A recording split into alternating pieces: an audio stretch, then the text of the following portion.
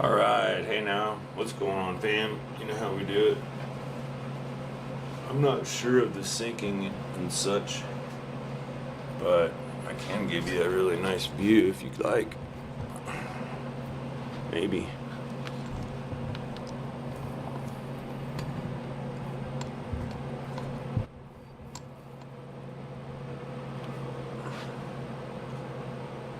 Oh, it jankied out, dang it.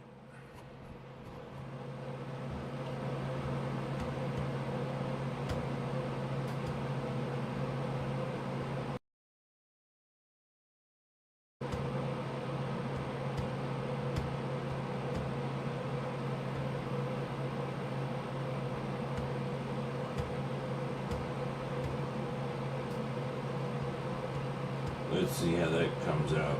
My loop is a little bit behind.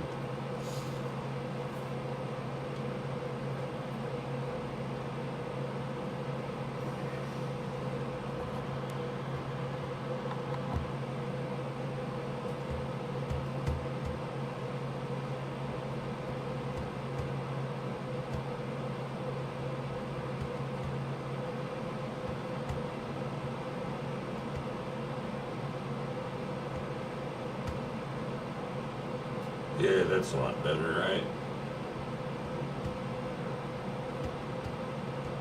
Audio check. This thing on. Coffee check. Cannabis check.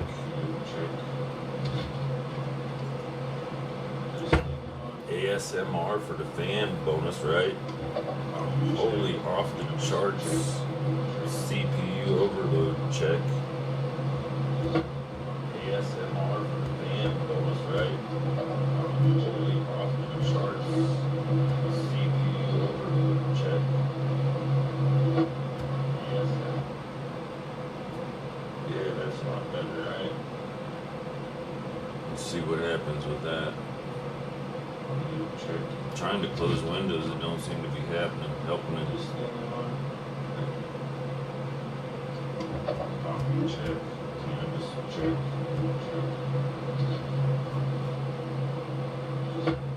ASMR and bonus, right? Holy off the charts. CPU overload check. ASMR and bonus, right? Holy off the charts. CPU overload check. It's hard to shift them. Yeah, but can you do move back and forth? Let's see what happens with that. Maybe it's that. Let me crush me. Windows that don't seem to be happening.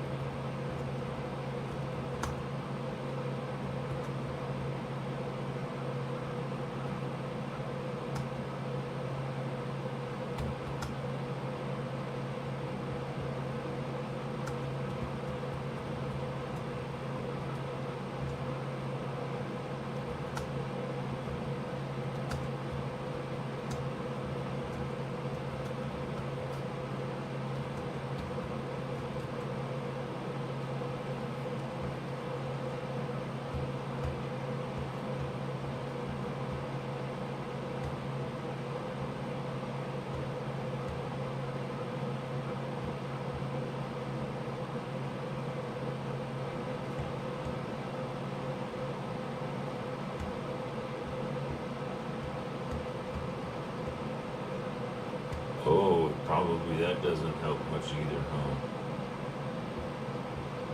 Sorry, I just realized, well, that's weird. Did that just jank up as soon as or was it already janked up? I was just thinking I've got multiple monitors connected, could be part of the reason.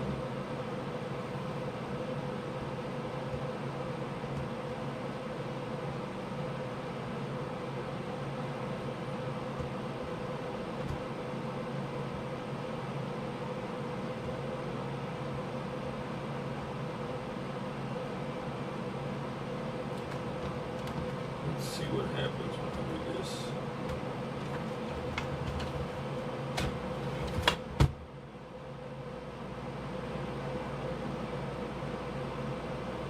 Oops, wrong side.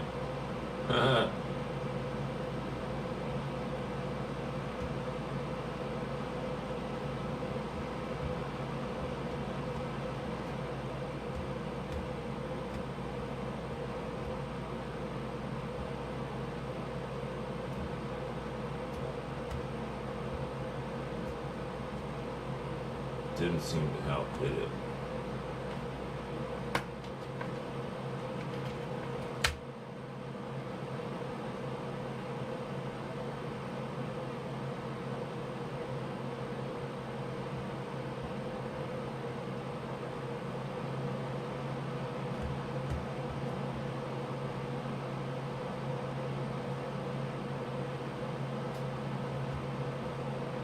Oh, come on, shithead.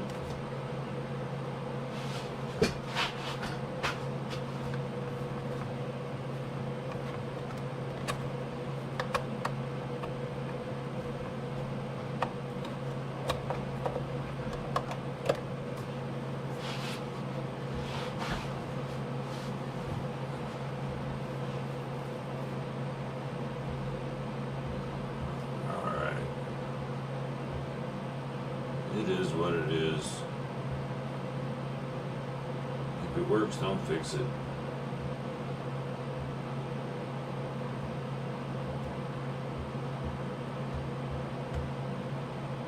That's supposed to be over here.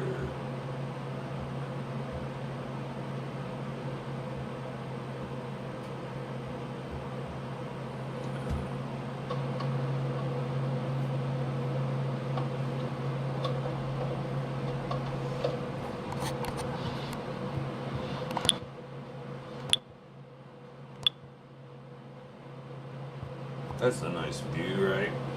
Yay. It is what it is. If it works, don't fix it.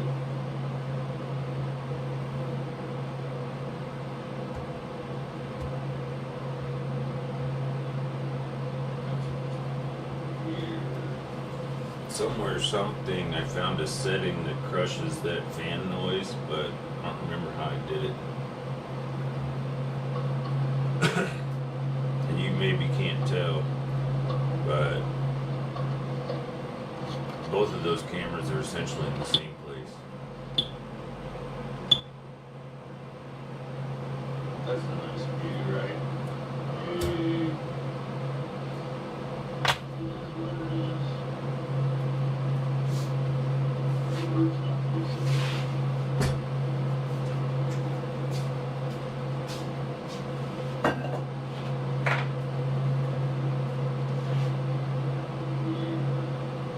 Somewhere or something, I found a setting that crushes that fan noise, but I don't remember how to do it. You maybe can't tell, but both of those cameras are essentially the same place. That's a nice view, right?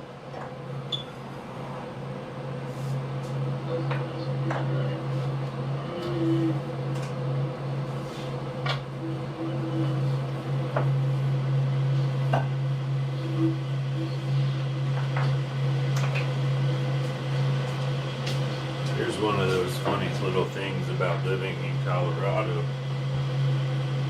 You better meet that. Is this towel? I know it's kind of all gross. It's my clean up moving towel, but I rinsed it out and put it on the counter this morning when I went to sleep, so less than 12 hours ago, 8, maybe 10. It's completely dry, like bone dry.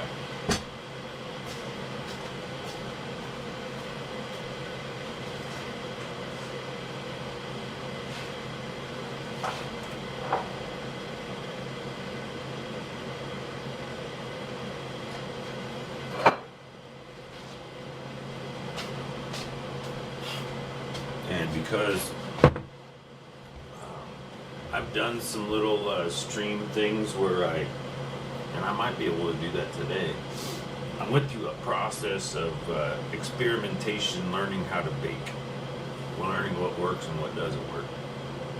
More of what doesn't work, but we function around it. So I got results of that, but my point is I'm not going to pick the camera up and go over there right now. But these are oats that I made earlier.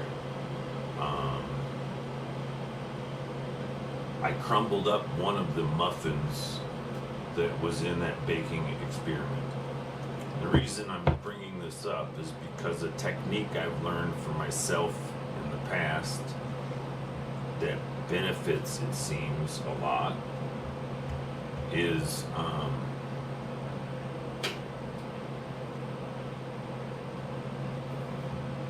I have these 2 bowls for a reason, because I just now reheated water. If I put this stuff in here, it usually just clumps out.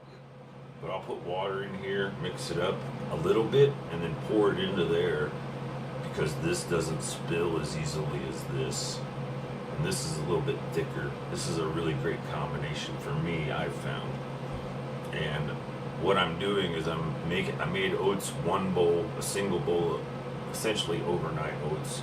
First thing I did this morning, I made a cup of coffee, I made oats, and what you're seeing now is me making my second cup of coffee, essentially, and reheating my oats.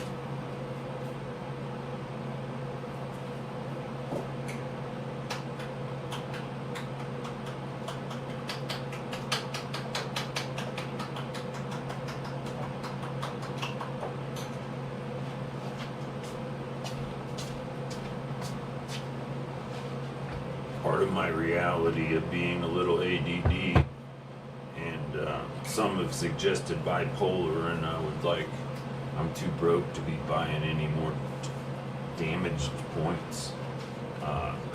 My point is that I often get distracted. When I get into the zone, I want to stay in the zone for as long as possible, and I forget if I miss eating or things like that.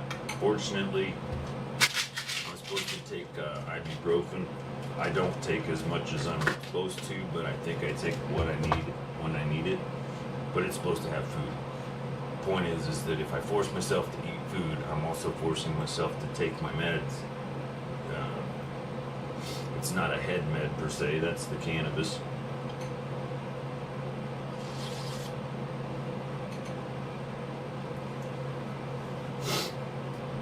But the thing I was talking about, the having the menu, cooking things. If you've ever eaten the same thing over and over again, you understand how monotonous it can be. And I'm aware oatmeal is really easy, it's really good, it's as affordable as I can deal with. But I like it. It's just I don't always like it to taste the same. So when I first moved in with my dad, he was a bachelor, obviously. Well, not obviously, but he taught me how to buy stuff at the store and then doctor it up. You know, if you bought a pizza, almost always added other toppings, maybe cheese, maybe spices. But with oatmeal, like I grew up with those little instant packages, like apples and cinnamon, which is essentially dehydrated apples, instant oatmeal, which isn't any special oatmeal I learned. It's just the quick rolled oats. Texture, it's different. Nutrition appears to be the same.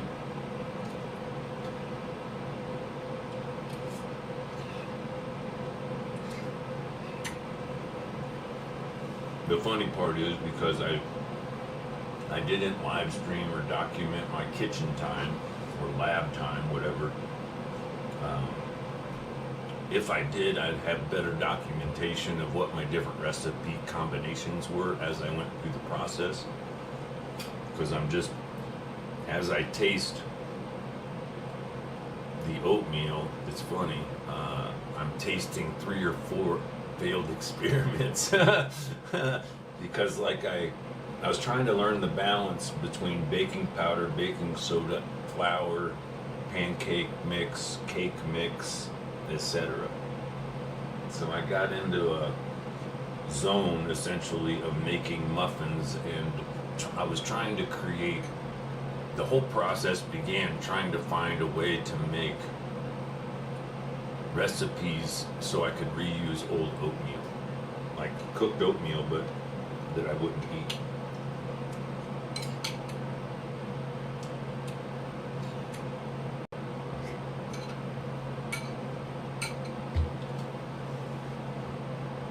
And the interesting thing that how this is, or why this was kind of important and or new,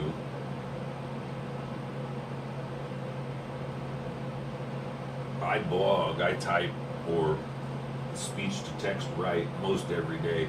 I don't post every day. Sometimes I got a baby tomato action that.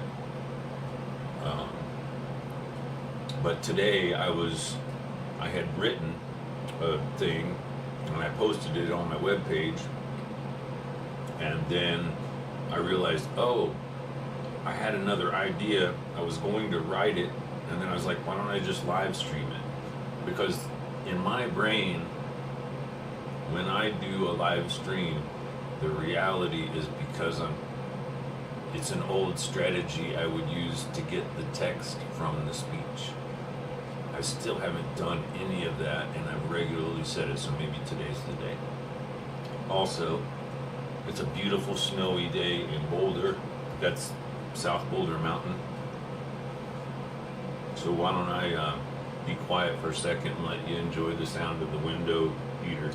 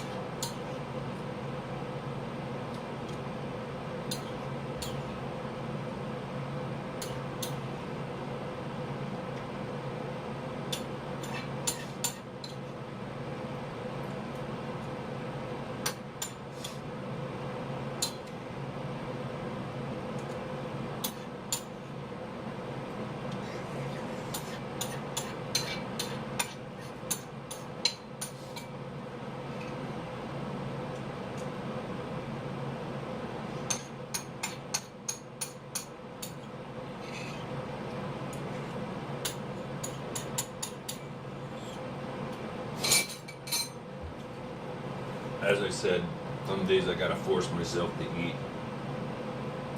It bothers me because it takes me out of a certain flow, which I was working on entering into this morning during my writing process. And part of it was a lot of different connections were happening in the old dude's brain, in the old deuterism.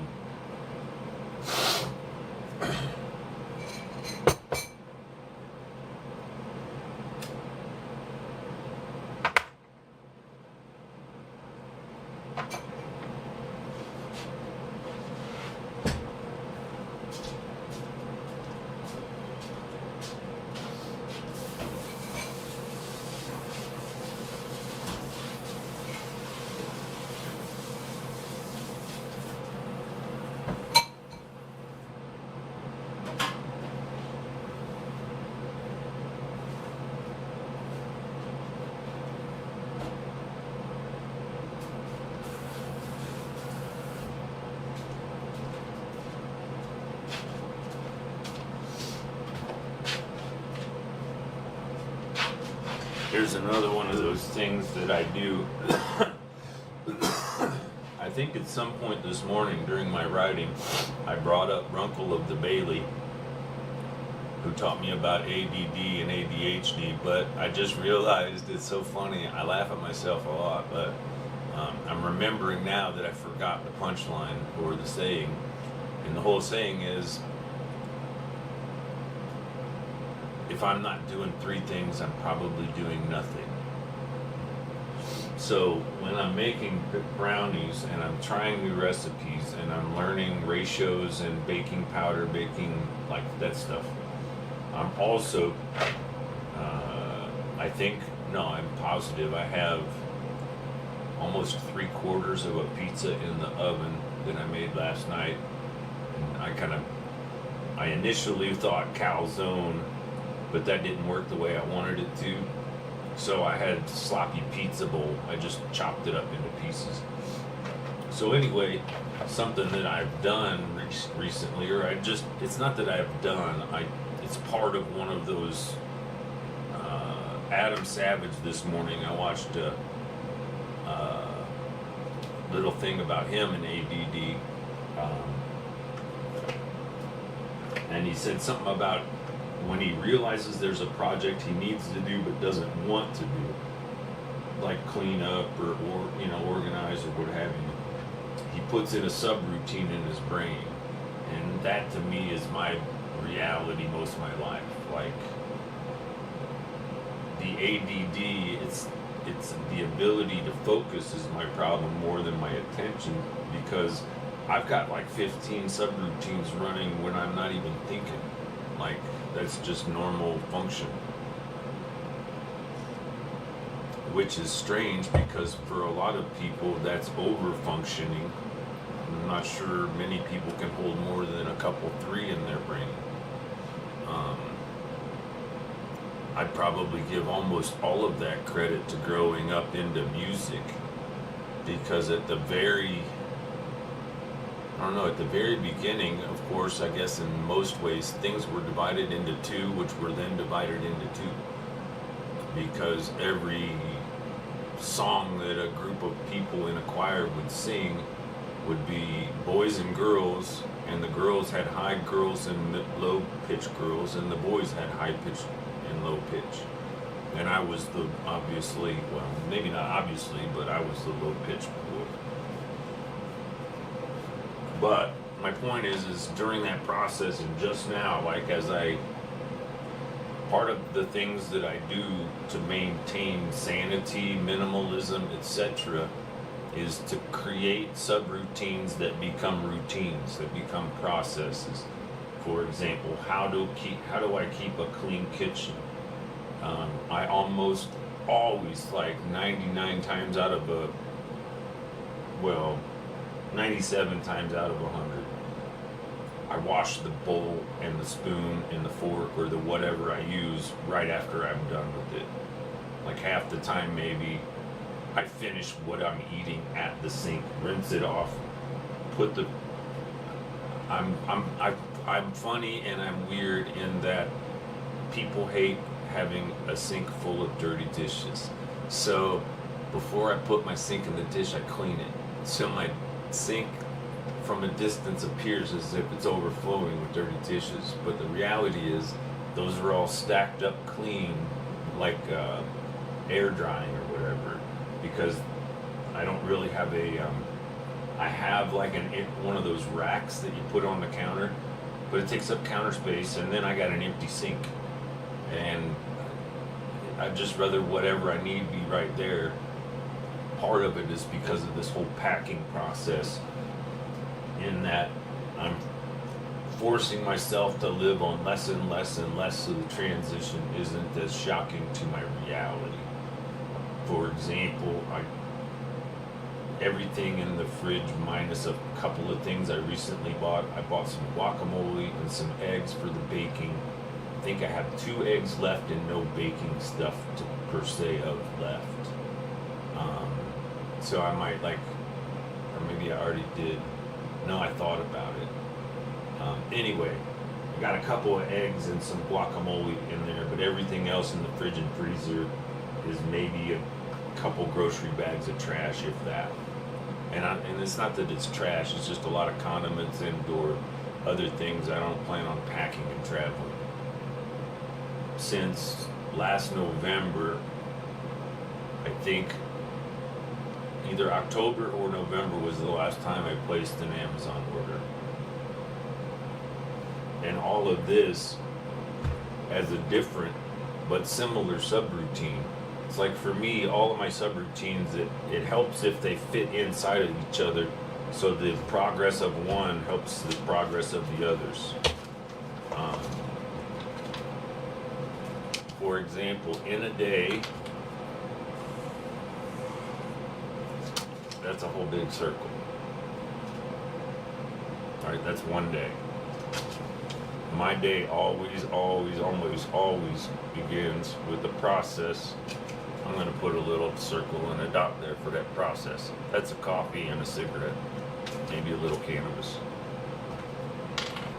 And then when I do my second round, I'll do a second cup of coffee and maybe oatmeal, with following that up with the same repetition of a coffee and a cigarette and a safety meeting or what have you. So then that daily process has that subroutine in it. From that point, all subroutines of progress in the day progress. If I'm not doing 3 things, I'm not doing nothing. Which means at a bare minimum, I have 3 things that I'm consciously trying to focus on all at one time, with each one of those lines, those straight lines, being steps towards the progress of a result. This outside of the circle being the result of the day, right? But during that time, oftentimes I will have things that pivot off that are subroutines.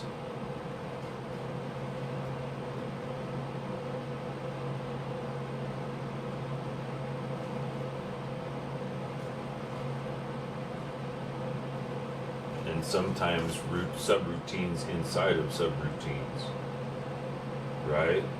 And then if you use the concept of a fractalization of this and you zoom in or out, that basic routine then can flip-flop, and the end result is reduction down to the original process.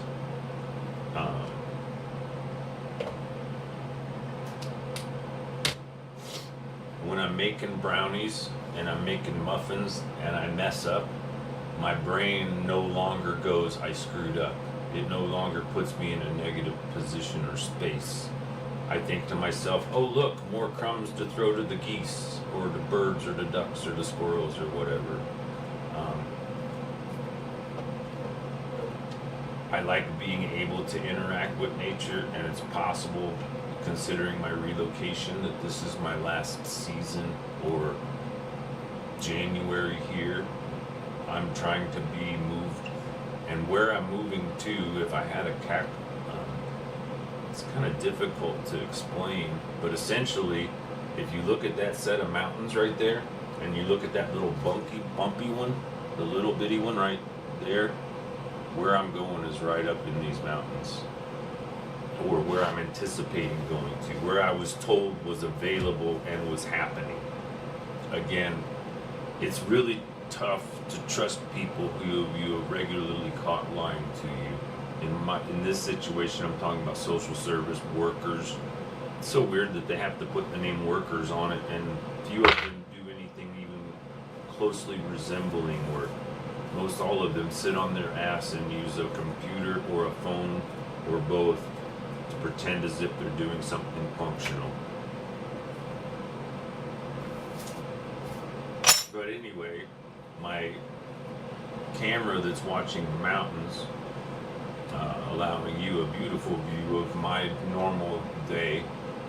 Remember, we're right up against a really big window, and it's fucking cold outside, like it's 0 or something like that right now. It's super duper cold, and it's supposed to get cold again, maybe even colder on Monday or Tuesday. Maybe it was Monday. I was planning on being up in Netherlands Monday, but because of the weather and the situation, I might have to wait until Tuesday, and maybe that's the right day to go.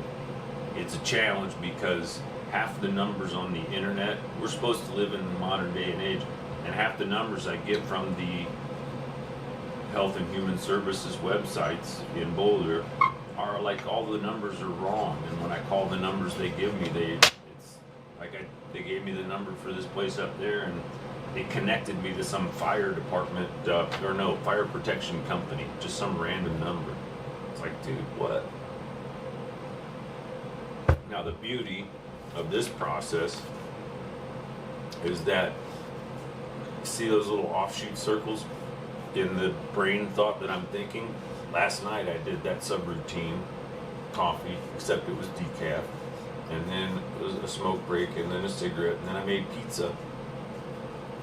But then I had 3/4 of the pizza left over, right? So in the oven, I can repeat this with those little eyeball circles, whatever, side circles, subroutines. That's food. It's already prepared and ready. I can't change that so you can see. But this thing's about half full, and it's got nuts and raisins and dates and almonds and pizza crusts and some little bits of paper, sad to say, but oh well. I thought the crispy crumbs would be tasty, and where I live currently is both breeding and nesting and migration point for Canadian geese. Like they're they're territorial in the sense that the same families or the same genetics continue to return to the same place, and the pond out here has become, or has always been, I don't know, there's some wetlands on the other side where it's not developed, but my point is geese come here at least twice a year, this time of year and then in the spring when they're doing their thing. Sometimes I've even seen them stick around all winter, and like the pond will freeze, and as it freezes they'll all line up sitting on the ice around the water part, and then every so often through a day they'll actually get in the water, drink, do their bathing thing, and then they'll get out and sit in the sun to fluff up their feathers and dry off. But I guess that might also be something they do for wind. They may even intentionally surround the not frozen water in thought that they create some type of heat, and well, probably not heat, but wind resistance to it, because they're birds, they don't create heat, right? They're not warm-blooded.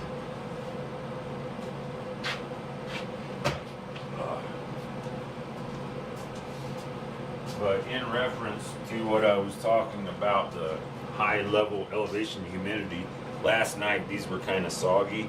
This was one of my attempts at a power bar. Not much, some oats, not a lot of oats. Again, it's got some spices, not a lot, maybe some cinnamon. Almost all of these have protein powder of some sort.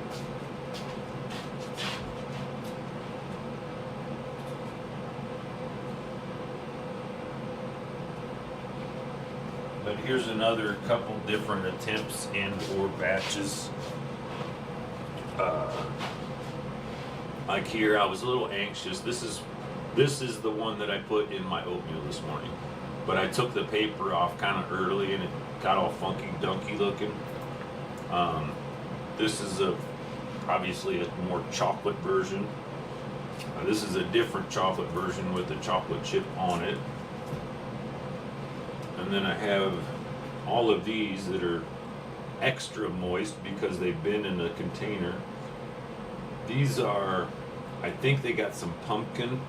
Like I was trying to do pumpkin bread muffins with oatmeal. And those might just be pumpkin bread muffins, almost no oatmeal.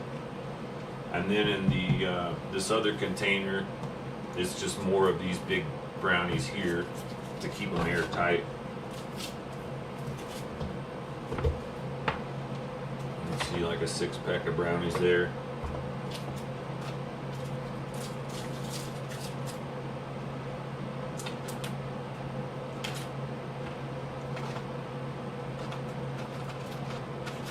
But as I acknowledged earlier, more crumbs for the birds or something, or me.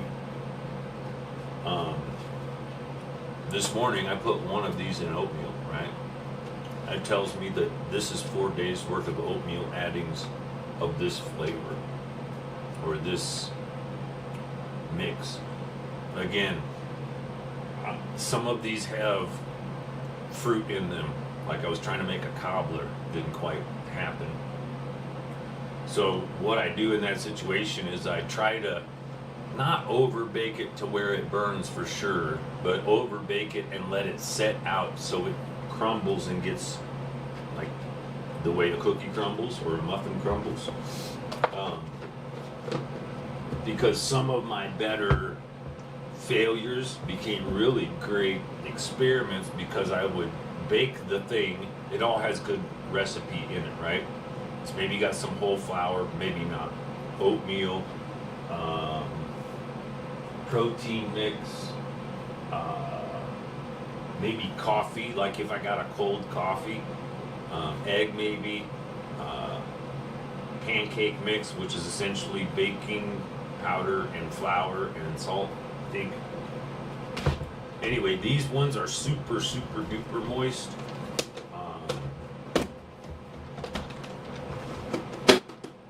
These other ones are kind of average.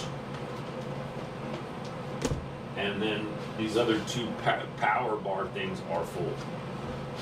Protein meals are full. Or mostly full.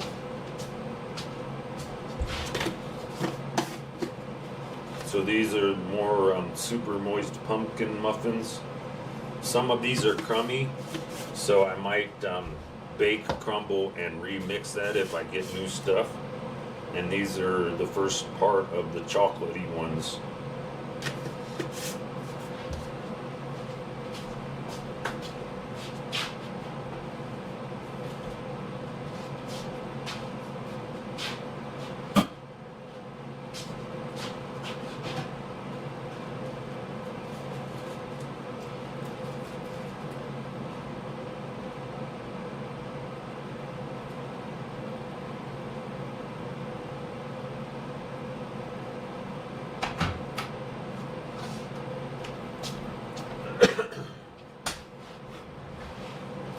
Now, all of that, as much of a routine and a process as that seems, in my brain, it's a dot that represents trying to be healthy. And then when you zoom into that dot like a fractal, all of the things that could be that become there. then if I zoom back out of that, connected to to be healthy, I got 3 different things, right? I got physical health, mental health, and spiritual health. Each one of those lines, again, in the process and the image and the diagram and the drawing board key is the actions that end in that result or what have you. The little dots or subroutines are as complex or as simplified as you want, essentially being a dot in an overview of a connect the dots.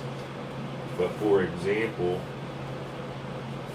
to roll a cigarette or a doobie, I need a rolling paper, I need the item to put inside the rolling paper, and I also need the ability, talent, or skill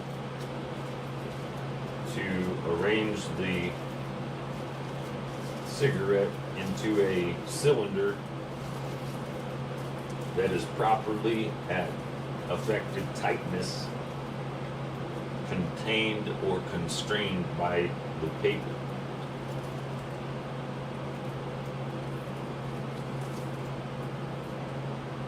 It in itself has a process of get the paper, put a crease in it, put the stuff on the inside, put the 2 pieces of paper together above the item and roll it until it compresses the stuff into an even cylinder of your preference. I normally roll pyramid style, which means the part I smoke is always bigger than the part that goes in my mouth. Kind of like that, but it's not the best example. But the point is that this is the butt, the part that I smoke on, but it's also the part that's left over, and I don't understand the reasoning of making this really big, because that just means that you're wasting more tobacco. For cannabis, normally I'll put a cardboard filter, not for filtration so much, but as a space holder to keep the hot weed at least that far from my lips.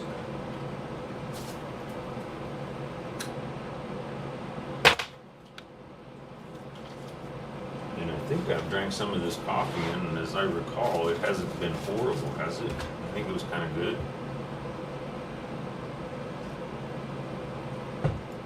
A little strong. That's another part of my subroutines and processes is every so often I'll make an adjustment within a subroutine or process. Well, actually, a lot of times they get adjusted. But recently, I've been experimenting, I guess, with decaffeinated coffee for afternoon or evening. Or sometimes I'll do like half and half, which I remember my dad did a lot when I was growing up. Was the first time I saw that.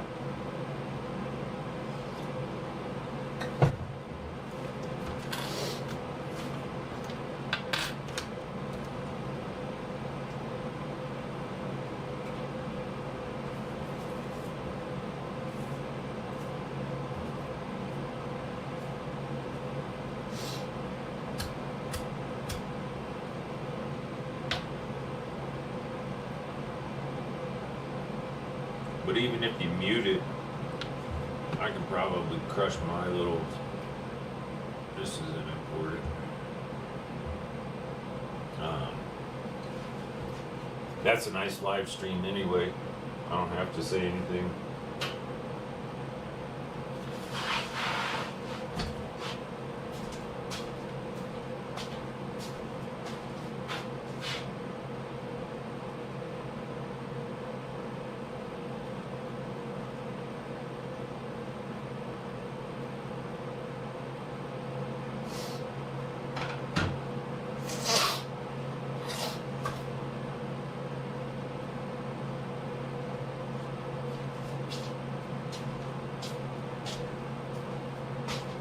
Oh, I'm just realizing there's even more that I didn't show you. There's another plate of more stuff. There's in the pot under it, I think, is more stuff. Oh yeah, more muffins.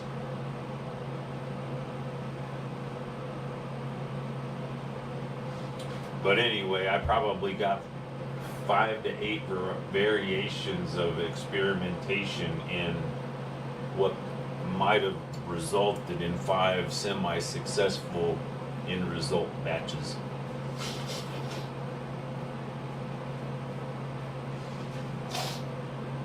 And although the interesting part is, because I made them myself, I'm aware of what the ingredients are for the most part. I don't know everything that was in the pancake mix, or the cake mix for that matter, but everything else was the raw ingredient.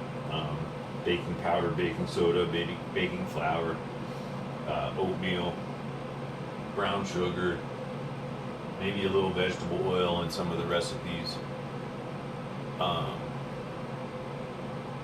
But that's kind of the fun part about the experimentation, is trying different things and forcing myself into new subroutine realities. I often find when I do that, there's a cross-referencing educational process that can only happen when I'm working to function on 3 different levels at the same time.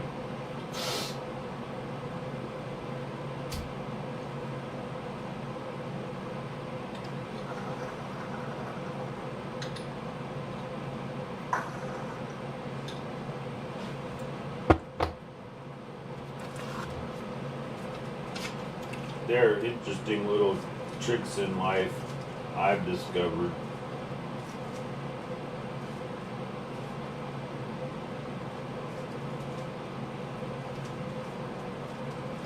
For example, things like a Rubik's Cube.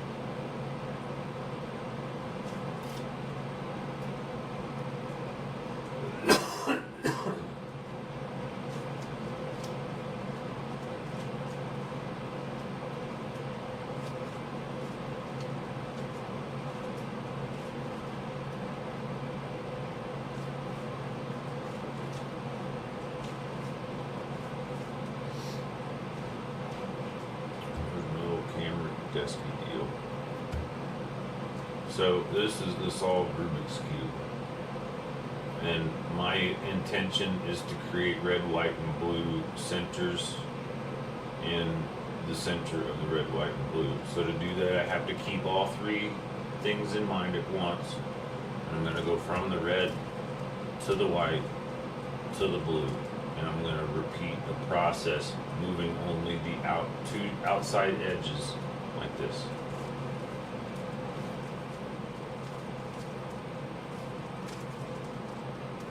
So that was 1, 2, 3, 4, 5, 6, 7, 8 moves, if you were, and you end up with that pattern.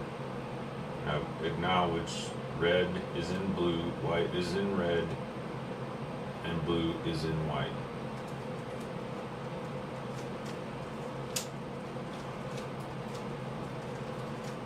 I repeated the process in reverse, and I get the original square. Now, there's a movie that's really interesting in just one simple fact, and I'm trying to remember how it... Okay. This, if we were using this as a reference with the white, I'm going to use the white as the bottom, the yellow as the top. And I'm going to move this 1 click at a time. Right? So if I do that 4 times, 1, 2, 3, 4, it goes back to where it was. Same thing with this one here. 1, 2, that one's a little harder for me. I've gotten better at it, but it's good dexterity practice. Now here's the thing. In the movie about Edward Snowden, there's a part about in it that he always carries a Rubik's Cube.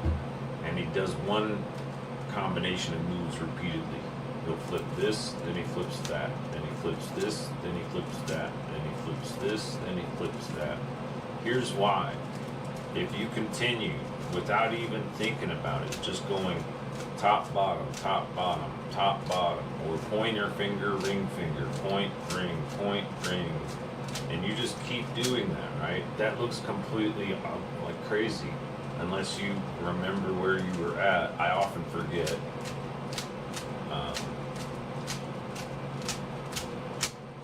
there's a certain number, and I want to think it could be 128. But the point is, once you repeat the patterns enough, it returns back to its original. I'm trying to hold this up so you can see it as it happens.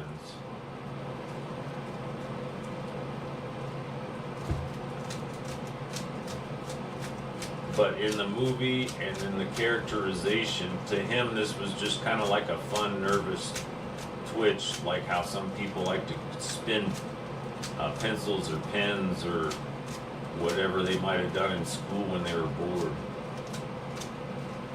Now, the one thing that is the reality is that those orange, those blue, and those green never change because my fingers never move from those places.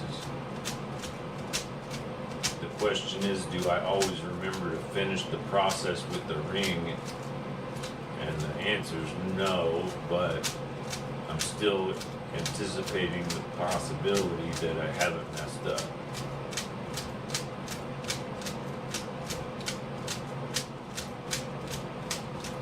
Because what you see as you do this is it like morphs almost together, almost apart, and you can see all of the colors almost like falling back into place in series or sections of 4.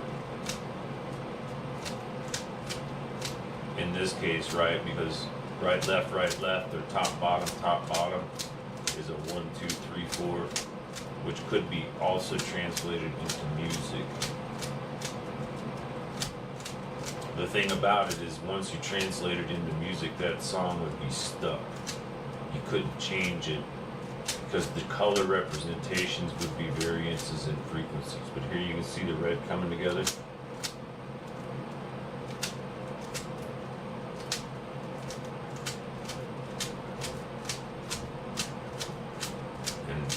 Not even kidding you, my fingers are like tired from the, it's been a long time since I've done this.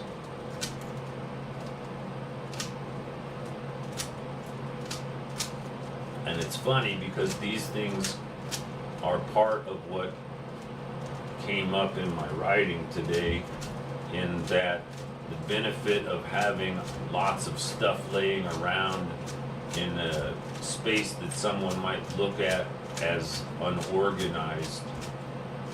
Organization takes time from creative energy, or can. I'm starting to give up faith. Well, I'm starting to acknowledge there's a high probability that I messed up.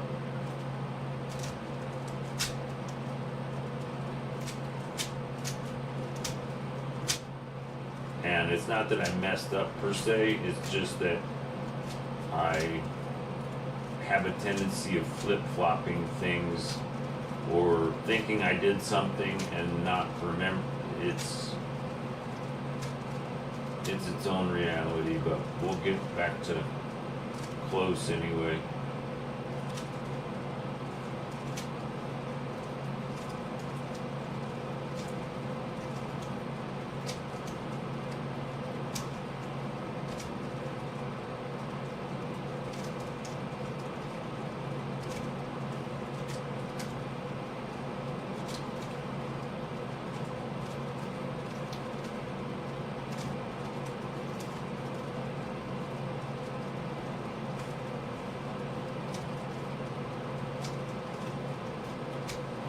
Now, of course, if I had recorded this and had it documented, I could then scan back to see where I made the,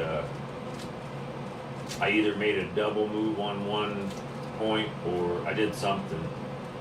So at this point, I'm just going to go back to normal functional.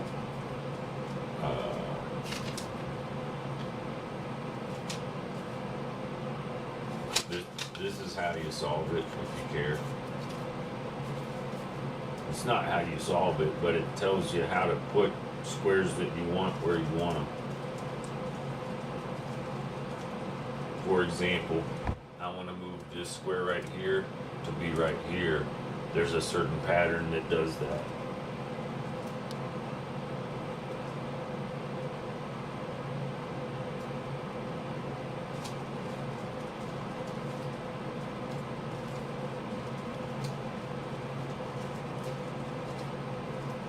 Oops, did the wrong one.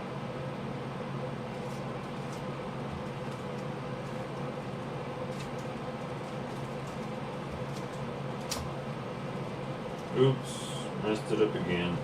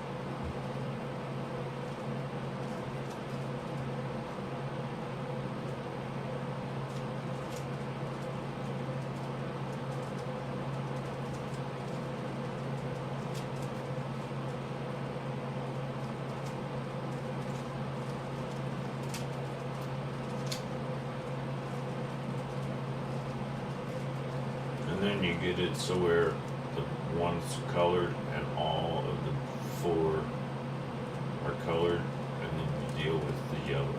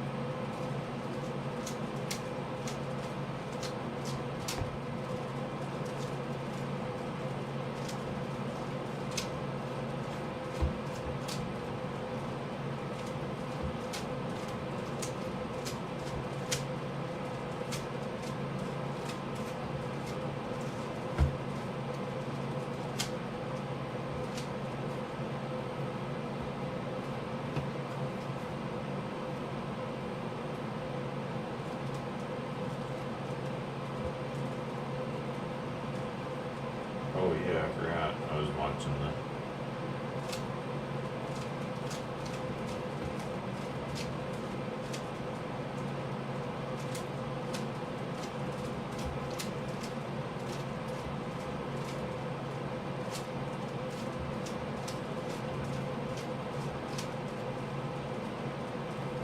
There, I got the yellow and all the other ones. Now it's just a matter of putting these ones in the right spot.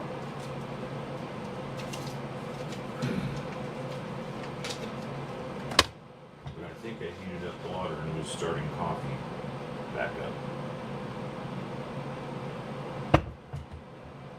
Fresh pot.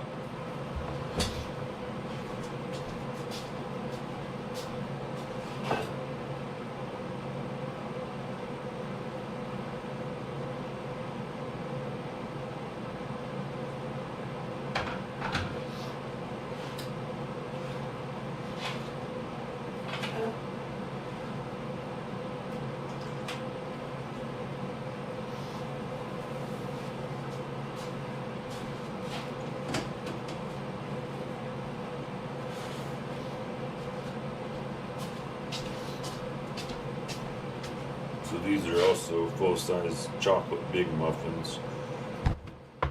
And then I have my power bar attempt. Kind of cakey. I'm not sure. I might put peanut butter on here and then fold it over so it's like a sandwichy thing.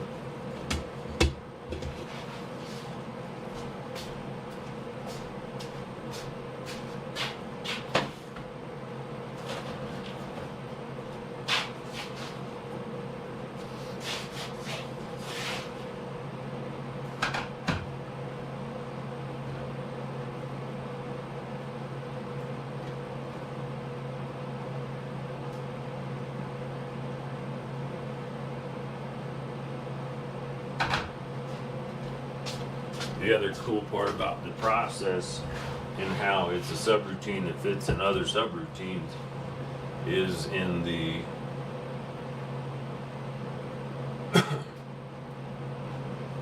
on a normal day with easy travel, it takes me probably a half an hour, give or take, to get from where we're at to where I catch the bus up there on Broadway.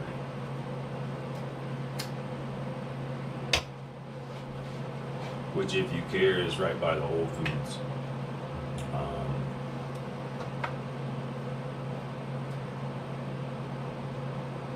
That bus, or any of those buses, essentially will get me to or close to the downtown bus station. From there are very limited bus options to get up to Nederland.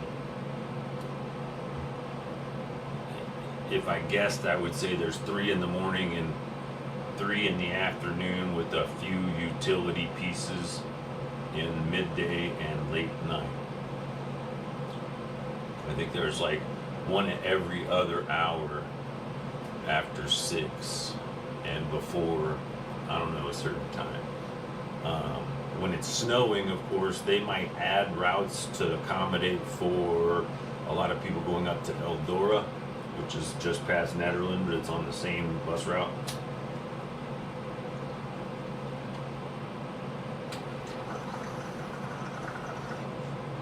Still, I'm looking at, like the last time I went, it was during a weekday, and that matters also. It's Sunday, so it might be even, well, with the ski resort and it being winter, if it was summertime, there might be fewer buses. It could be normal, could be better, I don't know. But Nederland's at like 8,600 feet. I think we're right around 6,000 down here, close to it. 58 maybe.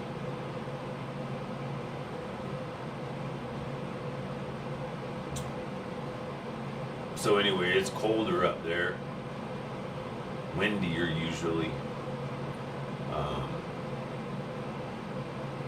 It seems no matter where I go, I gotta find something wrong with it, and if that place had anything wrong with it, it'd be those 2-3 things. Not many buses. But then again, that's something that's a good thing too, because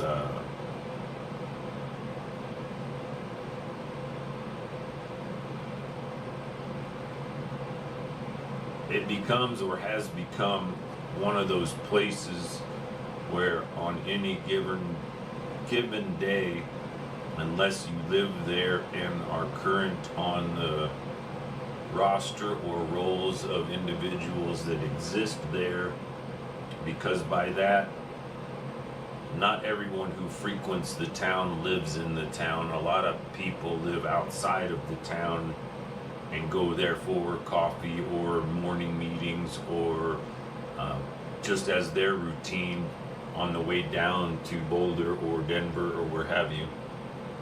Was in a car, you might make it down in a half an hour if it's good traffic.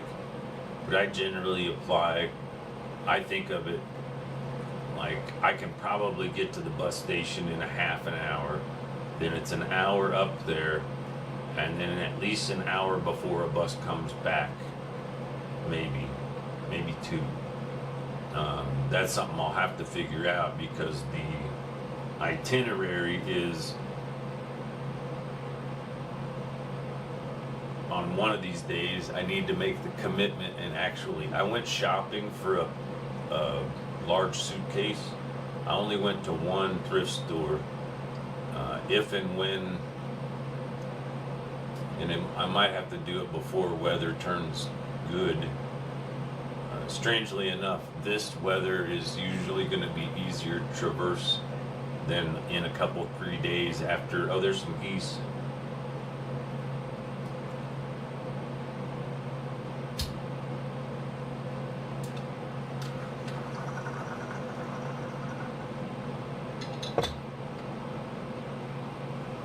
I mean, y'all can't see it, but there's literally acre, or there's a large pond or body of water right to the east of this building. And that's the thing I was looking at the a global satellite imagery map, and from here, Nederland is due west with a little bit of a turn to the south. And it's of my opinion that camera faces west with a slight angle towards the southwest.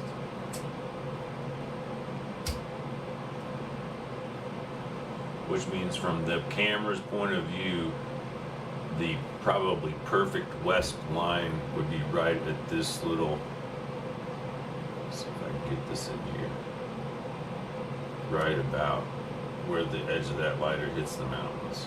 Essentially back behind this hill is where Netterville exists.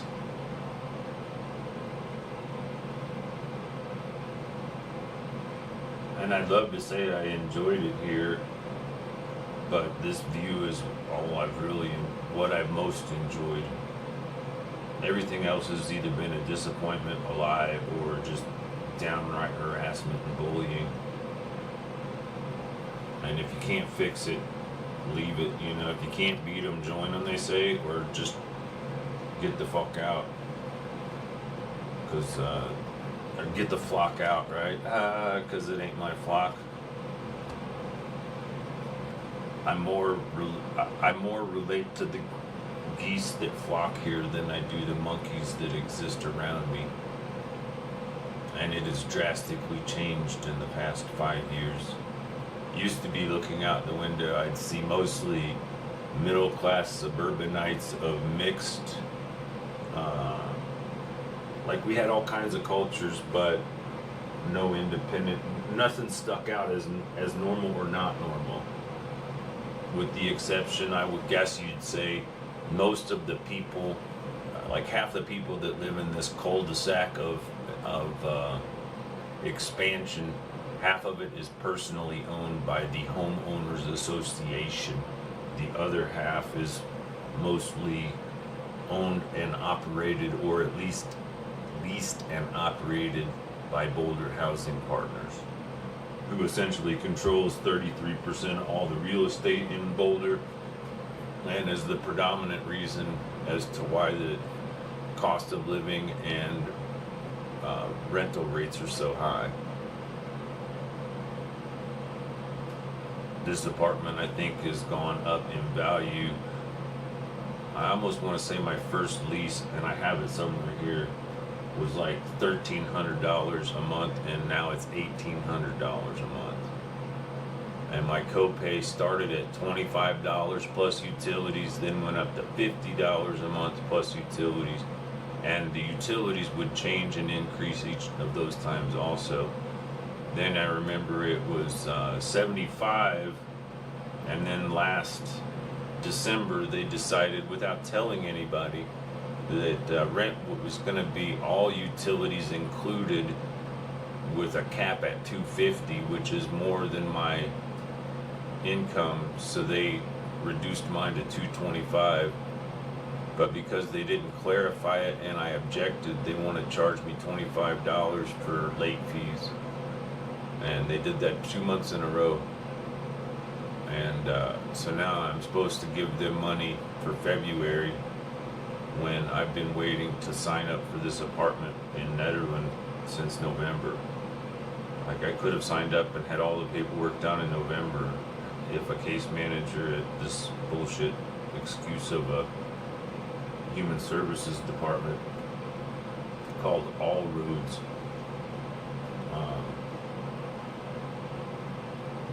I had one guy like email me and say, hey, we got this thing, this is Thursday, there's a place here, you want us to go forward? Yes please, I said immediately.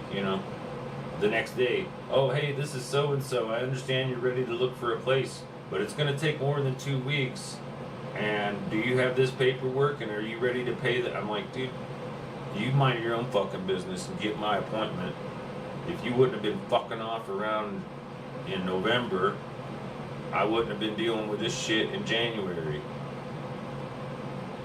And the sad part is the emotion and the frustration comes with gratitude, because 2 years ago there was nobody around willing to hold themselves accountable to giving me the assistance that their place of employment profited from. Like, I've had an organization in Boulder claiming that I was one of their clients for the past 5 years. When I told them 2 different times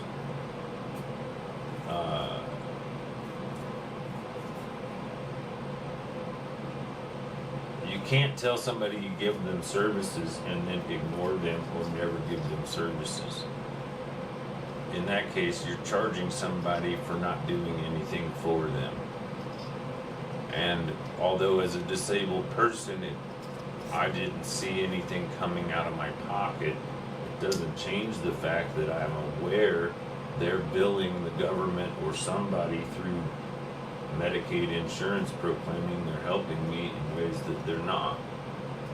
And the fact of the matter is, it's because of them that I'm in this situation, because I'm left without any case management to help me navigate the situation. And the funniest part is, the situation is intentionally designed so only a case manager can navigate it, which makes the case manager necessary and not just useful. And few of them are even useful in my experience.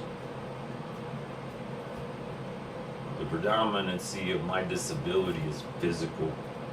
I got a few mental weirdnesses, but it's nothing I would consider that should consider me disabled.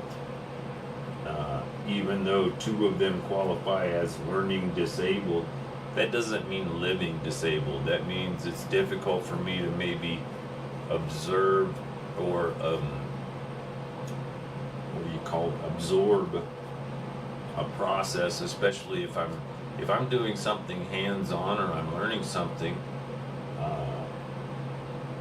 I can tell you all kinds of things about it, but if I have no interest in it, who cares? You know what I mean? Part of the reason I didn't do very well in school I think, is because teachers never gave us a real world example of why that stuff was important. Like nobody explained to me that you need algebra, or if you have algebra, you can better define cuts in a wood shop, which would reduce wastes by using all the pieces and angles and such. And that's just something that just popped off my noggin. Oh, am I still brewing coffee?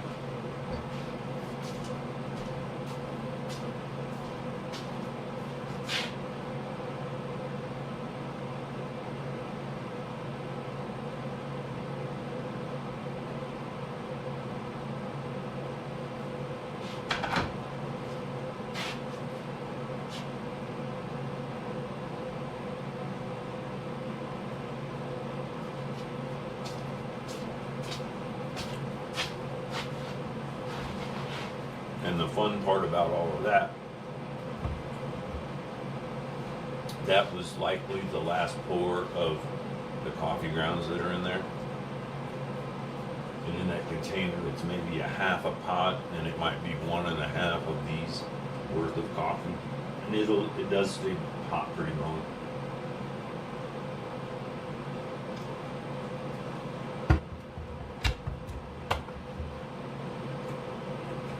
But at this point in my daily subroutine, I can check off in the good column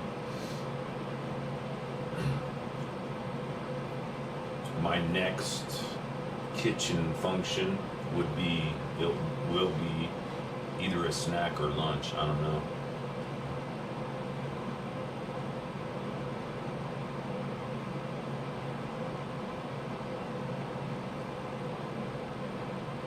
Just checking out the frame rate as in relation to the steam coming off of the building next to us. It's been kind of cool living here. You can maybe look and see. It's not always accurate, but if you look across the roofs of the garages on the right there, you can see how much snow accumulation we get almost exactly. But if you compare that to the buildings on the left-hand side, there's a little bit of drifting, but I think that is more accurate representation, mostly because, well, the snow came down really slow and really lightly, but because of the angle towards the sun, the ones on the right probably evaporated maybe a half an inch or an inch. But to me, I see 4 to 6 inches. And that for here is, I don't know, meh.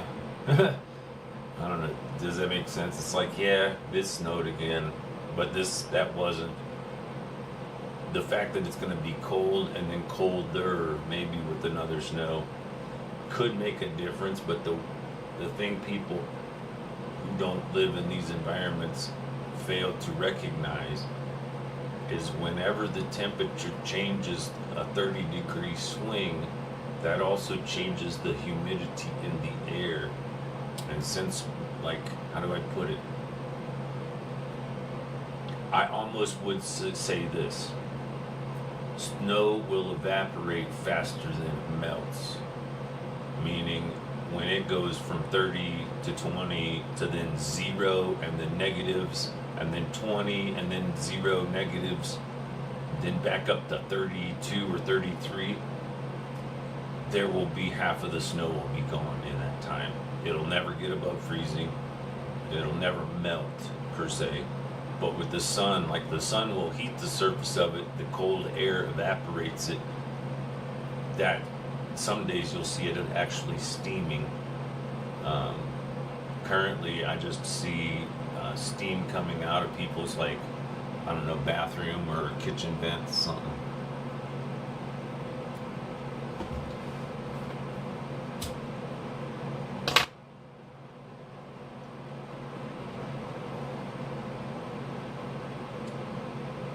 But ever since the first day that I lived here, I'd look up at that mountain and there's this huge flat iron face, like a really huge, like you could almost project a movie it'd be so that's monstrously huge. I think the face of that rock that I'm talking about is like,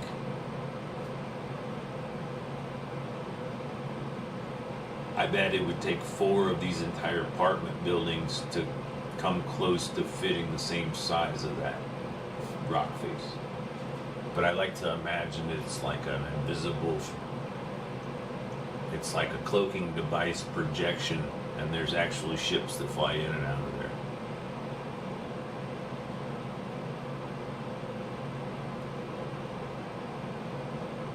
Or that they could. And realistically, if a mountain climber were to position cameras in strategic locations, you could create the imagery or viewpoint or point of view recording as if you were inside of that mountain.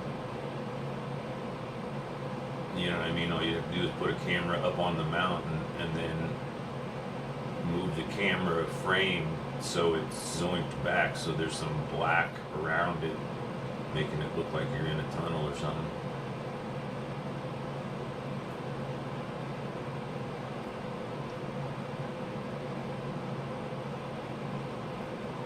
It's interesting. I wonder how big of a city could you fit in a hill that size?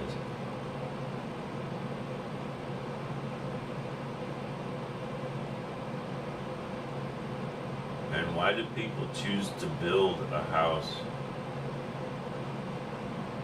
out of stuff they find on the ground when they could just build their house in the ground?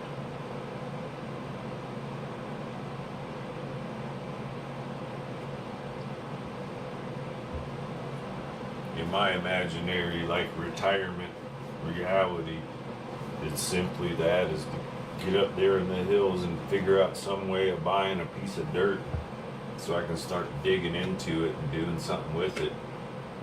Because an afternoon rental of a skid steer or a backhoe and a purchase of a essentially waterproof storage container of some fabrication, and I'm inclined to avoid steel for intentional reasons. I think having steel-lined stuff is going to be the downfall of anybody that uses them for protection against invasion. I think you want it to be the natural, if you can, with something inside of it.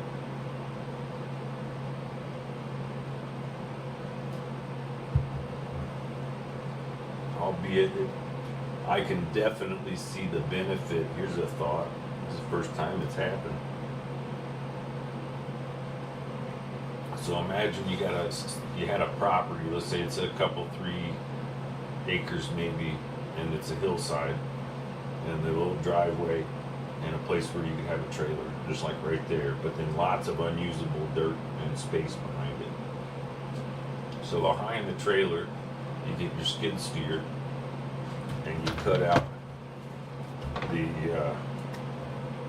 space for a storage container, like for construction.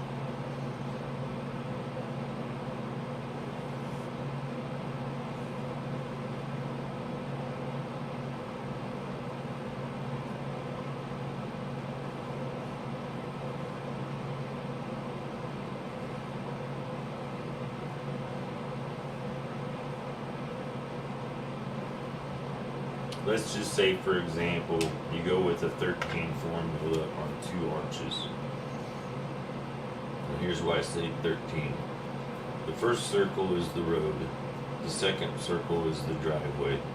The first box on the middle is the little trailer. That's where a monkey would be understood to live. This black box here, this side box here, and the equally sized box over there are 3 storage containers. That's more than enough to start anything you want or need. Because you collect tools and you put them in the back one. Then from the back one, you dig into the hill. Because remember, in this reality, these trailers or these boxes are kind of already cut into the hillside. Alright? So those lines are to represent steep or difficult terrain. You know what it else represents? Free water flow. Straight off the top. So with intentional aquaculture, you can create drainage so that all of that water comes to somewhere. But what's more important is making the water sit at an elevation above where you're at, because you want your part of your electrical systems to be connected to the hydroelectric. Now we are back to the earlier mentioning of processes as units and functions. And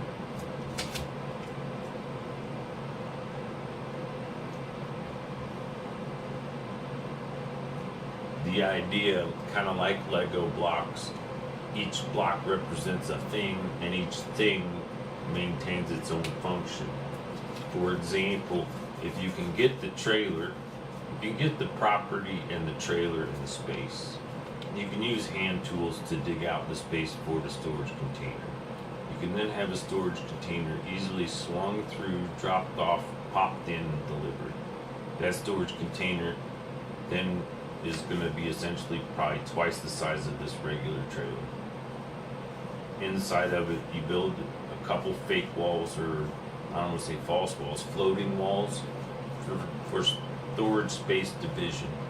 So like if in the middle you put a double wall with insulation, one side of the trailer can be utility, tools, etc. The other side could be living space, kitchen space, etc. The idea is that part of the trailer becomes living space, because then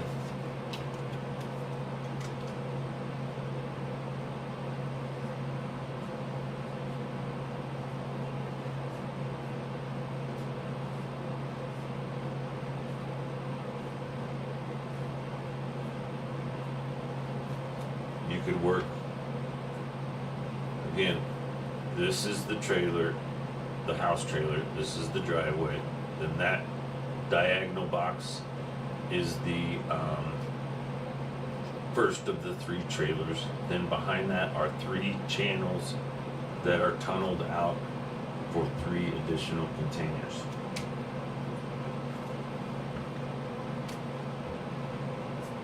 If you repeat that exact same subroutine,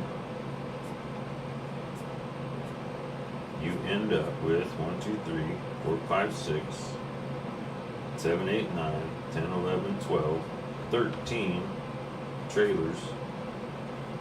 And when I say trailers, I'm referring to the standardized shipping containers.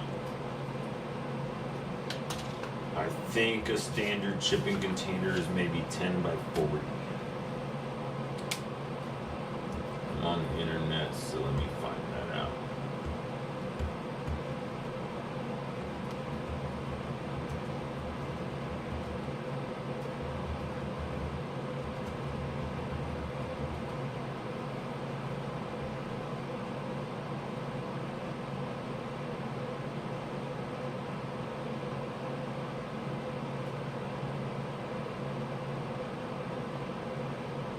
.20 or 40 foots essentially.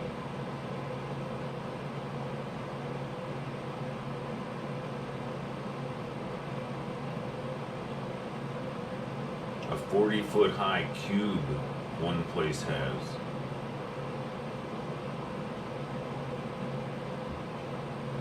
.20 by 8 by 8 by 6. So let's use that because it seems a small. 20 by 8 by 8. 6 or 0.5. 20 foot by 8 foot by 8.5 feet. So it's essentially it's an 8 by 8 square, 20 foot long. So if you divided that by, let's say 20 times 8 is 100. Let's do the math. Let's make the web page. Let's make this thing do the math. 20 times 8 times 8.5 equals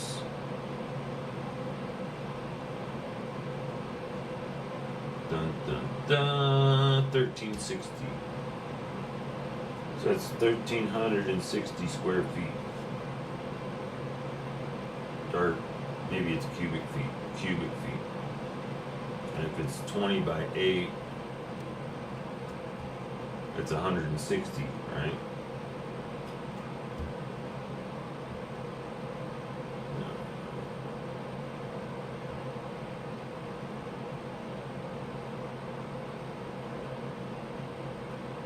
Right. Put a 3 there and then put 160 is the cube.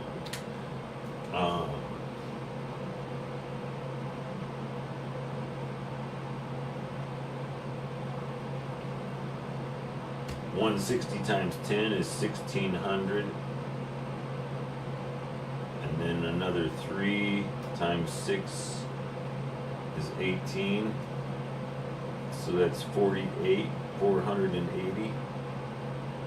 So about 2,400 square feet in 13 storage containers of essentially floor space. In my reality, that's a whole lot. My second apartment in Santa Fe, I think it was like a little casita, was 420 square feet, and I think this apartment's maybe 5 or so.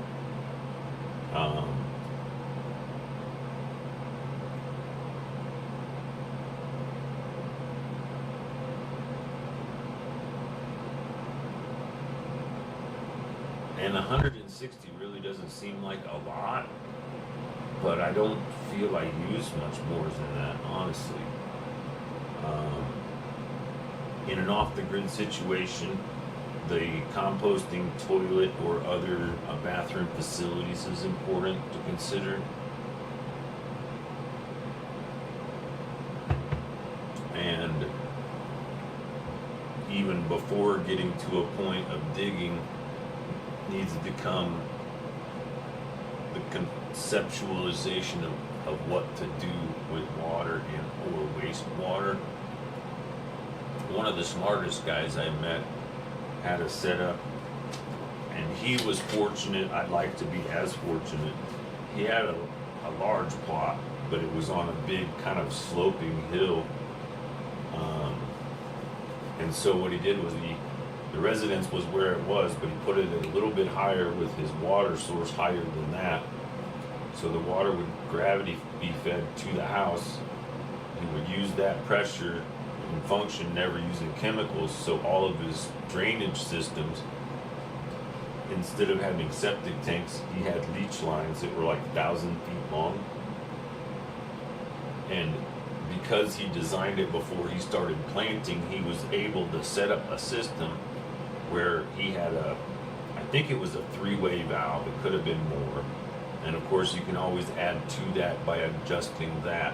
But there were, where he intended to plant trees, like apple trees and fruit trees, he put the leach lines down so he could control which lines of trees were getting liquid nutrient additions.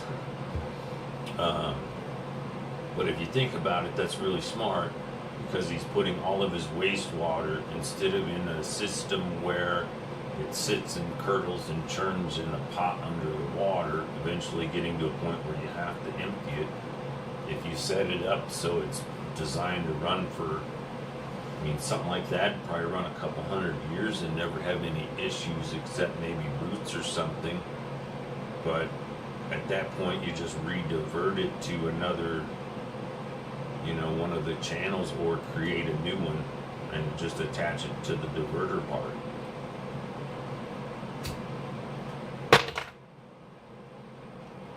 If it was sloped at a complex angle, so it was sloped this way but also sloped that way, which is as I recall it was,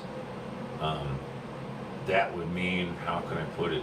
If in that situation in 30 or 40 or 50 years, when those trees' roots got down into where all of that water was coming from and clogged it up or damaged or broke the drainage pipes, if you cut new channels in between them on the upslope, those plants would still get the moisture or additional moisture.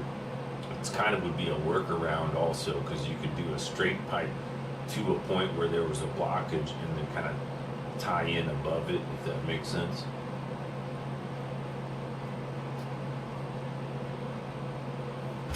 But that covers all of your external, well, most of your external wastewater. The other important person I met, I haven't thought about in a pretty long time.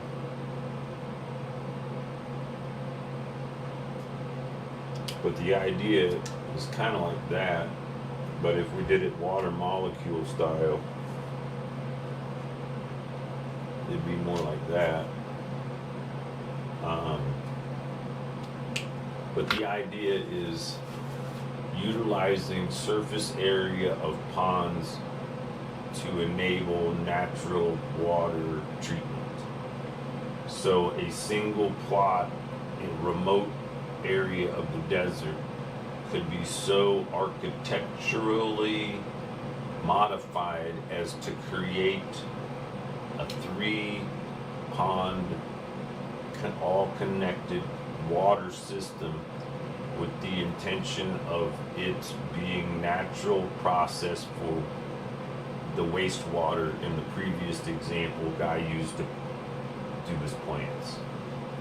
The other thing I've not seen but kind of came up with in my head a long time ago, but still it's one of those things that should exist. I did some work at a community farm, well, a bunch of them, but one in particular, and everything was essentially set up to be off the grid. They began with nothing. They developed to a point where they purchased a well, but then they ended up using a lot of any profits they made for the, I don't want to say the foundation or office side of things, but that's what it was. Because essentially the gardeners kept saying, we don't need money, you guys use it to make the thing worth something. We can still work with, very limited shoestring budget they started with, but they stuck with. So there was in the middle of a large garden area, there was a couple of different sheds. Of course, one with tools, and another one was the kitchen area. It had like a shade part where people would go up to get food from the front of the kitchen, because it was like its own enclosed box with stoves and stuff in the back. And then there was a little side area, then there's a dishwater area, then it opened up to like a terrace covered place, and near that there was a large 4x8 sheet of plywood with hoses that ran through it that were black and had plexiglass, prior glass on the top of it, angled at the sun. So in the morning when you started your shift, you would start turning water, get water running, it would fill up that solar panel heater, so when you were finished with your shift you could clean up all the dishes with hot water. Simple but very resourceful and useful. The point was, it became a place where people could go and nurture the earth, spend 4 hours gardening essentially, with a nice meal break in between.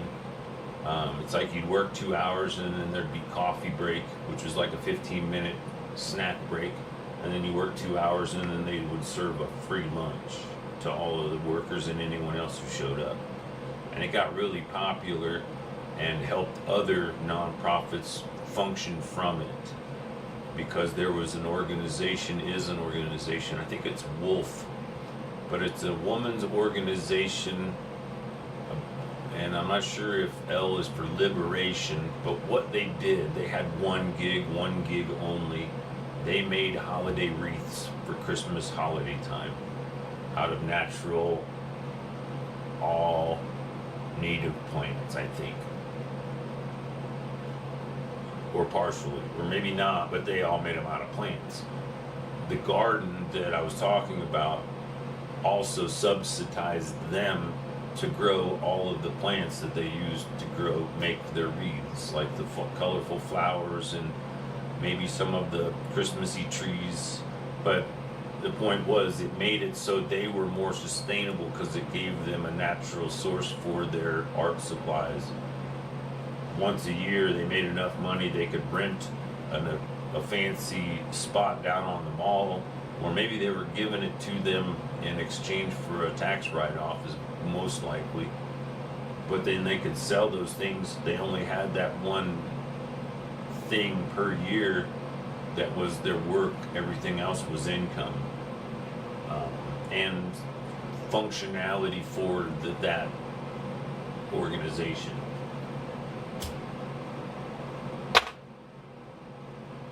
Because, I mean, I can't speak for any city woman or city person per se, but in my reality and experience in life, troubled or not, a garden is usually a place that, like if my granny was in a frustrated mood in the morning and went to the garden, she would almost always come back feeling better because she reconnected with nature and disconnected from all of us stupid monkeys that were driving her bananas.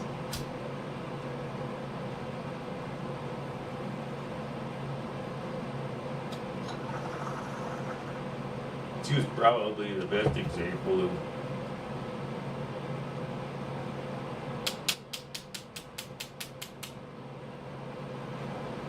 I guess you would say well-behaved.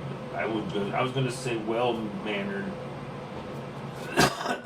but my dad's mom and dad, they appeared to be more city slicker, refined, but middle-class humility. As far as I gather, most of my grandfather's uncle was a runaway.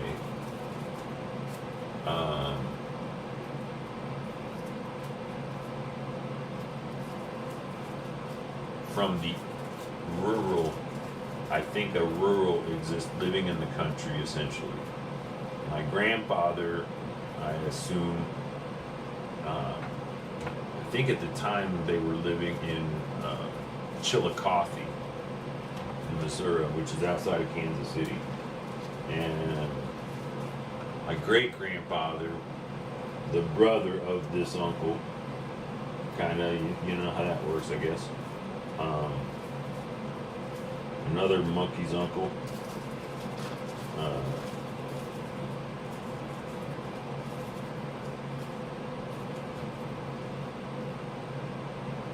My point around the bend is my dad was a suburbanite military family origin, and my mom was more of a country.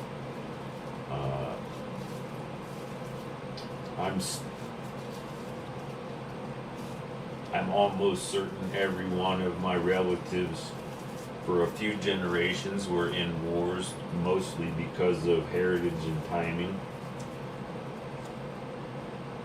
But mom's side of the family didn't hold much regard to it as much as my dad's side of the family.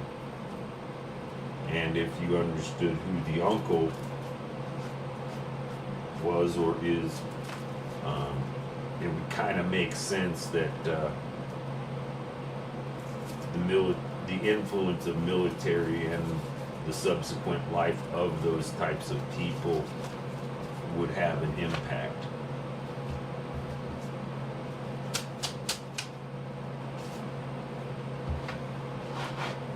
And I'm pretty sure my dad saw it early enough on, because if he didn't tell me, my grandmother told me that during his era, the awareness was anybody that was in high school and not super smart or super rich was definitely going to be enlisted in the military.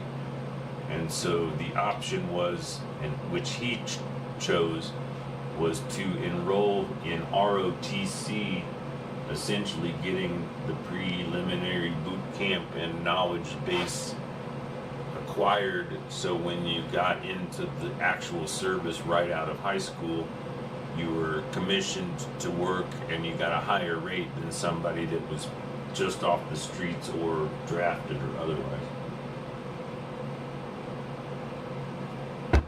Because he was born in 39, I guess, which would be during the war. And then ended up serving in Vietnam, which would have put my grandfather in the maybe the in-between ages as to not be World War I or World War II. And I say that mostly because he worked for the railroad industry, which would have been considered a vital, like a reason to not be sent to war. It's like, dude, you're at home making the war effort happen at home. Because I also remember my grandmother on my dad's side also worked a lot, which is kind of seemingly unusual maybe during that era, because that was also kind of women are supposed to be in the home not working. But during war times, a lot of different war efforts, if the men are off at war, the only people left to work the factories would be women. So I guess she was kind of a Rosie Riveter generation lady.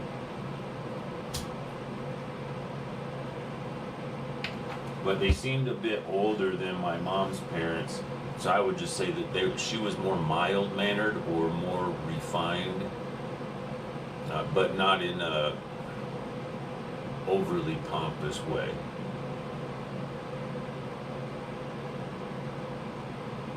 I'd almost say the pompousness of success and or pride from my countryside of the families was larger than any aspects of superiority or from my dad's side of things. But I think that's because they had different perspectives on comparison, if that makes sense. If you live in the suburbs and you work for the largest product distribution network in the rail system, you would likely meet a lot of extremely successful people that would put any normal, like, middle class person's successes to shames. So it's interestingly humorous when someone of a lower stature feels even more superior because they've never seen what that other side ever has to compare to. I'm not sure if that makes sense. If you get successful enough to see closely what the other side of the fence is like, you can then define how green or as per what color it might even be.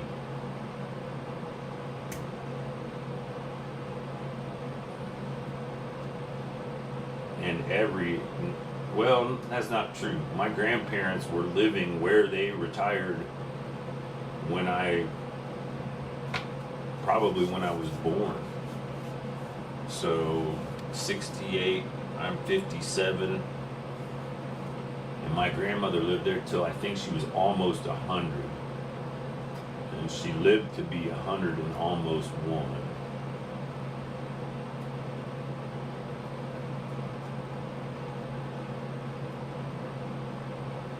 But she had a fire about her, yet she also had a community spirit and tribal mind.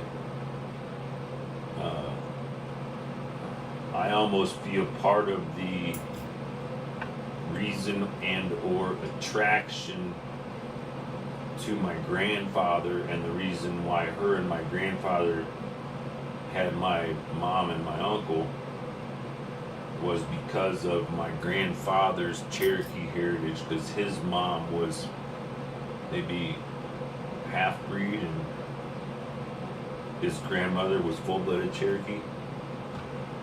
And my grandmother carried a lot of those traditions on with her as his wife,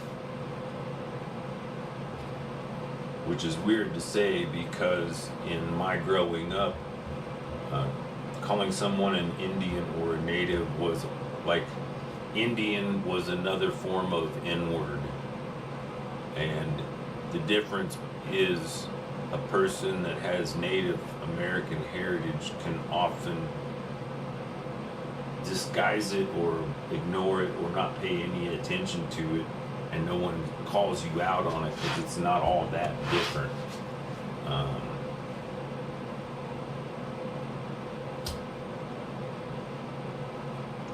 I mean, looking at my face, I think I have more of my grandfather's front, this part of his nose, which is kind of French Cherokee, but the bridge part and the other features of my face are a lot like my dad's, who's, I don't know, Scandinavian, Norwegian, early German.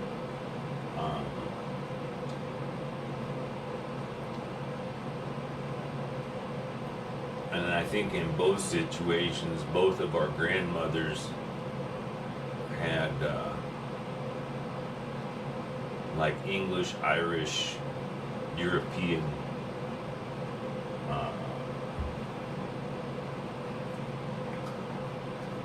connections, relations, genetics. I don't know how to put it, what the right words are. Are you getting time to worry about pizza? I'm thinking lunch will happen early today. The funny part I was mentioning about the routine I forgot to mention or bring up was that I don't always have, I usually have an unusual sleep schedule. But if the subroutines match the same way, like if I woke up at 4 o'clock, my routine would be the exact same. Wake up, have a smoke, make coffee, start oatmeal, drink coffee, have cigarette, get my functioning kind of working,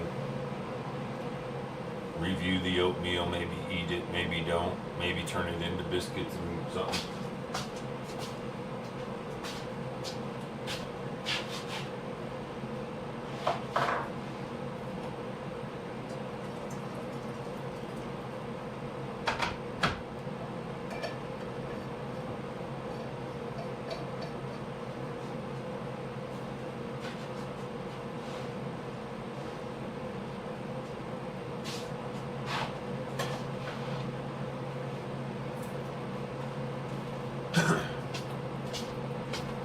If you're not a coffee drinker, you might not know this or be aware of it.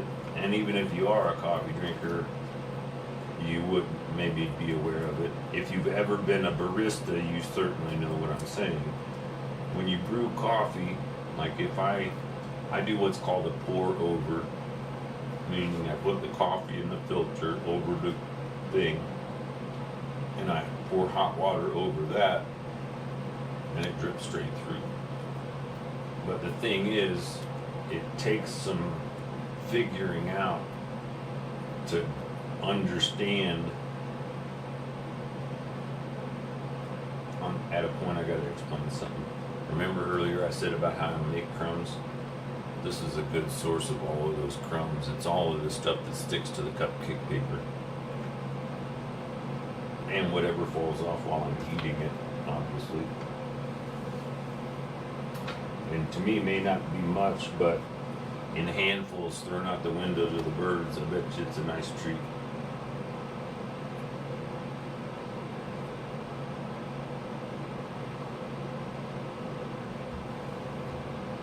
Pretty good texture, fluffy, cakey like muffin-ish. I'm trying to distinguish the ingredients by the texture and taste. Like some of them got chocolate protein powder, some of them got mixed protein powder. I think I did some of those batches in the, it's funny too, I'm pretty sure the ones that are in the protein containers don't have protein powder in it. Like for a while it was like skipping my mind. But what I figure, since I'm going to be doing a lot of, hopefully, moving around and from point to point, the other subroutine that I'll have to figure out its little template.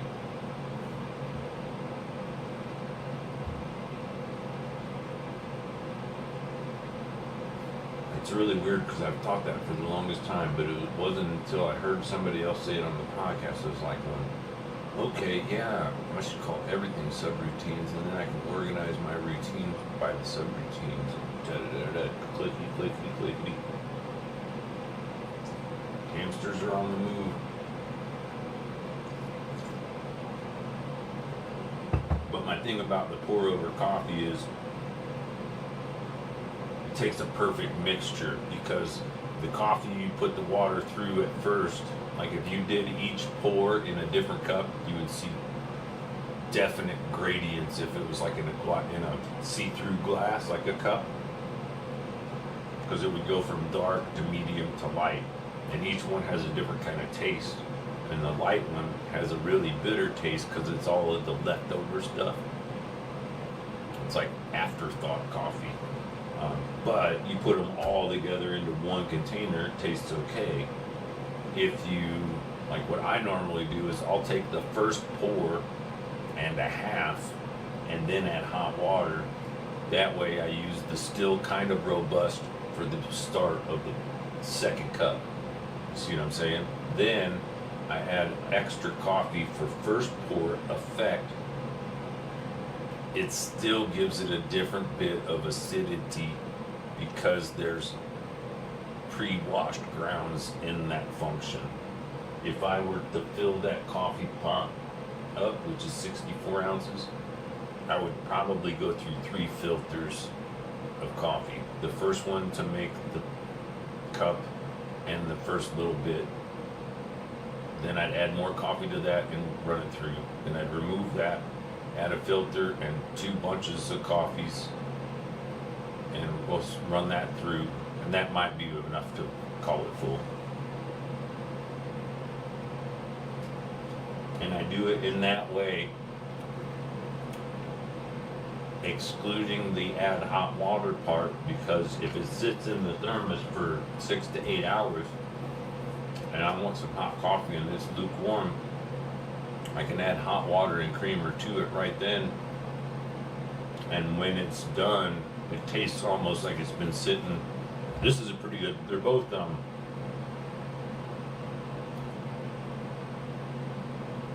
to remember the brand. I think it's a brand, but it's essentially nothing more than a steel container.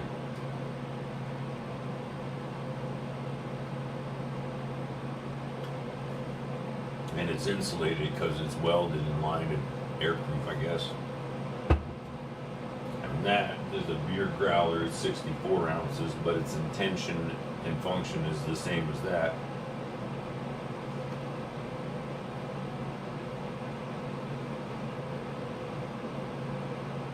But all of those same items would be used in any situation. If I went to craft services and I filled up coffee and hot water, in that situation I would fill this up with hot water, that up with hot coffee to the rim. I'd use this hot water to make my oatmeal and drink my coffee.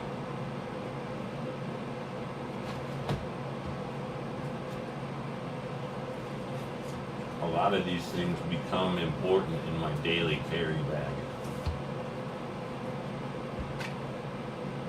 because it may not appear to be very healthy, but to me it seems like the best option is powdered non-dairy creamer for coffee, which is almost never at anything other than like a gas station or truck stop. Starbucks doesn't have it. Bagel shops don't have it.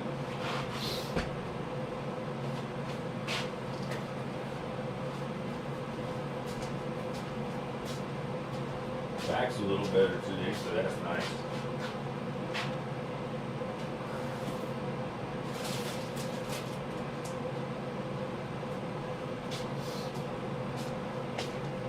And my only challenge at this point, because what you can't see is, if you imagine in this wall back here, if I had a thought bubble and you could see all of the different subroutines that were constantly running,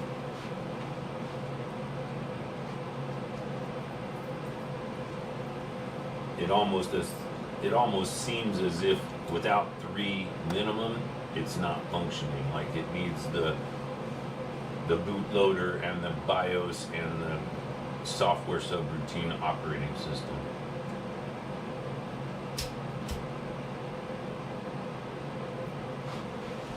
Which in my case is mostly fueled with coffee and a small side of tobacco with a hint of cannabis.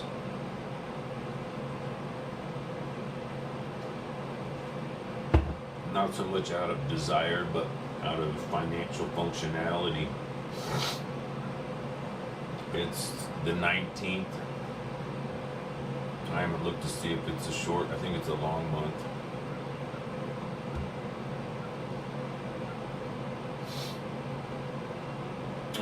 No, 31st. The 1st is a Saturday, and that's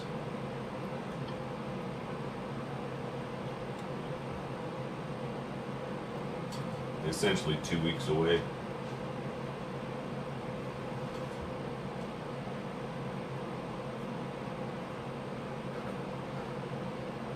In a great, awesome, possible world,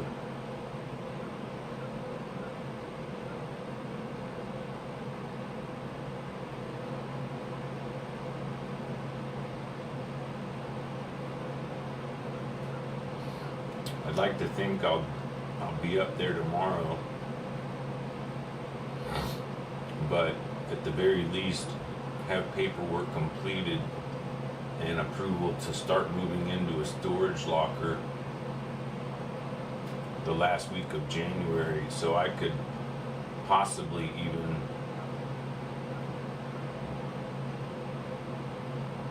how do I put it?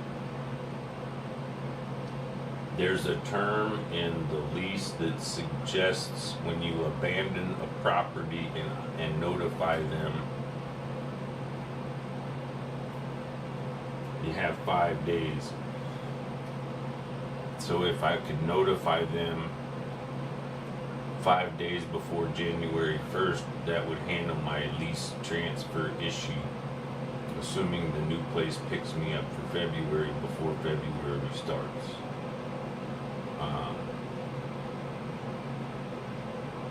Otherwise, that system is simply delayed a couple of weeks maybe.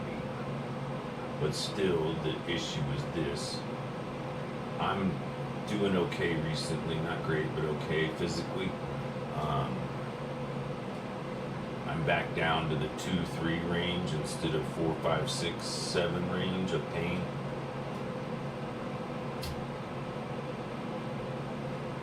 And normally I have, good days and bad days, and they're almost usually really close together, with almost always the good days being right before.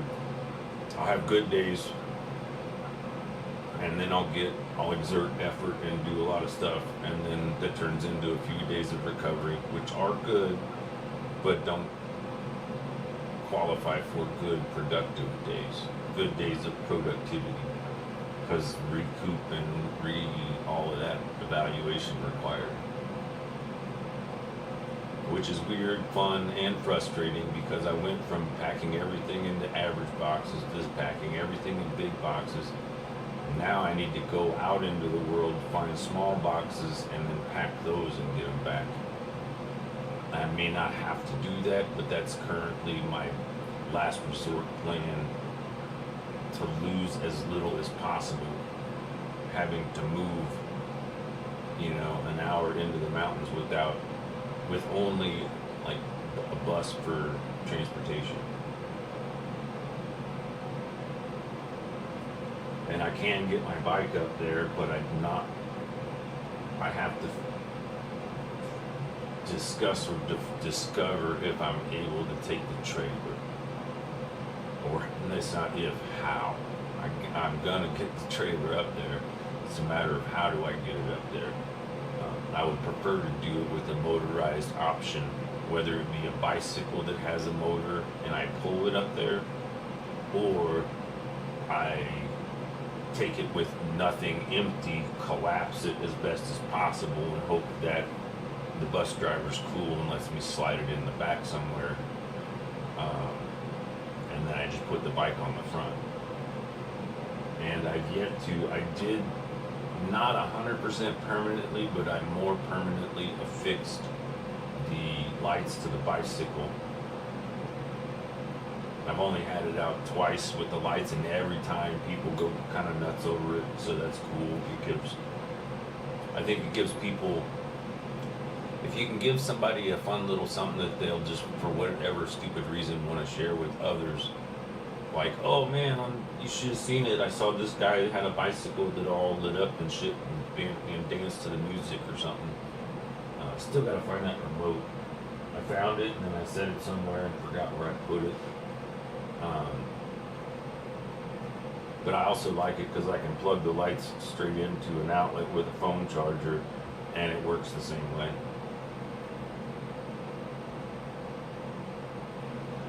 And I had also mentioned getting to Walmart and buying, there was at least one other roll, and it was only $5, which was, I think, a great deal. But I'd like to do the same thing to the trailer. But I don't know, we'll see. To me, that trailer and that buggy are not the droids you're looking for. To me, those things are mobile entertainment systems and or coffee stations for festivals. The other question, reality, is going to be, how do I get, I have a few items that are small items but are heavy. I'm aware that I'm extremely, I don't know how do you put it. Some people would look around and see a lot of valuable things that I'm leaving behind, but I have rarely enjoyed the experience of selling things. I hate the fact there's supposed to be some predetermined haggling system included in it, which means I have to overvalue it so they can undervalue it so we can come to an agreeable number.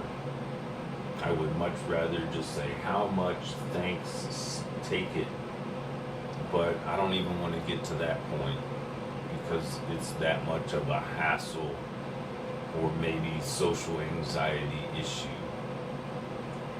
And at the same time, it frustrates me because I hate to see things go to waste, and I would rather give them away than sell them. But I don't know really how to do either.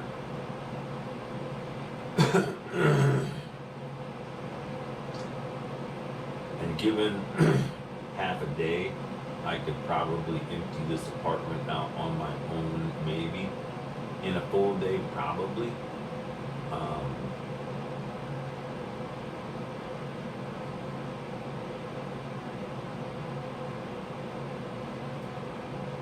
But that's where the reality and the relationship with the management comes into play.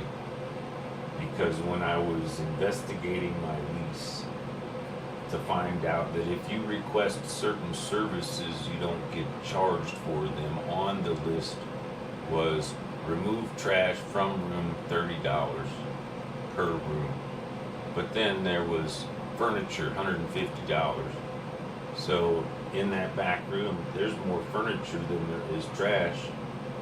But the problem is I could remove the trash easier than I could, and it's not even trash, it's reusable and or recyclable and valuable, since I think half of it, more than half of it, shit, I'd be willing to say 80% of everything in that room is either aluminum or cardboard. Obviously that's not discluding the percentage aspect of the wooden furniture, metal furniture, small pieces of plastic. Couple, 3 wooden stools, like 3 TVs, which again, is TV trash or is TV $30 because it's a TV, because it has a screen? They'll decide all of that, so they'll choose how. And I don't expect it to be, I'm not expecting to be treated fairly on leaving, so why should I feel, if I haven't been treated fairly since I've moved here, why should I expect any different on my departure? I think I should be expecting to be treated as unfairly as they can press their luck with without somebody regurgitating some kind of issue. Meaning, unless I can completely 100% clean this place, and there's no damage, there are no holes in the walls, but it's subjective as to whether paint, like I'm aware they paint every unit anytime someone moves, whether they damage it or not, because it's part of their process. Used to be the same thing with places. The first thing that happened is they'd go in and make sure everything was out, then they'd send in carpet people. Carpet people pull everything up, paint people come in and paint everything, carpet people come back and lay the carpet. A couple, 3 days, that unit has been turned over. At some point in that process, probably either more than likely new appliances would be put in place as to ease the turnover, because they're instantly there and clean, right? So you remove everything, you paint everything, you lay the carpet, you install the appliances, it's done.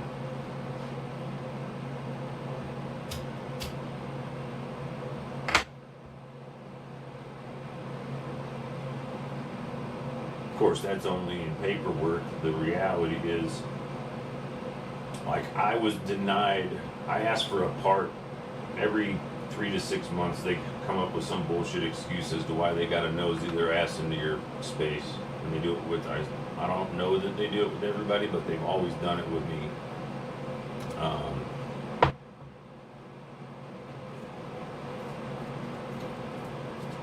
They say it's a maintenance thing. So for about a year, the garbage disposal, the little rubber gasket that goes in there, has been falling apart. And then it fell completely apart to where I just removed it. So when they did that inspection, I said, hey, I need one of these. And they go, oh, we can't give you one of those. We got to replace the garbage disposal. I'm like, why? Like, I can go online and order the part for $3 from Amazon. Why can't you? Oh, because if you replace it, you get to interfere with my reality for 3 days to a week or longer while you pretend to wait for parts to maybe or maybe not show up. All because every hour that you're here, you're booking it on your stuff that I did that day. So if you can milk the clock as long as possible and interfere with my reality for 3 days instead of 1 day, or even 20 minutes online, order the part, drop it off, there you go, thanks so much. $3, problem solved, another year, happy customer. No. Instead, oh, it's going to take us 3 days to replace. We don't have those garbage disposals anymore, so we got to, and it doesn't fit in your sink. So we're going to have to essentially remove everything from your sink to your garbage disposal and all of the janky pipes that are below it, just so you can have a $3 part to keep your face from protected. Because, like, I get hit. No, I've got no eye pokes, but the entire place is like a legal catastrophe waiting to happen. If I was like, I don't know, Karen McWhitey or whatever, I'd have already fallen down those stairs and gotten a lawsuit. I'd have already had damage from the garbage disposal, gotten a lawsuit. Probably could have found an electrical outlet or some other problem with the wiring and gotten a lawsuit. And when you exist in a situation like that, you guarantee you that those people are there, if not waiting to show up. I don't want to be in that environment. How is that going to benefit my creative subroutines? It doesn't. It interferes with them 100%.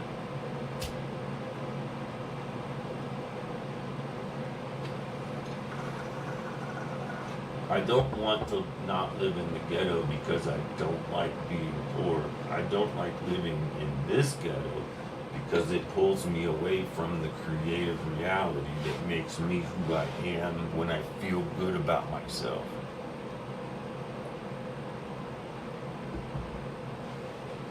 Which, oddly enough, seems to have some type of connection with the way my body functions. Like, it's it's one of those sciences doctors and scientists have proven, but they have that degenerative disc disease is increased and more problematic with the increase of stressful realities and sets and settings. How long have I been streaming? Have I done a product placement yet? This product is brought to you by Aries Thrift Store. Keep older local. That's an old sticker. And Hazel's Beverage World. I haven't drank any beers today, but if I did, I probably wouldn't get them from Hazel's because it's way across town. And Natural American Spirit.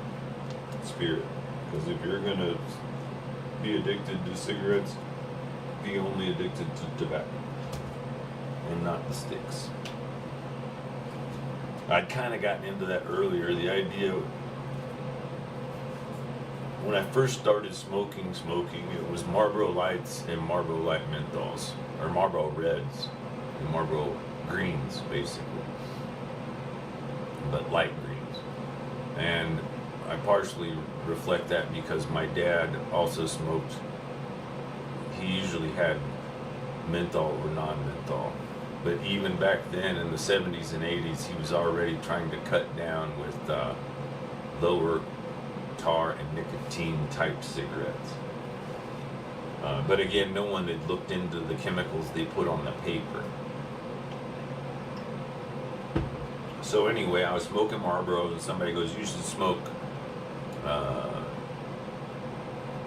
think they said smoke Winston's because it's only tobacco, no bull, was their whole slogan.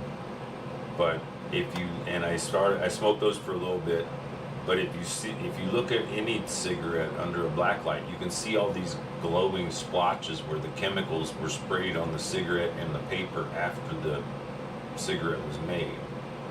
So then they're like, do Camel because it's an all cotton filter.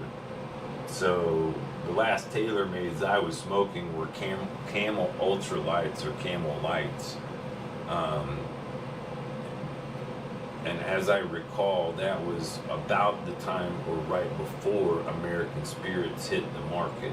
I don't know when the date was, but in the 90s.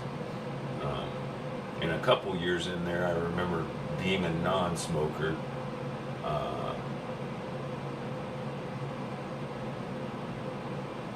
And I kind of remember when I first had my first cigarette afterwards, and the high buzz that I got was kind of interesting. And it's weird that high buzz that first tickled my fancy is the same buzz that is, I can only assume, part of the whole process that I require on a daily basis. It's kind of like that first buzz was the first pour, and then the reality of the habitual nature of it. Some of the times I'm not really great at it. I work to get better at it. But in Native American tradition, tobacco was used as a stimulus for thought and prayer, but also as a source of exhaling prayers to go up to the gods in that sort of manner. Admittedly, I can improve my presence or thoughtfulness of that. Mindfulness was the word I was looking for. Funny. I couldn't remember mindfulness. Like, just that in of itself makes me laugh because, well, of course you couldn't, dummy. You were mindless, mindful. I mean, something. Your mind was full of thoughtlessness.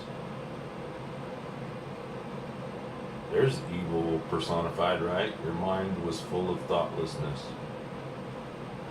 Can you imagine exerting that much energy on not thinking about stuff or appearing as if you didn't?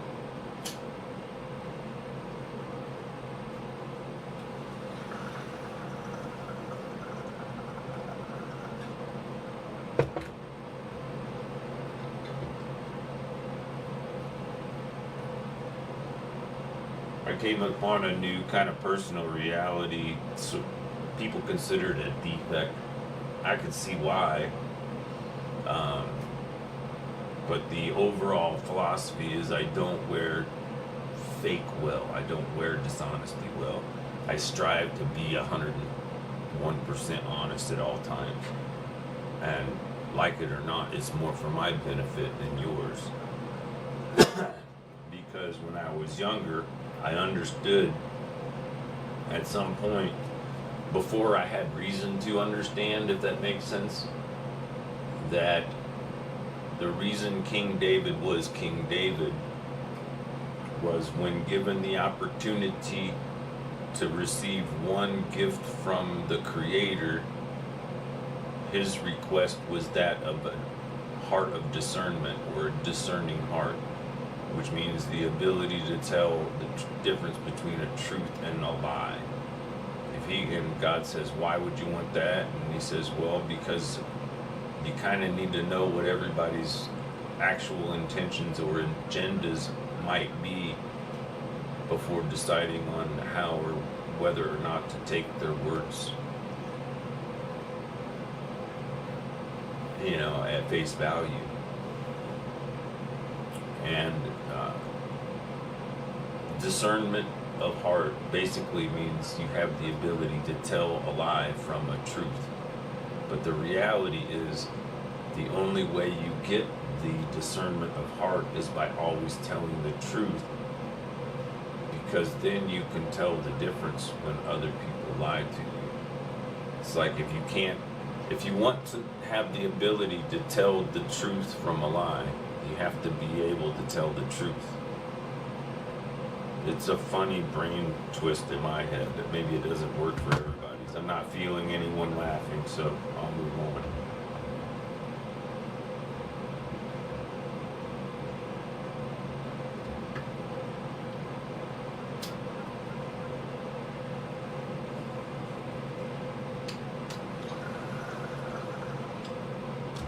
So anyway, in my reality with subroutines and such is interesting that I started the podcast at 11:11, and I'm talking about subroutines, which are the repetition or habitual nature of things, and the differentiation between humans and the animal kingdom supposedly is that we are the only ones that can choose to do different than just the automatic programming. It's like if God was a developer, he put everything on, like AI bot mode, make sure everything worked, and then release the limitations on only one of the 8 billion creatures. See what this does.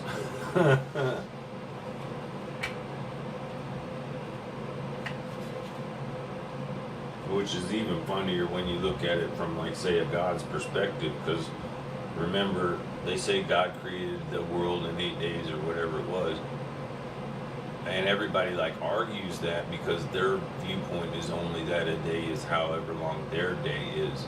They don't comprehend that a day to God could be infinite. If God is infinite, then a day is infinite, right?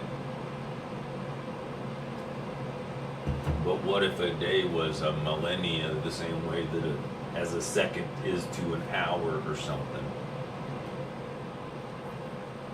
How many seconds are in an hour, and for every step up the evolutionary chain, how does that change? For example, little things on the planet, for the most part, like hummingbirds, their heart beats really fast, but their lives are really short. Really big animals like whales and elephants, heart beats really slow, lives really long. What if there's a connection? Or why is the connection not seemingly obvious? Because there's a direct relation across all of those things. How could I put it in a different way? What if cryostasis turns... If you think about the reality of it, if you could cryostasisize a person, it's kind of using, I don't want to say coldness, I don't want to say ice.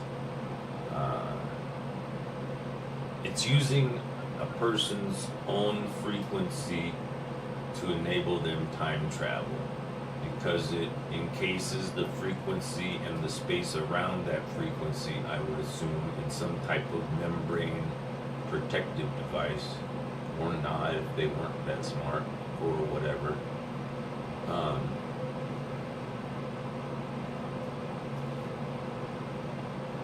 But I can like totally see the logic in that, but I can also see it as that's time travel, baby.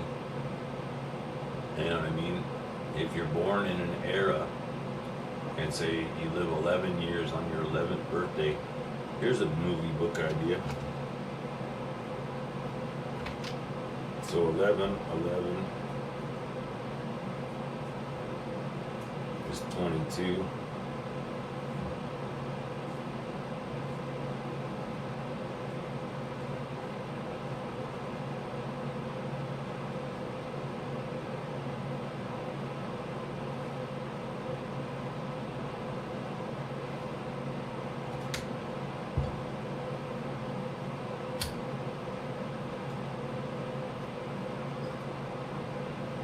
So in just this premise, this is all I really wrote down. 11, catch 22. The idea is that you live a normal life until you're 11, but then you're frozen. And the question is, how long are you frozen for? Because when you get unfrozen, you have 11 years before you're 22. The other, maybe original thought was, you live till you're 11, then you're frozen for 11 years. Or possibly 111 years, or possibly 1,100 years. See what I'm saying? If you could do it for 1 year and you could do it for 10 years, you could likely do it for 100 or 1,000 or 100. See, if it works in one, it should work in the other ones, assuming everything remains a constant. But the idea is that you would, freeze somebody, let them sit where they're at, let everything else happen around them, and then they wake back up and have a 10-year head start, sort of. Or is it 10 years back because they didn't have 10 years to develop along with it? Could a person, how likely is it, it's not even if, it's how many people would freak out, like beyond function, like they couldn't handle it? I think most people would have learned to adapt. I think there would have to be a reintroductory process, like not like re-entry, but declassify. I don't know how to put it. Like a debriefing. Is debrief before and declassify after? Like right now, I was talking earlier, I'm looking out the window, you probably can't see it on the camera, but it's steaming because the sun's on the thing and it's radiating off the roof and it's melting the water, but the water becomes warm and the air is so cold it evaporates instantly.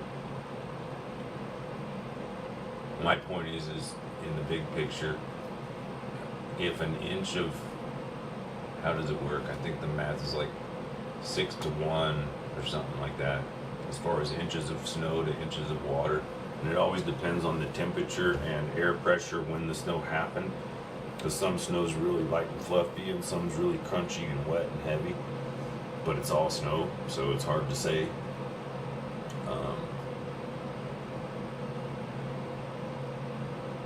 Oh look, I could see somebody sledding down the hill. Did you guys see that? Yep, look way over to the left. See like an orange sled or plastic something going up the hill, it looks like. I just saw somebody come down the hill.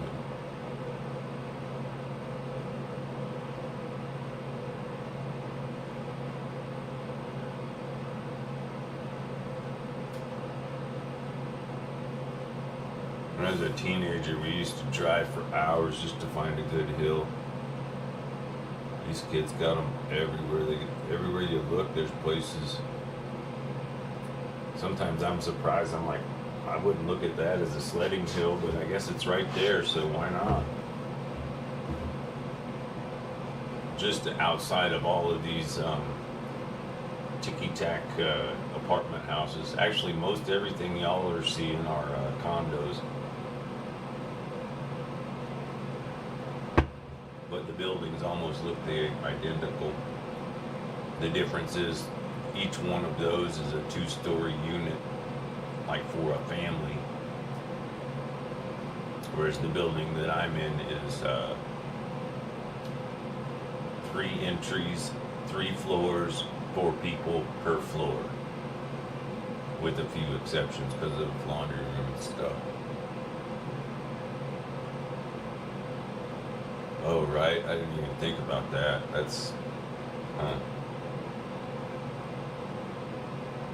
I have part of the enjoyment of this stream is because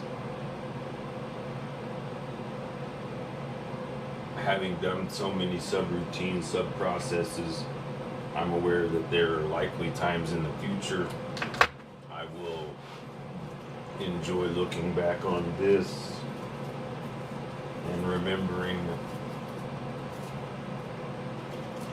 the important positive points.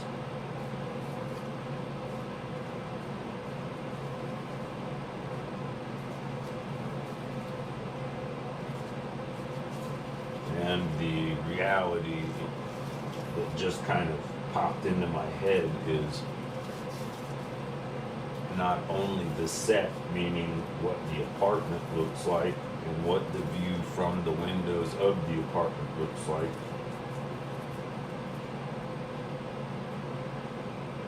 I imagine I will have a view of either the south or the east.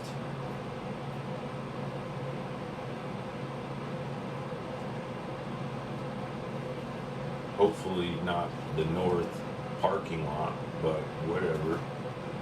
My point is that even without the view, I won't be looking at that mountain. I'll be up behind that mountain.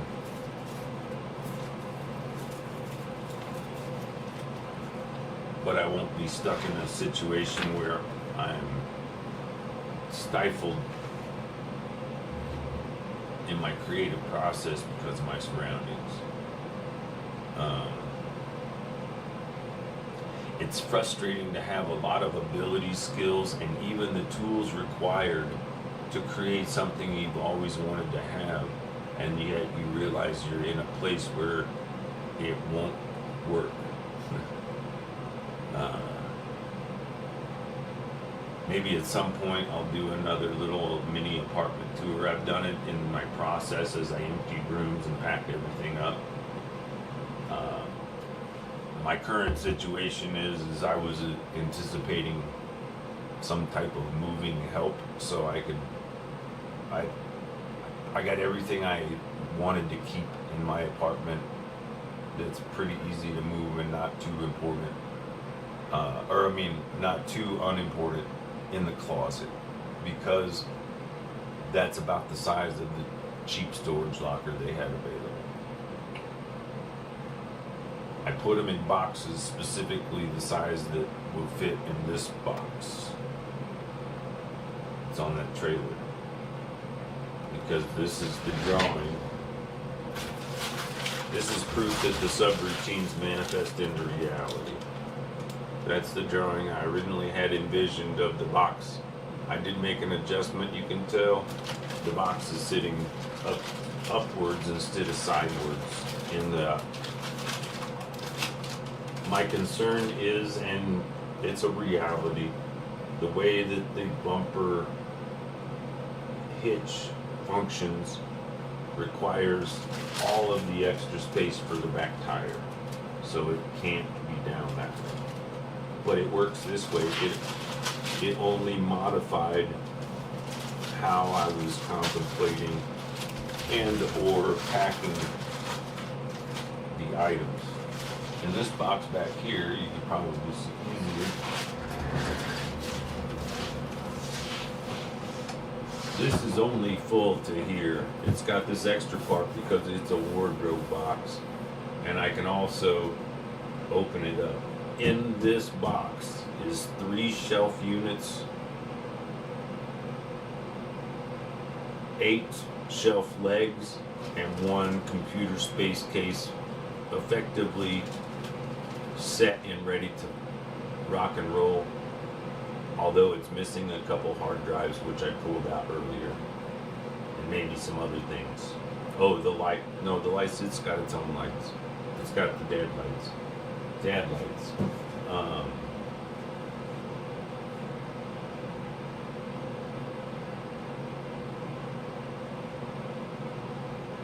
How do I put it? In that box is all of the other shelves that match this shelving unit.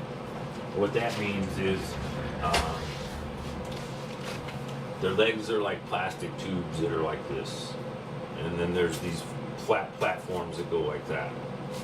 And I think, again, my dyslexia and ADD, it's not easy to do the math or whatever, but just realize they're about this tall, and in a 5 or 6 foot space, all those pieces make 2 sets of shelves 6 foot. But obviously, like, that is 2 sections of shelves, and it's only 4 foot. So maybe they're 2 foot shelves, units that interfit into 2 6 foot tall shelving units. At the time, my envisionment was riding the bicycle to the storage locker, setting up the shelves. That box would be the first box I'd want to set up at the apartment, because it's got the computer and shelving units that function well enough as a table. This is my favorite table, and one that I'm desperate to find a way to get up the hill more than anything, or wherever I end up. I'm just anticipating that, because of its large size and functionality, and that it can manage me. I don't know how to put it. It's the smallest workspace that I can feel functional and productive in, because I have my laptop and my 2 screens, right? If I'm in this place, that computer is under that table, or more likely, that computer is in that shelving unit on a table or on those shelves right next door to this, with 2 more monitors. So then I have a laptop and 2 screens, and a computer with 2 screens, 2 cameras, 2 mics, 2 and 2. We'll be back in 2 and 2. Time for a product placement dealie. This is a Dream Space production.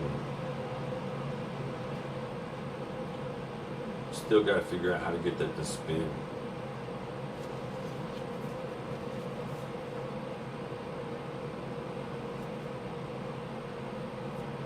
I guess kind of. I mean, if I started like this,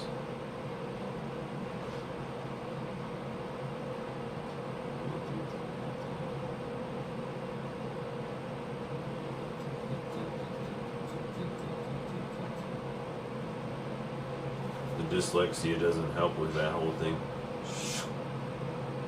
But I'm trying to recreate what I would.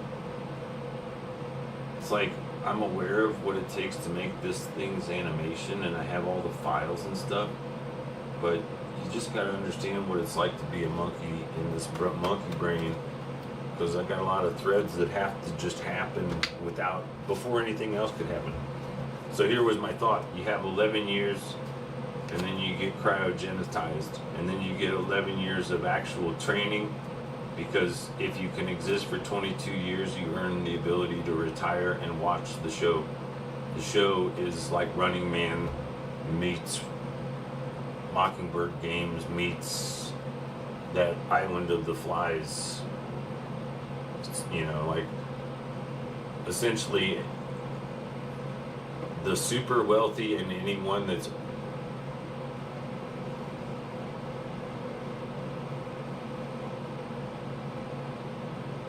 maybe you only get 1 year, or maybe you get 2 years. I don't know. Like, 25 isn't a horrible number. But if you were 22 and 22, that means that you would retire at 44. So on your 45th birthday, you could watch your first episode of Catch 22. What's that Jim Carrey movie about when his life is the movie and everybody was watching him and all the people around him were actors and characters and creators? I got a really good low budget movie for that, don't I?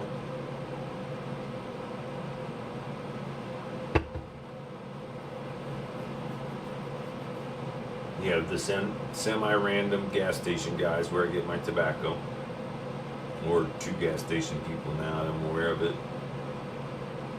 Barack probably had a couple of episodes. Well, he might have been in all of season 1. He might have been a guest on the first 2 and then an actual somebody in season 3. I'm imagining each year that I lived here as a season in a sitcom. It started out with this idea of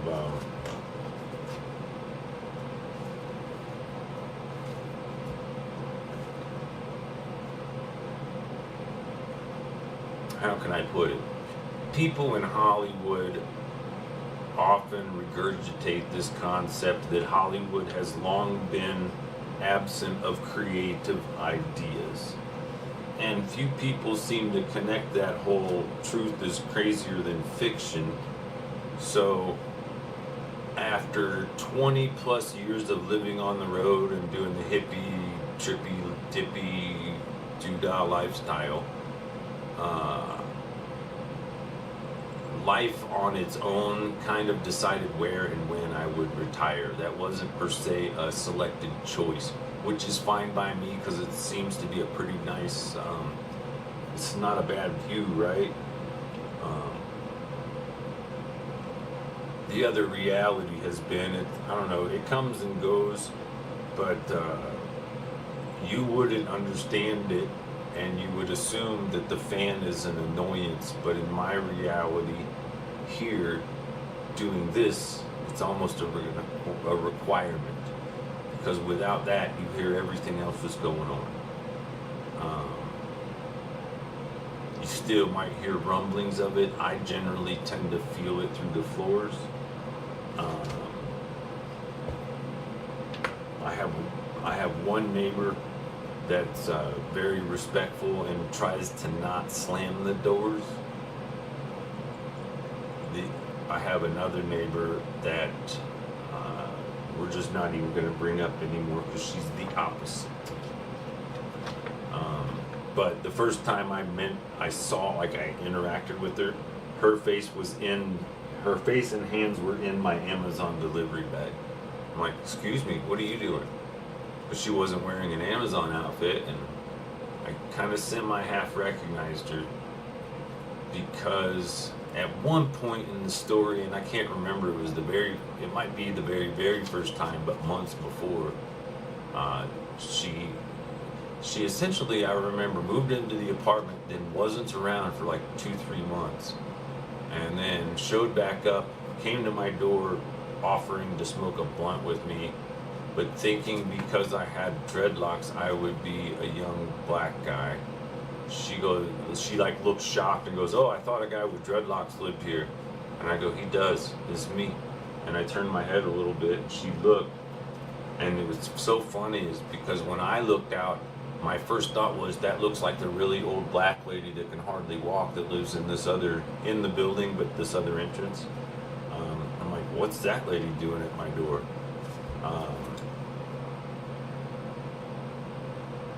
And they're possibly 30 or 40 years apart.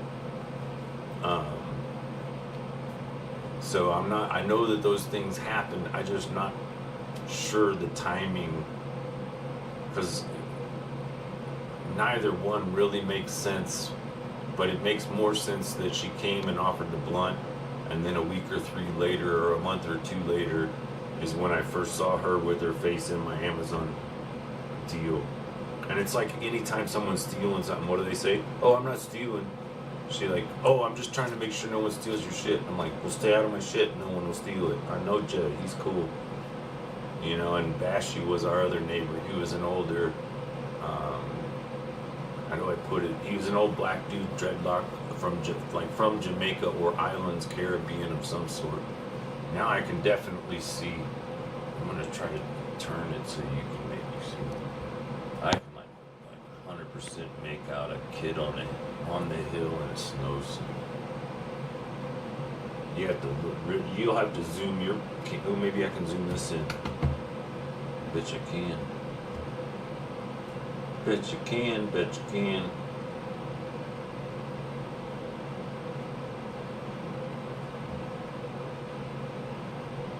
It's on this hill over here. This whole hill is like a big sleddey hill, and even like the city parks comes down and puts these big like gymnasium pads around the trees, and they put what do you call it, hay bales along the fence lines of all of the homeowners association properties.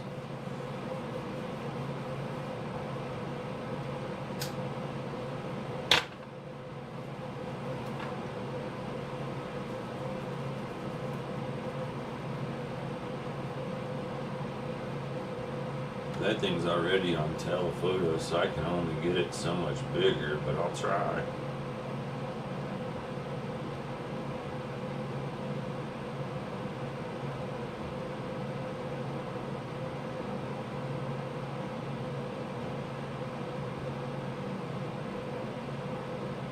It's in this area. Oh, you can't see it there.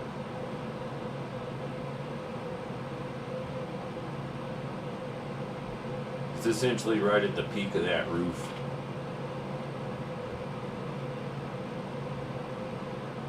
It's right at the corner of where my window screen is, right there. Right along the ridge line of that roof. All of that is a big sleddey hill. For obvious reasons, you can only see it this time of the year. During the spring, summer, and fall, all of that is green. Like you can't see nothing. This is the one time of year where everything here kind of goes naked, and it's fun because you get a viewpoint. It takes about a year of living someplace to really see what happens in that place. You know what I mean? Like a lot of new people moved into this building recently, and they've been fighting over the illegal parking spots. And the funniest part is they're fighting over the worst parking spots half of the year. Like right now, that parking spot is completely fucking ice and probably has a bunch of snow piled up on it. Like if I can tilt this down without fucking something up, hopefully. See that big pile of snow? Obviously some dumbass drove down through here and onto the grass, not aware that there was a curb there. But anyway, when you plow snow, you probably are aware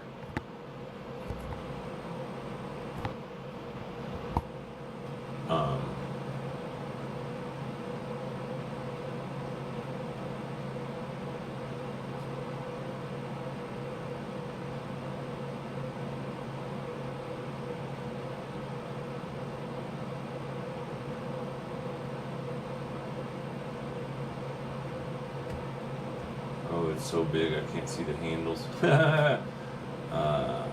It's a pretty cool view though, right?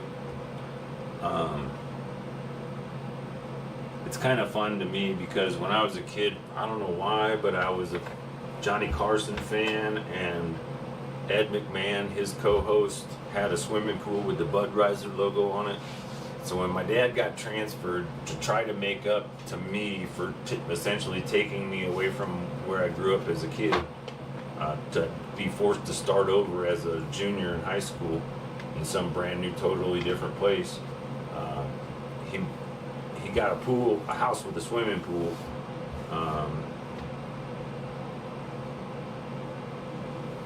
I only agreed to it because he kind of gave me the option, and I was like, only if we can put the Bush Mountains on the bottom of the pool. So he said if I did the labor, he'd buy the paint.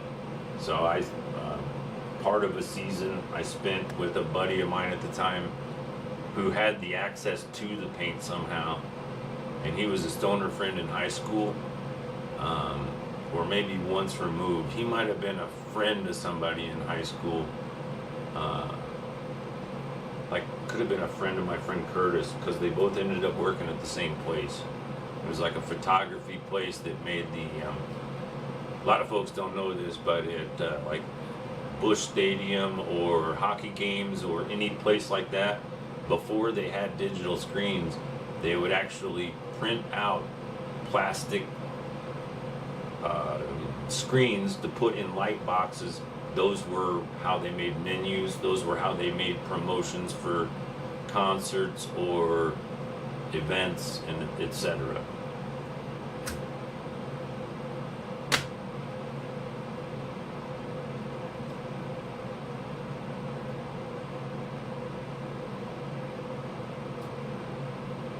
The interesting thing about this is, outside of the cryogenic idea, you spend 11 years being programmed by your parents, you spend 11 years being programmed by society, and then you spend 22 years before you realize you've been caught up in a system since before you were born. Which makes 44 or 45 kind of the magic wake-up number.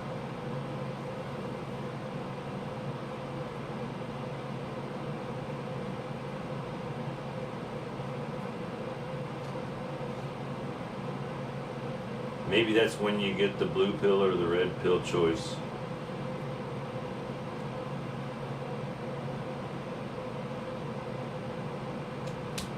I put wake up call for some other reason. I don't know why. Maybe because I should wake up around 4:40 or 4:45. It's 2:09. And the thing I'm getting, and I've done this a bunch of different times, some of them get traction, some of them may not, but this to me is a novel. That's an entire subroutine of a book process, because I can definitely write about 11 years of experience, and it was about the age that I was 11, I saw the catch-22 happening. Like, I realized when I was in 5th and 6th grade that I was only there to be babysat and told a bunch of nonsense just so I could learn the same routine. Because I could see my schedule was almost that of any adult. Wake up, go to school or work, recess, smoke break, go to school, work, lunch break, school, work, recess, school, work, happy hour, play with your friends, dinner, TV, sleep, repeat. That was get a life. That was what we were supposed to strive to desire. And depending on the tax bracket or social status of your routine, depended on your personal feelings or needs and or level of importance. I don't like how I'm all over there in the corner.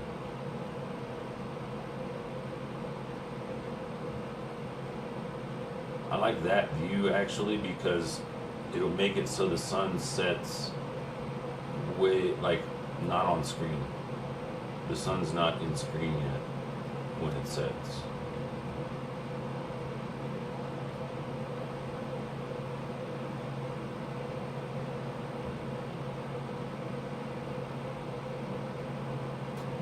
If I was doing a premonition, this is a cool intro for my first live stream in Netherlands. This is where I used to be. This is where I'm at now.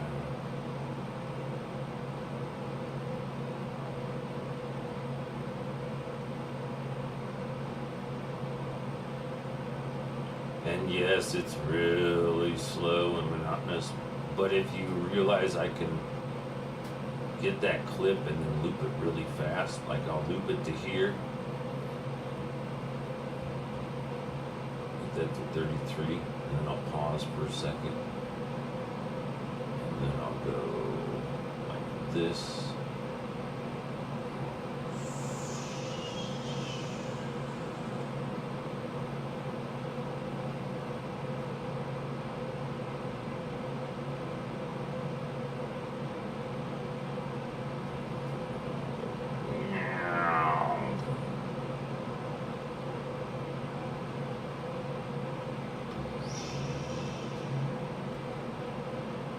Hey now, we're back and we're no longer in South Boulder. Amen. It's way better than I expected. There's of course things to get used to, but most importantly, having creative people and not ghetto people in my vicinity improves my overall bubble, and that is something few people acknowledge. I've mentioned this before. I'm going to kind of get into it again because I got my little notepads. But if you've ever done any type of construction, you're aware that there's a code. There's a required process to the way something is built. And in this example, I'm going to use the room that I am currently in, although I already messed up.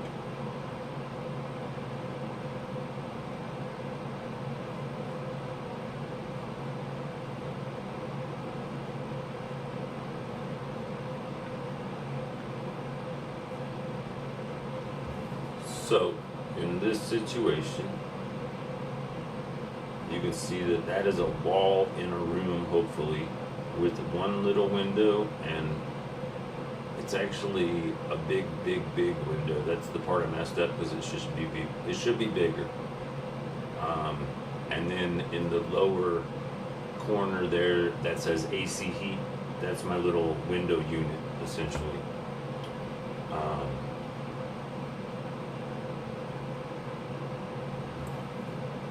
But out of perspective, if you look at those two new lines that I drew on the window, imagine those are the panels that open. But the big window is 4 times bigger than the little window, at least. Yeah, at least. It doesn't look like that on this drawing.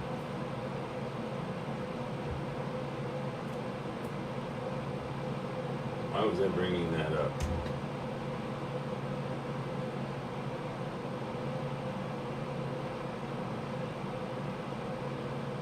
I think it was because of floor plan and potential. I'm not sure. Maybe that's open.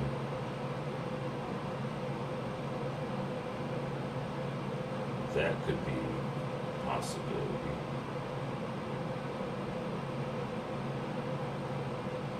Monitors there, monitor there, monitor there. Command center chair. This table. Those shelves. Those shelves.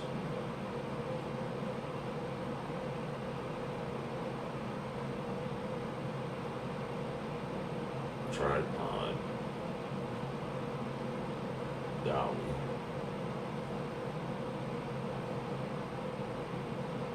tables and furniture yet to be set up or moved, didgeridoo poles and other posts, bicycle,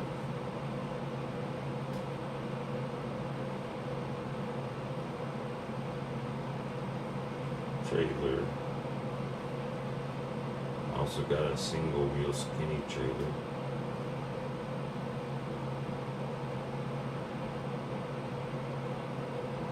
And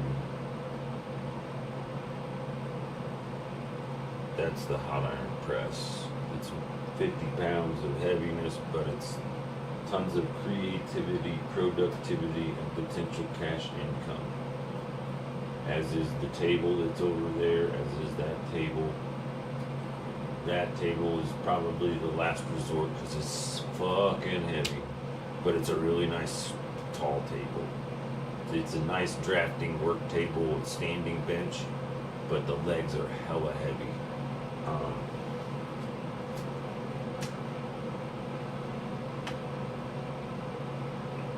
Oh, there's the skinny trailer right there.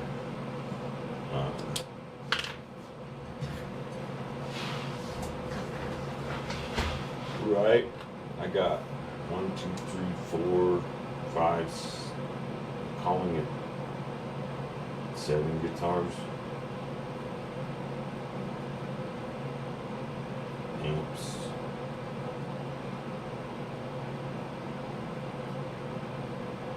I'm just imagining that's what will fit in one of these boxes.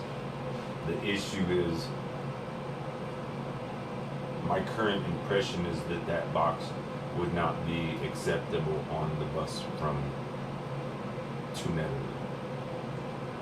The trailer maybe, but not with a box on it, that in that direction.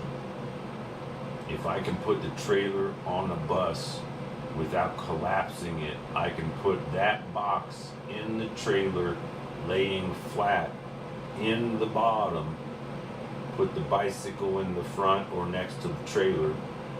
Then when I get out, I'll just flip the box up, hook it to the thing, pedal it to the deal. Problem solved. That would be beautificus. But I have to find out about this whole process anyway. And I really don't want to spend half a day or a day to learn or find out. But I kind of have to.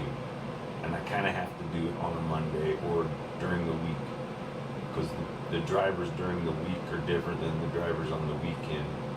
And I think there are a few specific drivers. There's an old timer that I recognize is still driving the route. And he and I have talked on numerous occasions when I lived up there. And also, I guess, because when I lived up there for a couple, 3 years, I had transportation, so I had little need for the bus.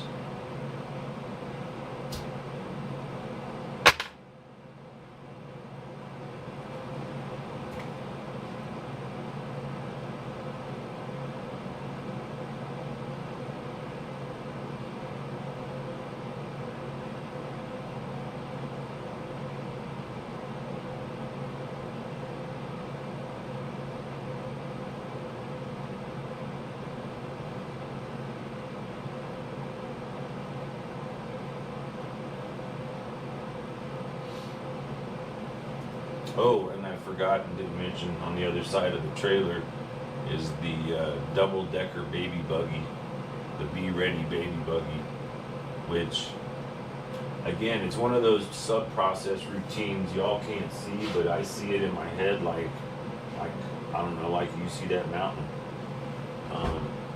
And FYI, my awareness, the tippy tip peak, that point right there is called South Boulder Mountain. If you want to Google it or something. Oh, and my gamer chair, I forgot about that.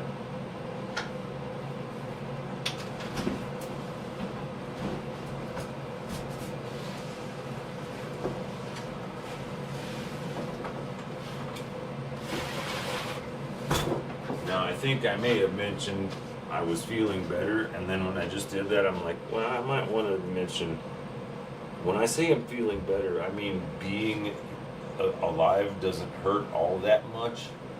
I'm really stiff and movement is still difficult. It just doesn't hurt when I do it too much.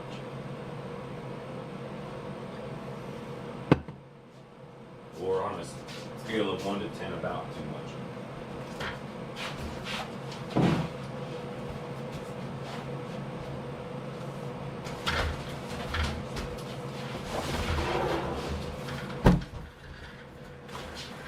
Forget about the baby buggy reality of this thing. Check it. This space is about the size of a really, really, really powerful speaker that has a battery in it that probably today still goes for around $200 a pop. I think when I got it, I got a used one for $250, but I used to work at the place, so I got a really good deal. But the reason I like this buggy is it's designed to lift just like that. I can set a speaker on a chair, and then I can have another speaker right here also in some function, and I've yet to figure it out.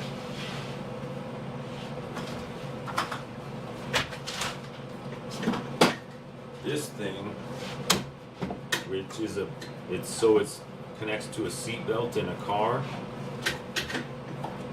And again, I'm not sure. It either connects to this or it connects to this somehow.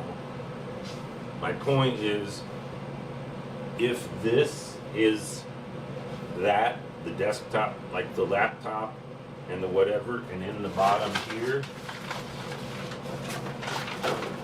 is the speaker set. As you can see, there's another little baby chair thing here I think will come out. It does, I just often forget how.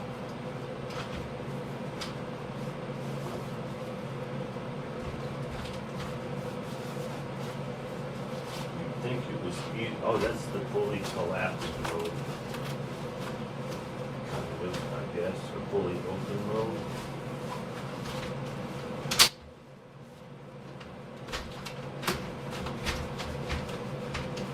I was almost certain there was a way to release it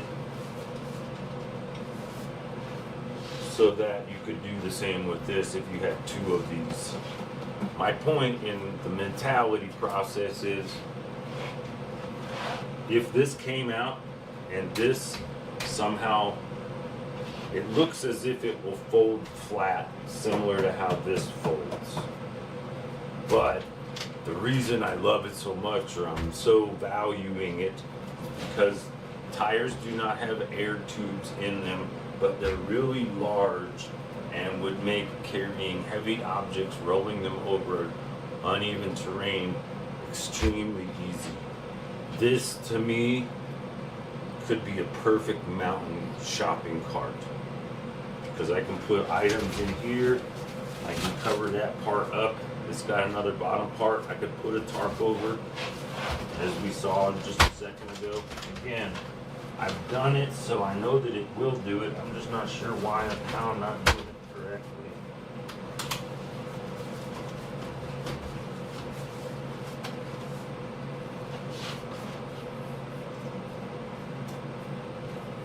Oh, this? Oh, it's that. That's why. Okay, hold on.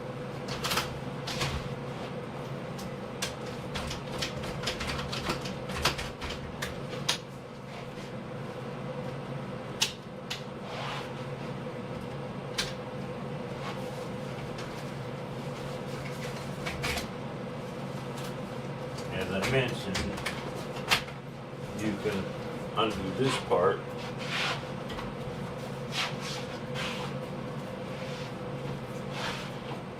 Which could be a second set of speakers or a second speaker. Again, almost exactly that same size.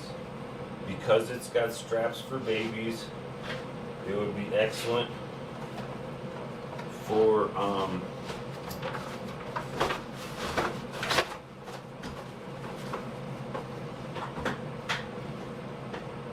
electronic equipment like speakers, because you could use those to strap them in so they wouldn't shift weight around. And those actually, if I remember correctly, were in the bottom of this unit. But one of my kind of invisible projects, I didn't really announce or anything. Oh, here's the thought.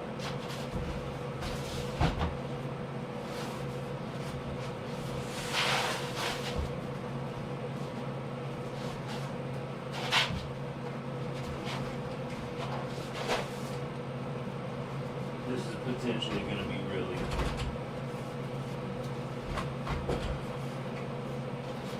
and I only say that because it's a new discovery. It's one of those things that I kept in the side of my brain and it's a subroutine, and today it's just all kind of flowing out, and I'm lucky to be able to document it. So anyway, this is something that I've had for 5 years or more. And it's a gaming chair with speakers in it. And on the side there, I think here or in the bottom is a subwoofer. And on the side is essentially a car stereo panel with volume, bass, source, and 2 different inputs. It requires a 12-volt direct current input for power. It has headphones out, and over here is a jack for an MP3 player, meaning you can connect this chair directly to a laptop, and the power from the chair enables the chair to be the speaker and the sound. The issue is it's flipping heavy as a chair, and without taking it apart, I can't tell whether the weight is the extremely awesome set of speakers and magnets, or if it's a whole lot of fucking wood. But my point is, I was trying to figure out how to collapse this again another way.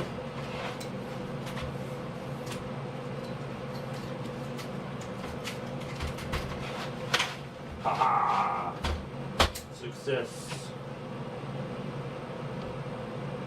These are, it's awesome. Thanks again, Adam Savage. He doesn't know it, but it was just the way that he worded these things, and I was like, yeah, I could use one of those, and I'm accomplishing all of this stuff that look how small that gets. That is so sweet, right? Because in a vehicle, that would easily fit in the trunk. This would be 1 passenger seat. And again, remember, this space is the perfect size for 1 side of a speaker system. And when I say speaker system, I mean, yeah, you can listen to an MP3 or something, but when I say speaker system, I mean cabinet that size, fully powered, the type of single speaker that you could play music on that would be blasting in a parade for 4 hours or more. 2 of those on stands, not this stand, but like this stand, become way big enough for a DJ setup, a band, a speaker, an information, you name it, that has it covered. And I'm figuring out how valuable and why I have kept this for so long.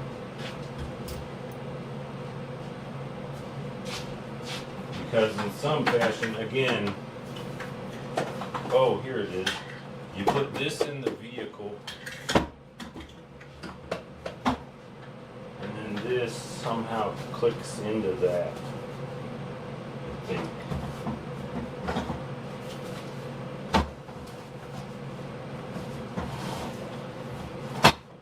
No, that's not it. One of them does. Where's the other?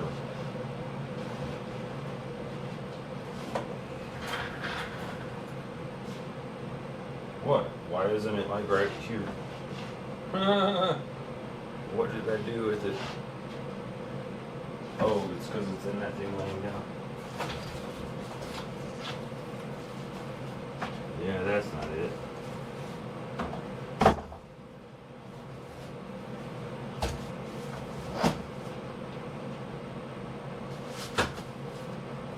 I'm almost positive that's why I have this thing.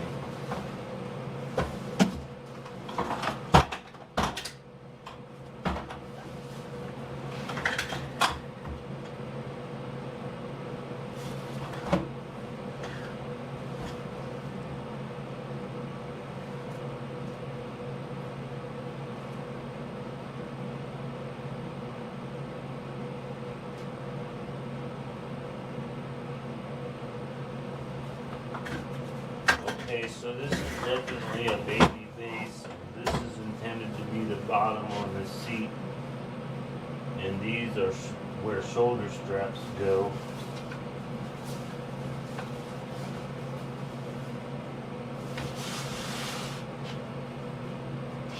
Doubt it, but maybe.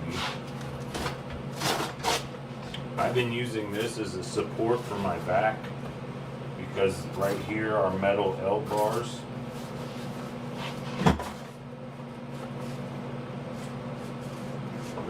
not for that. That came out of this thing.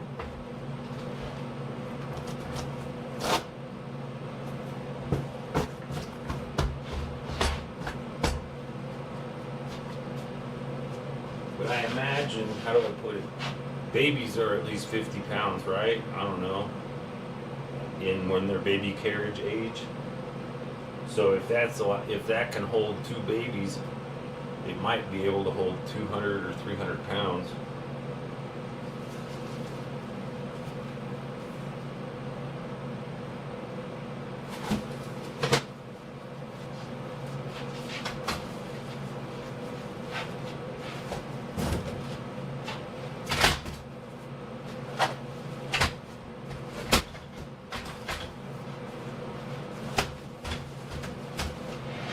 That really pancakes together well.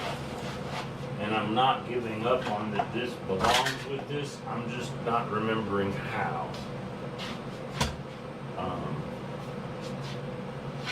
But again, if I were moving, how do I put it? And I'm trying to tie this back around so it kind of makes sense.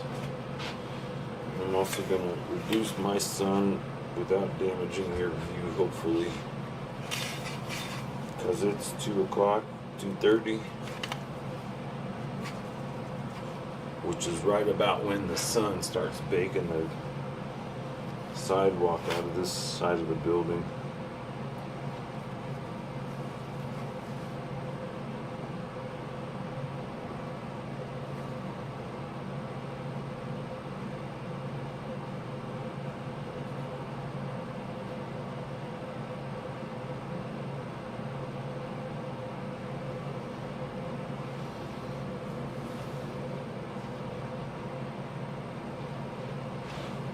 So that's obviously, you can tell, as tiny of a window as you can have now. And that's just because it's zoomed in, I think.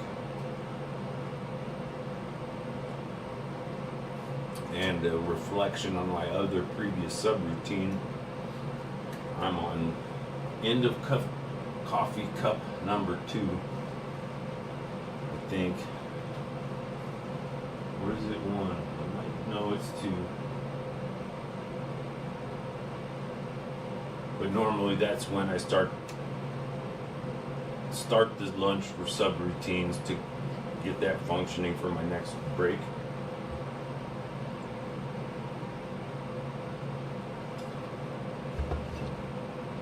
And I assume it's kind of because of previous experience.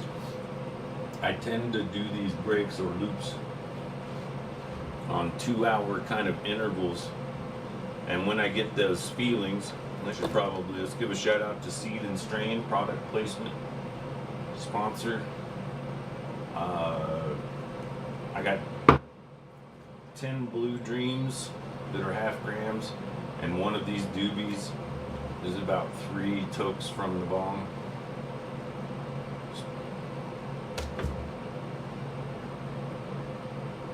Oh, and remember that thing? I was like, I wonder if I could do that. It'd be way easier with a mouse. Because I'd have to hold the thing up, and then I'd have to grab that and then do the spinny thing. Excuse me. But yeah, that was Coffee 2 Tanker.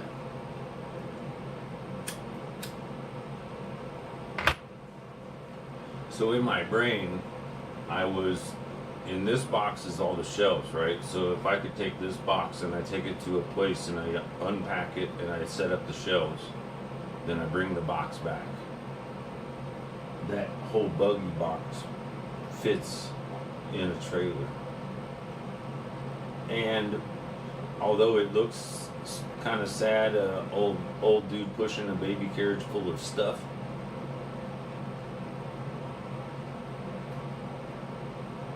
I could get around the city buses with that, but I could not. It wouldn't fit on the bus to Nederland. It has to collapse and go in that way. But that still means, in the same function, I can disassemble it, if each one of the buggy baby parts has a couple, 3 boxes, small little boxes all tucked in, covered up nice and weatherproof, stuck in the dealie, right? That means I can pull the buggy out, unfold it, get the first one, click it into the bottom, get the second one, click it into the top. Probably can then grab another bag or two and stick it in the way bottom, and then push the buggy from the bus to the apartment. That's a problem solved. This buggy collapses.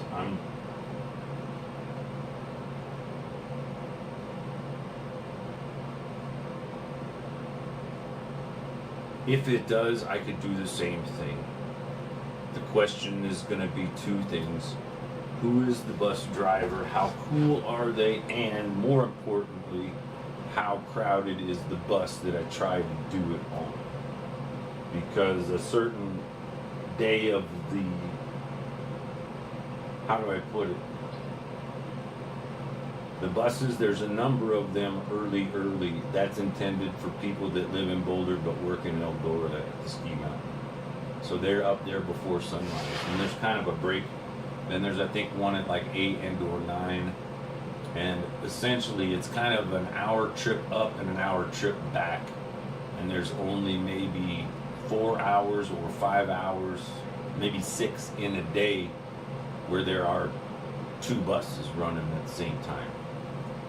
Normally it's just one bus going from here up to there in an hour plus, then back in an hour plus.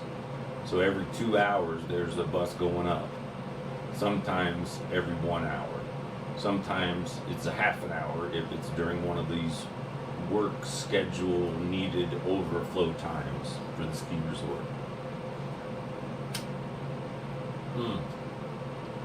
And that's also during the week. There's kind of, I can't remember if there was 8 or 9 or 10 total trips or opportunities, but I saw it kind of like 2 early morning, 3 morning, 3 afternoon, 2 late night. And by that I mean like the early mornings were like in succession, maybe 5 o'clock, 6 o'clock. It almost makes me think the first run is 2 buses, and then maybe one of those drivers does a different route for part of the day, then returns to certain times after breaks maybe to do that route. I don't know. That's a whole nother subroutine that is not per se my business, but it helps me understand a couple of things that all relate to all of these other different internal subroutines of subroutines of subroutines. Because I went through a large process of subroutining all items into important, usable, happy to give away, and there's very little happy to give away. By that I mean things I would give away but still consider valuable. Outside of that, in my own brain, there aren't but a couple, 3 maybe trash bags full of what I would call trash. That being said, a lot of the stuff like aluminum cans, like milk cartons or buckets or containers, I have probably 2 or 3 containers that's only the containers of my non-dairy creamer. And I bought them with intention because I wanted the container. When I first moved into the apartment, I didn't have any containers to grow things. These containers are the exact dimensions for a chunk of rock wool to stick right down in there. So a box of those containers to me represents potentially a 10 by 10 square of cannabis flowers, all rooted in those containers with hydroponics going as the rock wool is the root structure.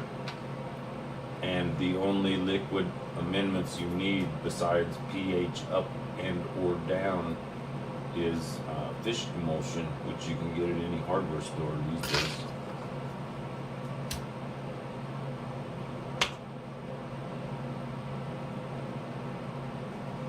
Now, sadly and honestly, I'm super kind of bummed about it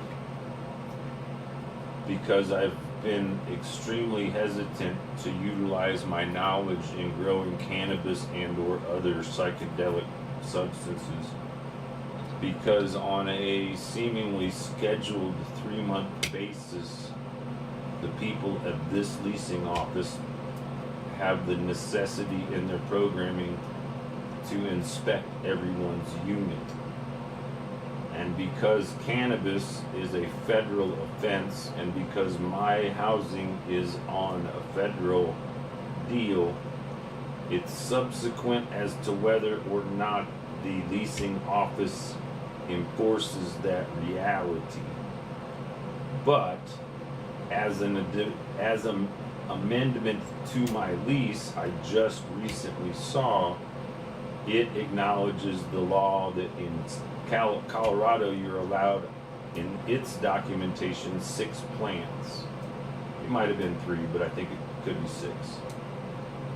Which means I could have been growing here the whole time without having to be concerned about specific my utilities.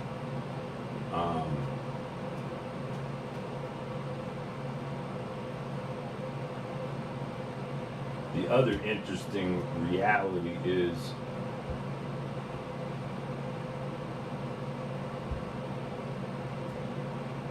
the place I assume I've applied to, I don't know.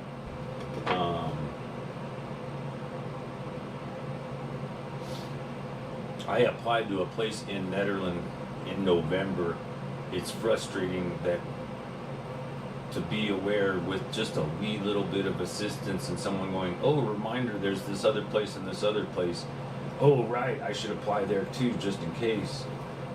But I didn't have that, so I didn't do it, and my ADD wasn't open. It was just like zeroed in on this one spot, because I'm aware of where it's at. I later was told it's a different voucher system, so I couldn't easily move there. So I gave up on that, and then this other thing showed its head, thanks to Mr. Tim,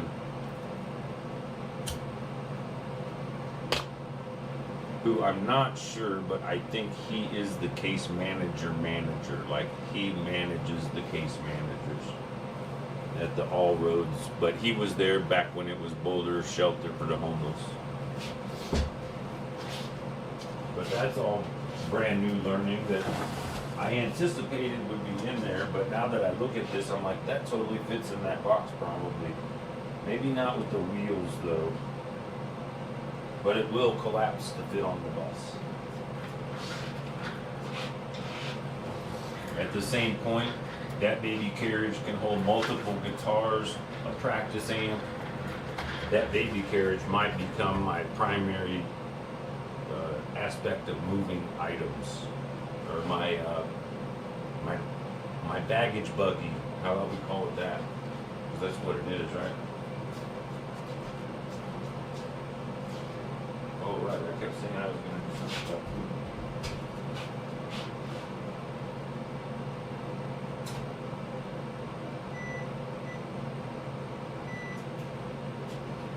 I'm also kind of interested, I imagine the amenities and or appliances of the new place will be the same, but I kind of hope not. I like gas, honestly. I think it's more cost effective, and it's a lot better for my attention deficit disorder, because if I need to simmer anything, I have electrical appliances for that. If I just want to make pancakes or fry eggs, or I imagine even bake something, a gas oven and stovetop would likely heat quicker, faster, more efficiently.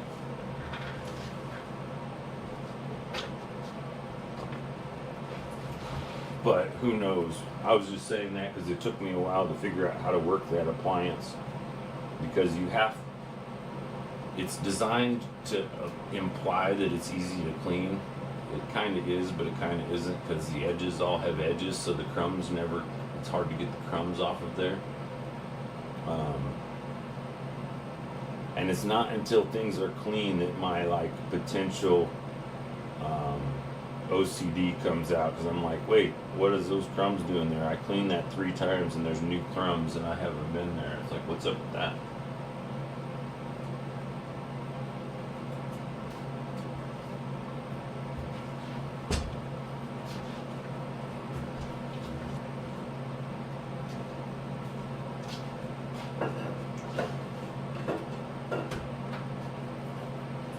It's heavy, so I got coffee in there.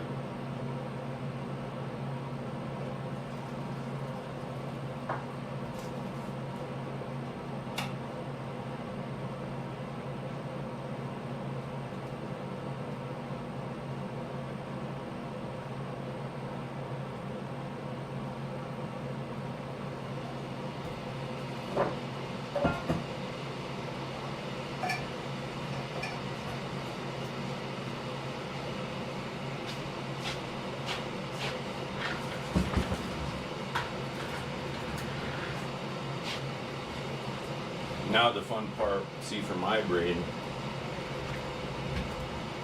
and how these sporadic bursts of productivity, or, see, that's the thing, I'm trying to point out that it's not really sporadic, it's only that the results are sporadic because there's lots of stuff going on otherwise.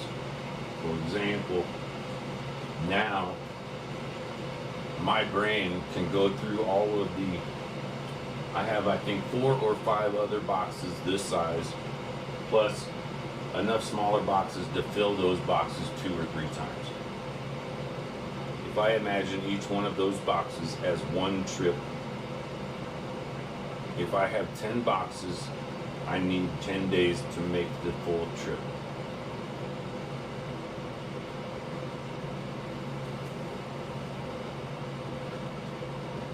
Oh, and the part that I was working on and didn't get to show you is one modification I made that didn't seem like much but was very important, is I used a flex seal paint that's similar in texture to truck bed lining, but is intended to be a waterproof sealant. I sprayed it on the bottom of the canvas that is the floor of that buggy, the Burley buggy.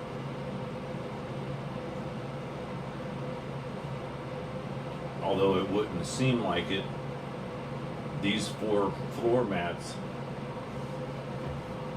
and it's brilliant and smart, perfect reason, because you could put this, because of the way the bottom is, and water could be there and you wouldn't get on your feet or your stuff.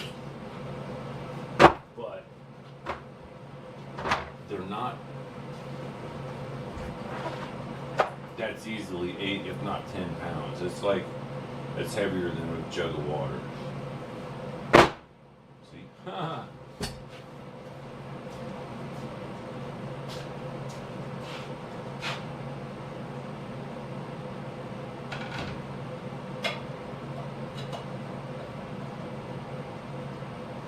It's funny because each time I do this, I'm like, I screw the cap on the thing and I'm thinking to my brain, please don't taste like ass. Please don't taste like ass. Please don't taste like ass.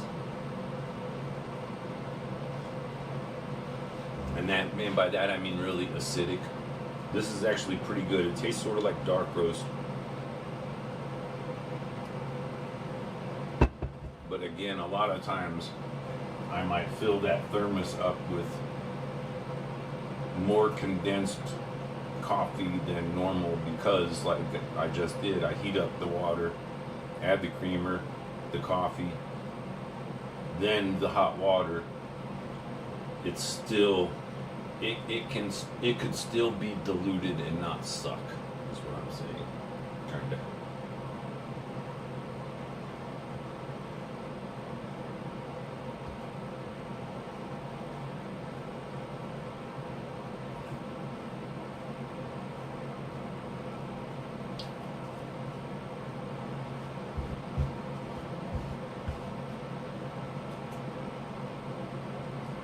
Oh, right. I didn't look to see. I meant to do that a while ago. So it was 28. Now it's 3 hours and 40. I've done at least 3 or 4 product placements, right?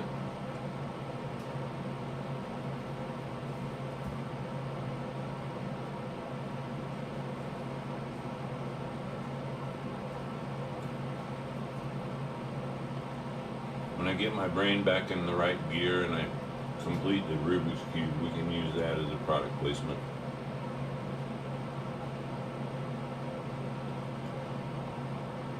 I got to the final part where you have to figure out the patterns that shift the corners and the middle parts, and I forgot them.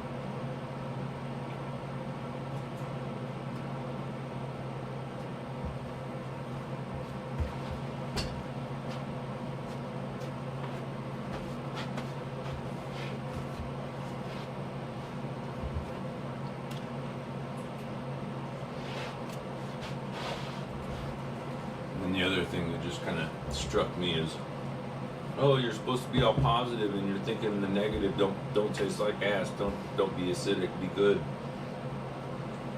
And then I'm thinking, yeah, but every time after that, for this entire cup, I'm gonna be like, it doesn't taste like ass. It's so good.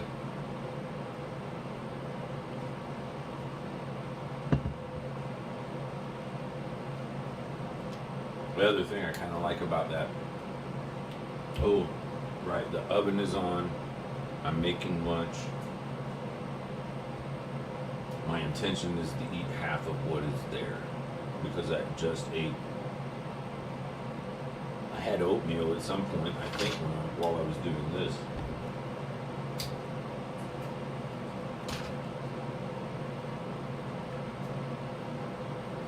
For a while there, I didn't do any shopping. As I mentioned earlier, October or November, I had actually started shifting before even that in what I was ordering. When you plan on moving, the last thing you want to do is move food that is easier purchased than move. I don't know if that makes sense.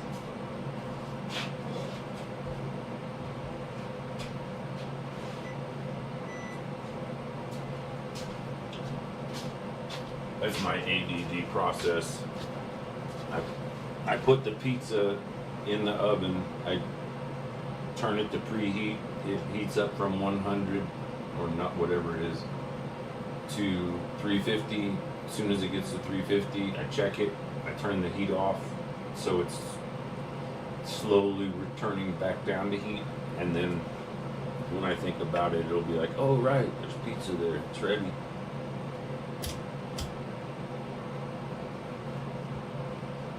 If you function with your ADD versus against it, it becomes kind of entertaining, almost adds surprise to the day.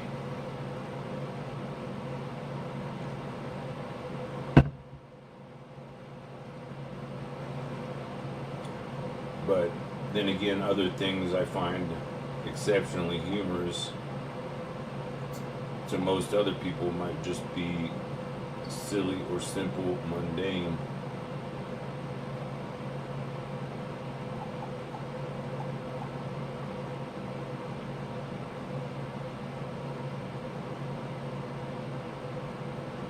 Oh, I was writing something and I got distracted because I was like, hey, instead of writing it, do a live stream. So the funny part, I realized this is tying a huge loop way back around to the girl I met at the beer store, which may not be in the live stream, but is in the blog that I have on my webpage that this live stream comes after. And it also references, I guess, the last year. It was something that happened during the last year or two of me working downtown Stagehand Union, because I was at a coffee shop and I had a notebook and pencils and pens, and girl was like, what do you got one of them for? Like, why you got a book? You're not in school, you're too old to be in school. And I'm like, what do you mean? It's a notebook, I write stuff down. She thought it was weird, she kind of laughed at me. And then recently a girl kind of laughed at me when I showed her my webpage, and she goes, "You write this to yourself? You just send an email to yourself?" And I had the same, like, well, yeah, don't you? Like, all I have to do is speak out loud, and instead of typing, which I'm not really able to do like I used to, and there's a different vibe, honestly. Like, there's a different timing, there's a different rhythm, there's a different reality when I speak versus when I type, because there's no mechanical interaction between my brain and my fingers, and then my brain again to error correct, or to, I think you see what I'm saying. The point is that talking on the phone to the email is faster than these live streams, because it gives me the speech to text directly, and I still have many hours, let's just put it that way, many hours of videos. I still, matter of fact, I could almost say for sure I haven't done it yet since I started doing these again.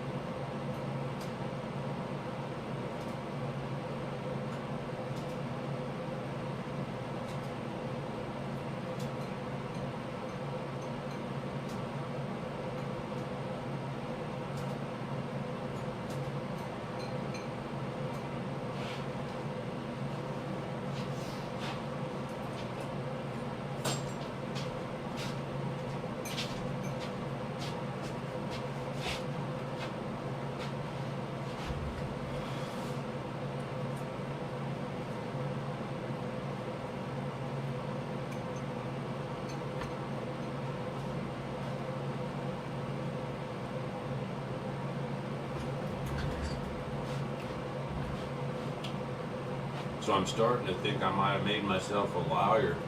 The sun looks like it's definitely going to set in the camera view.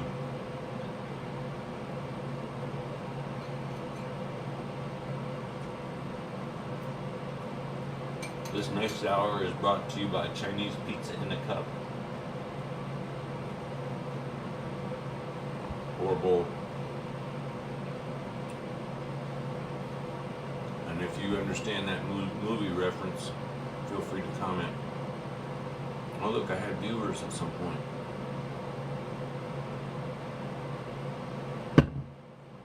I almost never pay attention to that stuff.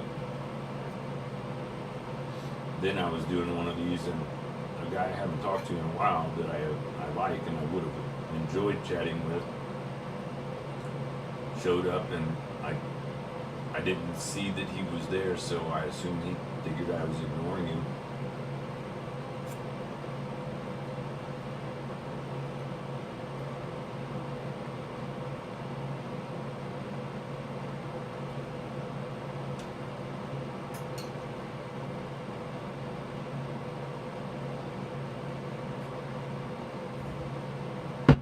But because of that, I try to remember and keep the chat open, so if it moves, I'd be like, oh wait, there's somebody there.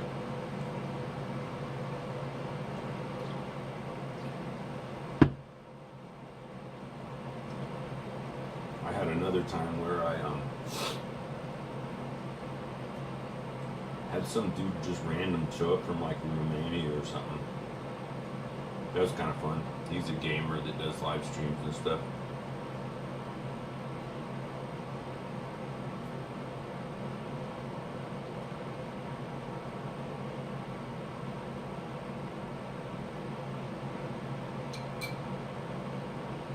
On one hand, I think it's kind of fun to be able to like figure out how those algorithms are programmed. Like if I'm live streaming and somebody's like, yeah, I don't know, you just showed up on my feed, my first thought is, I wonder what is in my algorithm that connected with their algorithm. I'm not sure if that made sense.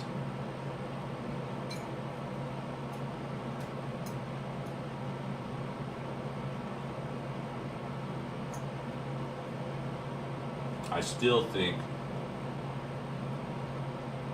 more than 50%, more than 80% likelihood that by the time YouTube has done the processing which converts the speech to text and then sends that through AI a couple 3,000 million times or whatever, I think that changes the algorithm for that. Because I think from what I've gathered in the way other, I guess you call them YouTubers, select their words or verbiage is because they've either found out or been told directly that exact reality exists. So different words they use while they're streaming affect how that stream is categorized or put into the original algorithm.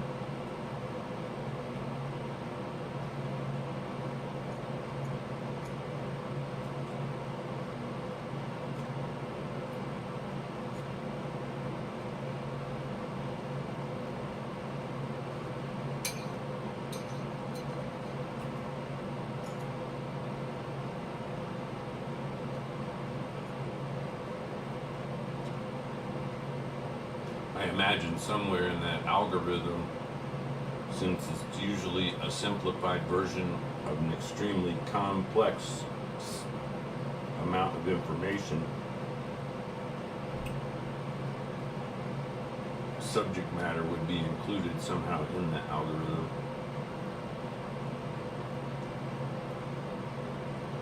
Which would also be different than whatever you put in the description, or maybe even chat would affect it in some way or another.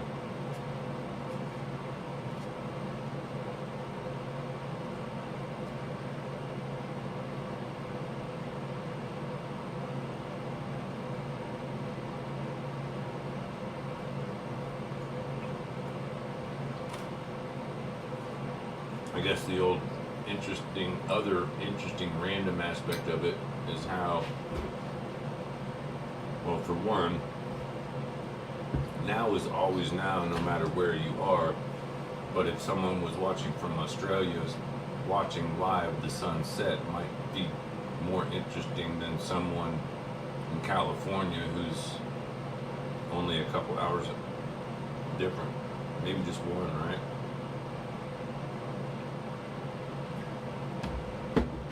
I think it goes mountain time then Pacific time.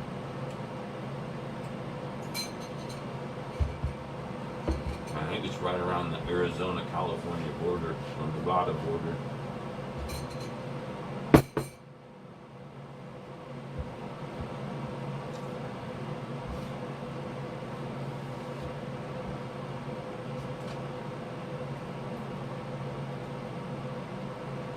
The interesting part about this pizza, it's the first time I've gotten this recipe or brand or whatever,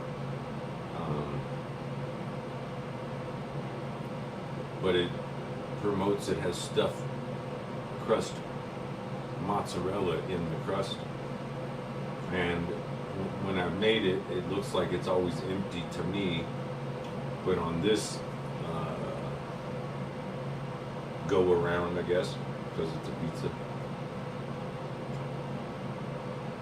Oh, maybe that's the difference between a pie and a cake, is a pie has to be round. Pie aren't squared. Hashtag write that down. Hashtag spot check.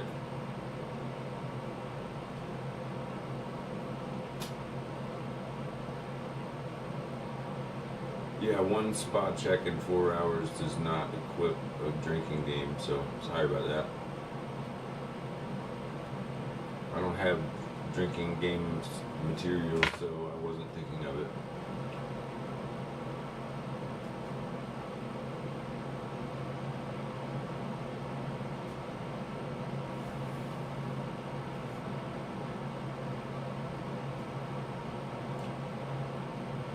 If I do something and then tell somebody to do that and then they do it, are they following my words or my deeds? My actions or my intentions? And are all of those things the same things?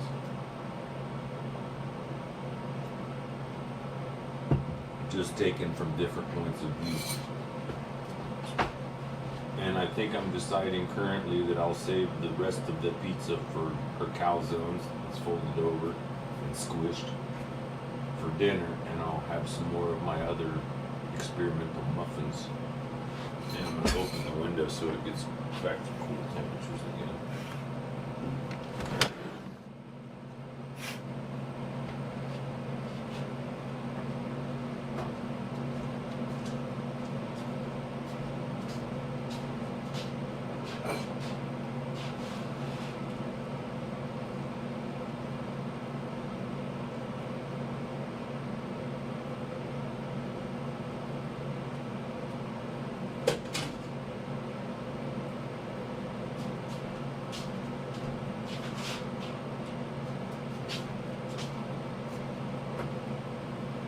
The other part that helps in that whole subroutine, I mean, another shout out, it's so weird just how one little phrase keyed me off.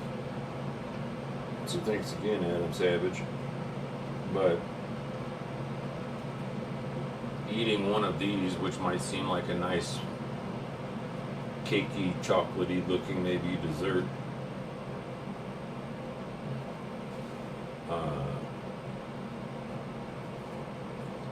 any of them that have what I call protein powder, that powder also includes like different types of, I think, greens and or superfoods. Essentially, it has more than just chemicals put in a powder mix. It has actual plant substance matter and fibers and etc. So it's like I'm consuming granulated parts of actual plants as opposed to chemicals that resemble the chemicals that should be in those plants. My point is that these things look chocolatey and delicious, and they are. But some of them have greens in them too, and protein and other stuff.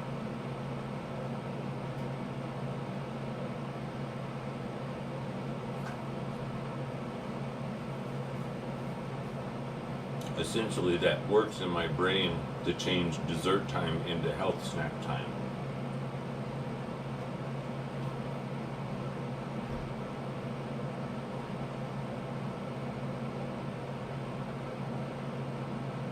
And contrary to popular belief is usually held by less than intelligent people.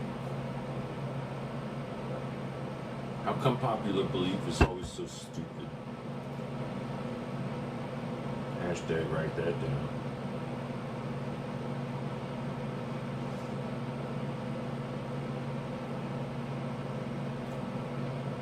Just checking to see that I was the only person.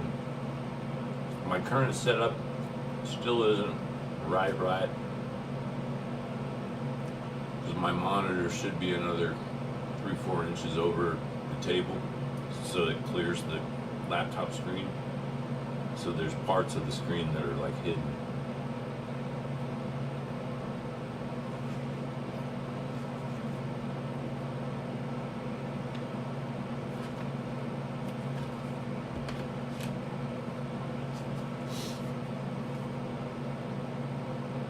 But anyway, in my subroutine brain,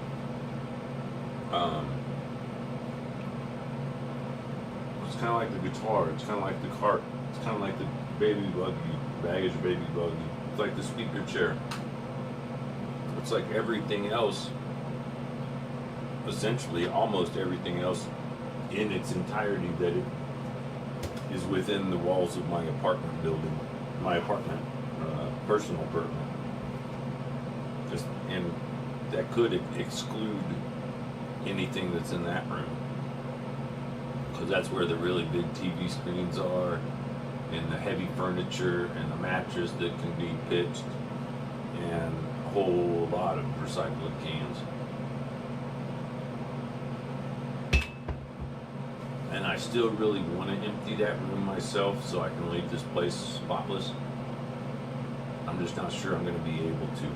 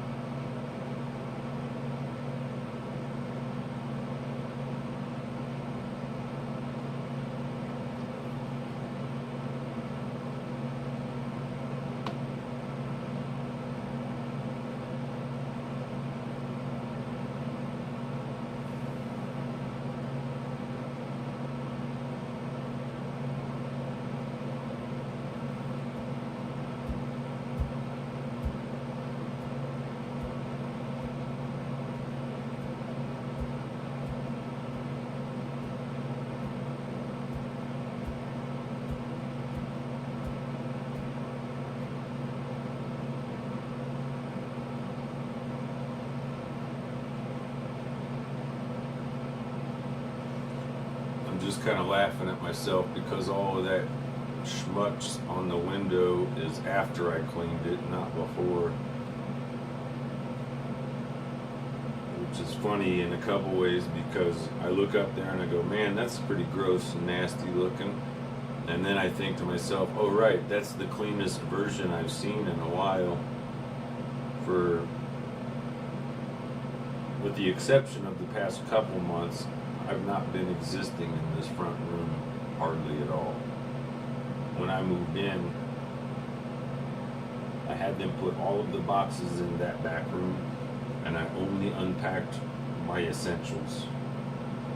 And it didn't take but a week or two before I realized I would never be able to live stream without audio interference from neighbors, which means recording audio, recording music, recording songs, etc. is essentially out of the possibility. I even went as far as to try and move everything to the back room, which meant all of the boxes that were back there came out here.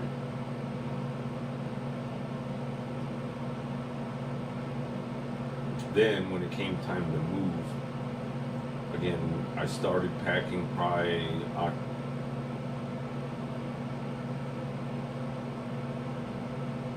September, October.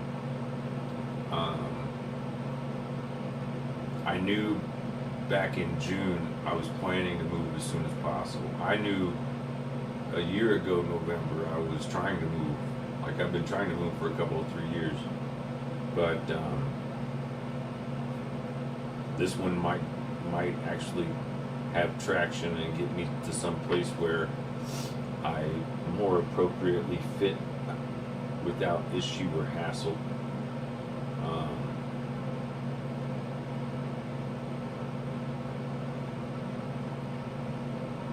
I got super duper lucky, I assume, and it's just one of those weird timing things and appointment things, and it's why I have a really difficult time when I am already aware before I meet with that my case manager is a lackluster person who prefers to push something forwards with any excuse they have.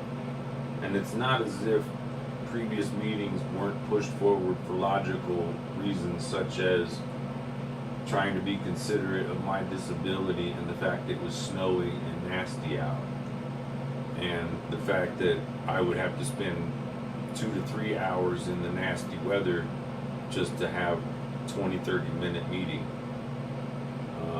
So it wasn't horrible per se.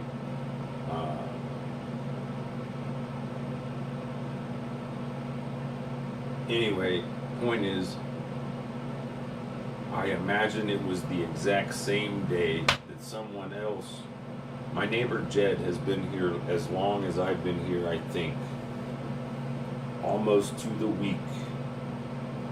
Possibly to the day.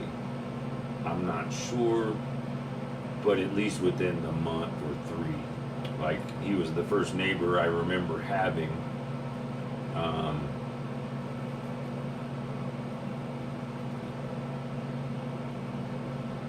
Which is kind of strange, because I remember when they showed me the apartments, they said this one or that one is better. I said, which one has the better view? They showed me this one.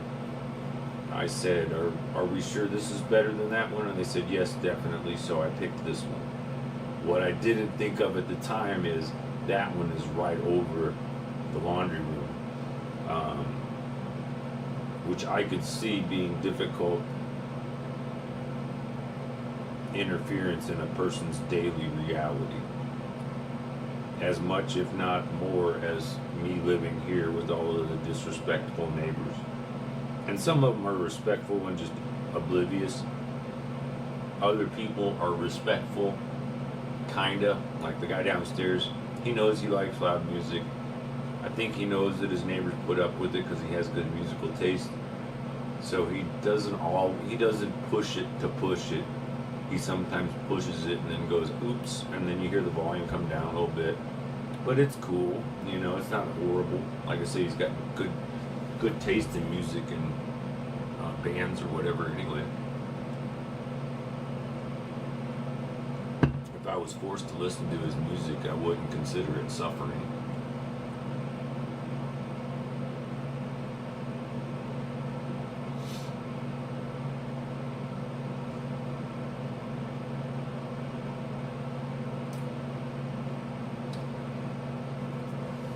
Still trying to figure out. I have 2 monitors, same brand, same build, same model, I think. It says Scepter C24. One's called a Business Pro, the other one's called Gaming Monitor.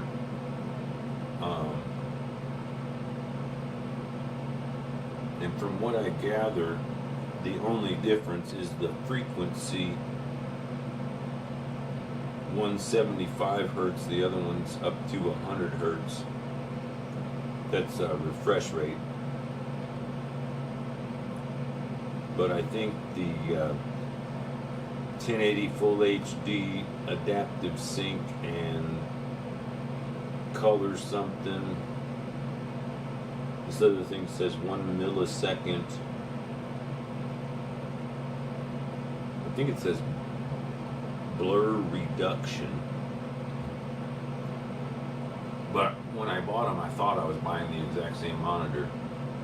And because I got it at Amazon, I might have bought it from the same place. And then maybe they didn't have one and go, oh, this one's basically the same or better, so just send them that one. The weird part is that they both had the same model number, C24.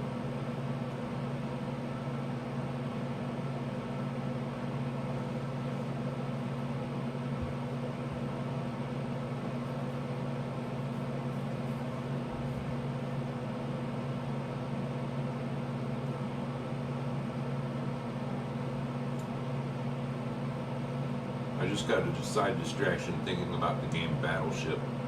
Because I was like, wait, there's no C24, there's no 24, rows, ranks, or files.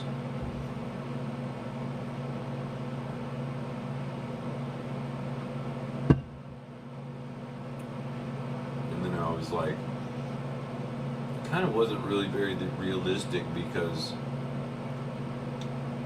all of the fleet was by game design shrunk to this really small area that's extremely unrealistic, and also doesn't identify the possibility that they're moving targets. They're always stationary throughout the game.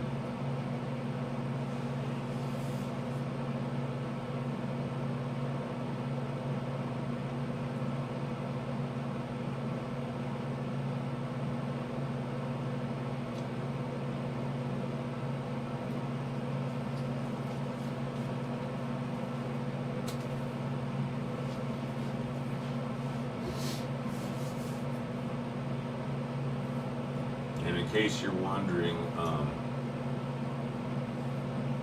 for the past few months, the corner is where I sweep all of the floor dirt, and then every so often I scoop it up to bag it up. That's why I have little issue with throwing my muffin skirts. Is that what they would be, a muffin skirt?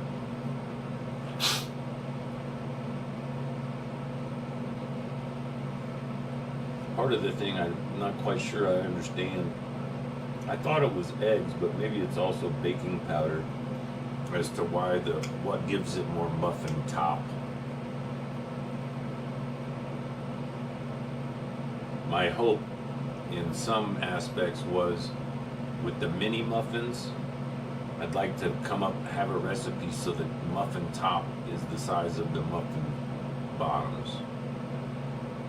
So in a donut shop situation, you could sell muffin tops or muffin bottoms in the same way as you would sell donuts or donut holes.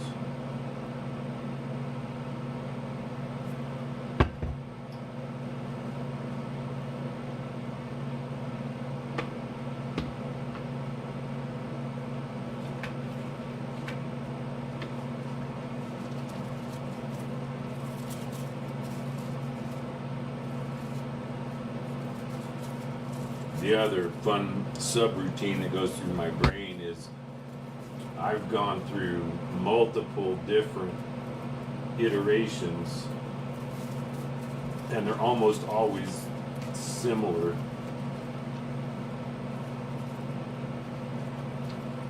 My point is,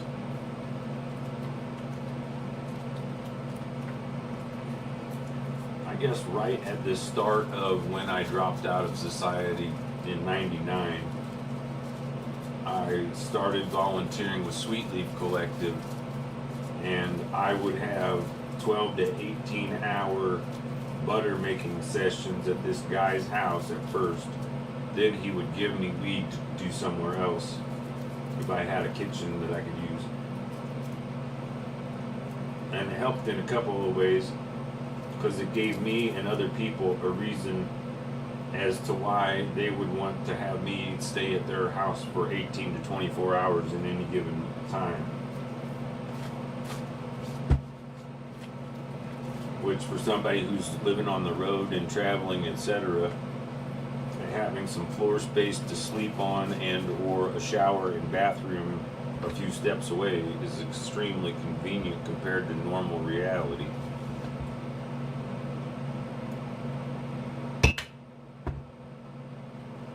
Even nice campgrounds, you usually have to walk, like wake up, get dressed, and walk to a location to use the bathroom. And at my age currently, if I was camping, and I just know from experience 5 years ago, with or without beer or coffee, I still will probably wake up 2 or 3 times throughout a night to pee. And it's just wake up, walk to a bush, pee, go lay down. You know, if I get 2 hours or 3 hours of those, that means I get 6 or 8 hours of sleep maybe.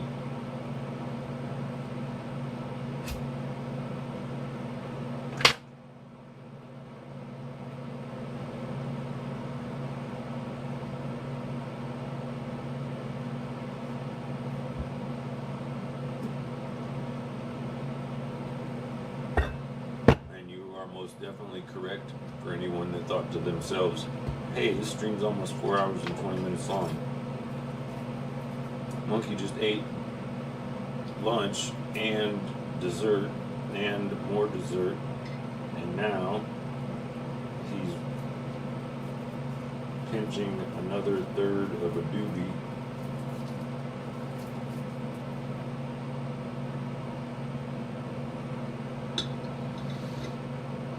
It's kind of where math comes in, and I'm not real great at it, but each one of these little doobies is supposedly half a gram. The big doobies are supposedly a full gram. The little doobies are Blue Dream. I don't remember the name of the big doobies. But what I was suggesting is if one of these doobies makes 3 bowls, each bong hit is 1/3 of 1/2 of 1 gram. That's the math I wasn't quite. And then you can add to that how many tokes I'll get out of it. Probably 4, maybe more.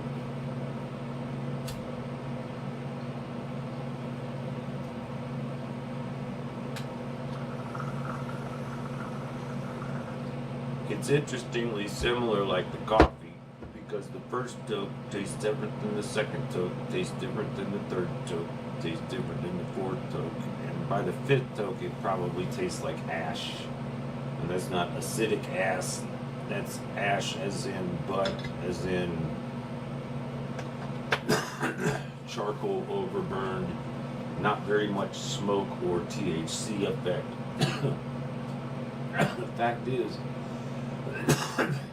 a large majority of what is consumed as a psychoactive, the THC and or THCA and similar compounds, what causes them to vaporize and become active is temperature and heat.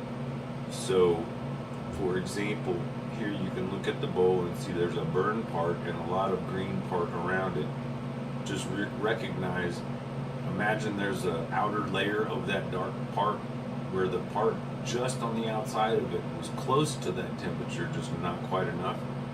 That changes the chemical makeup of that next toke. So if I put the flame right on the burnt part, it'll just continue to burn where that was from, burning only the preheated material. If I instead, which is normal function, corner a different part of the bowl, I'll get almost a green fresh hit with a slight tinge of the ash taste. Then the third is the last bowl where you might get 50-50, like, because both sides, that makes much sense. The idea is that you get 3 corners in the bowl, then you get a 4th one to cook everything that's left. The 5th one is usually ash and it tastes bad. The only reasoning for doing that is to clear the bowl. A lot of times in my age and lung capacity, I'll just chunk it out in the ashtray, because doctor says I got emphysema or bronchitis or whichever one is bad enough to have an inhaler, and I'm not really very good at doing the inhaler. I can inhale this pretty good.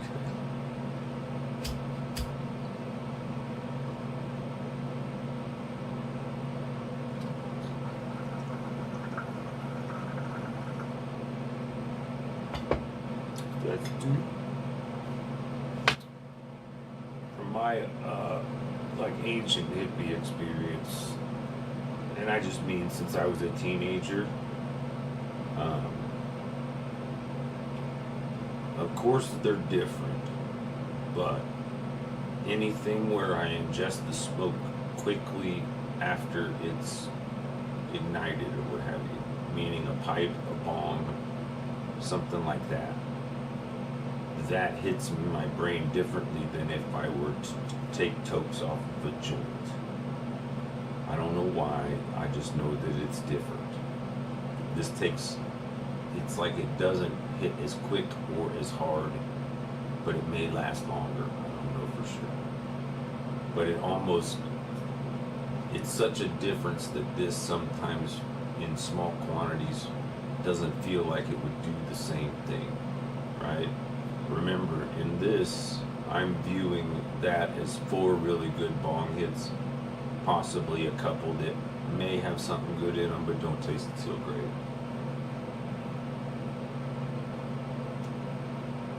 I could probably fire this up and get 3 or 4 good tokes on it and a couple of other tiny tokes before it got to where the weed would start burning the paper and it hurts your lungs really worse.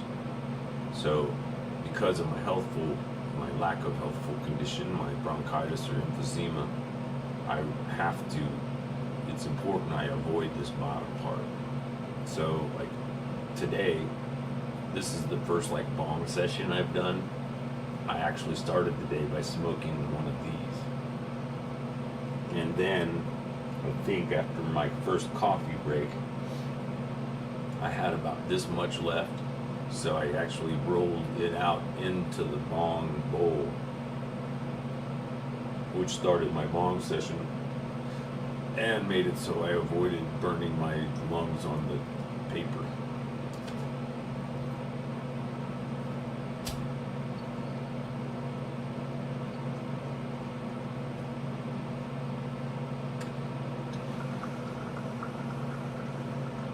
Another almost advanced concept is the reality that when you burn the corner of a bowl, you're not burning a wedge, you're actually burning a cone that goes down to the hole.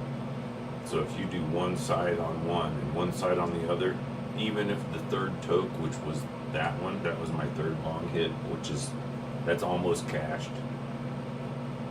The fourth one will be ashy and nasty, but it'll work.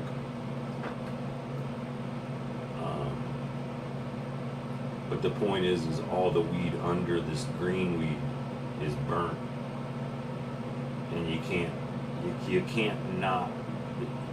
It's not something that you can avoid. It's just the nature of it.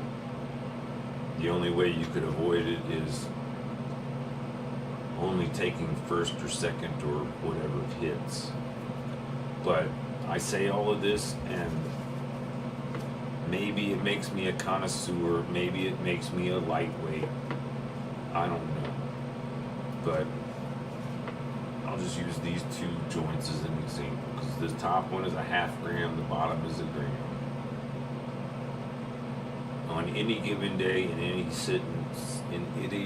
in almost any sitting situation, there's no reason that I would need to consume all of either of these in one take. This one, I could totally see, because it's essentially half of a cigarette. If I smoke one of these, if I was at a bar or a nightclub or something, and I went outside to smoke a cigarette, I could smoke this, or I would probably smoke about a third of this, and then half of a cigarette and call that my cigarette break. I could do that. This would last me 3 cigarette breaks in that subroutine function. And this subroutine function of utilizing it as simply a container, each third of ½ of a gram is essentially 3 to 4 good tokes in a bong or a pipe. That could be 10 tokes, it could be 15 tokes with a joint. The thing about the joint is when you take a toke on it, almost without question, it's going to continue to burn. So some would consider joints more wasteful than bongs, and bongs more wasteful than pipes, and pipes more wasteful than one-hitters. Now, this all started with the reality that 3 tokes is a pretty good mind change, brain change, mind reset. Whether it's a little one-hitter or 3 bong hits. Because I did 3 and I got some good tokes, I'll take this 4th one, finish the bowl, might even be a 5th one. And then it's primed and ready for the next smoke break. So that subroutine is completed.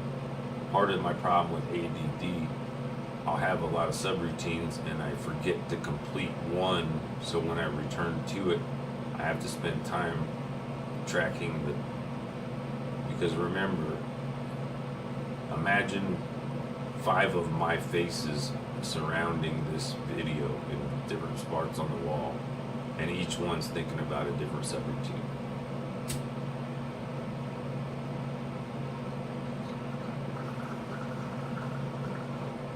And as I mentioned, that fourth one was okay. It didn't taste green, but it did taste acid.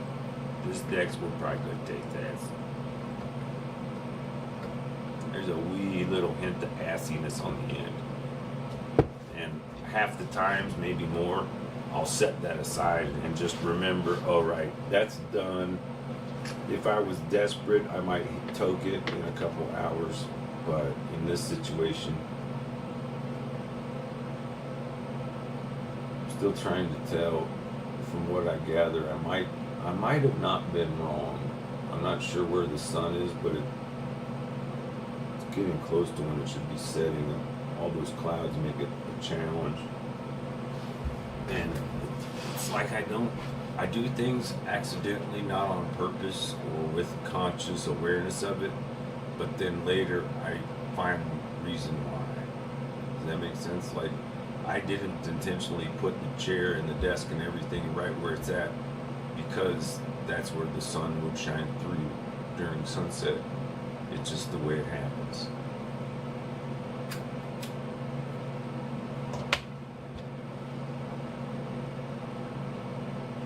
Which brings me to the concept of the potential new place.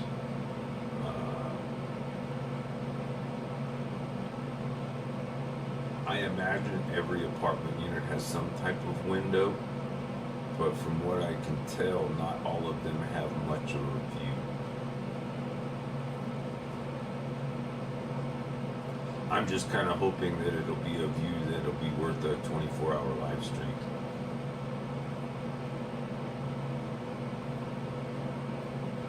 And then I can figure out how to do the live stream to some kind of non-profit business, so I can either accept ads or donations, so it pays for my internet or something.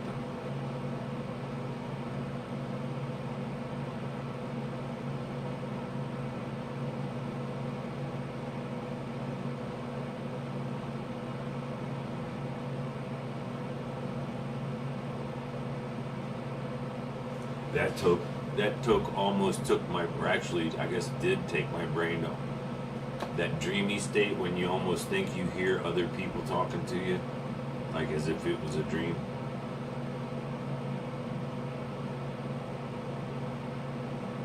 It's like my ears didn't register noise, but I heard stuff. As if somebody or some people were talking to me.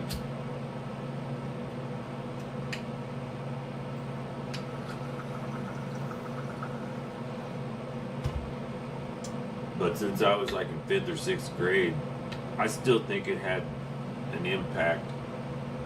I got thunked on the head with a horseshoe and like knocked silly.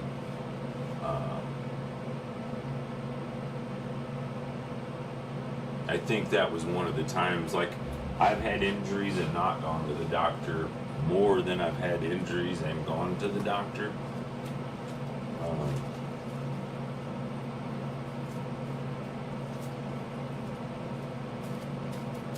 But in that case, it was like, he's got a concussion, this is what happens. Because I seem to recall it was because of that later when I had similar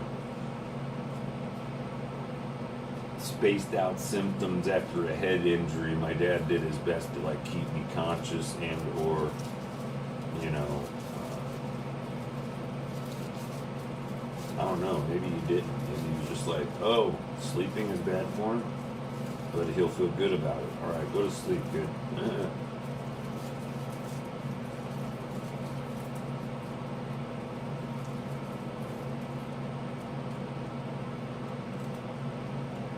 I wonder how long after he agreed to let me move in with him, he regretted it.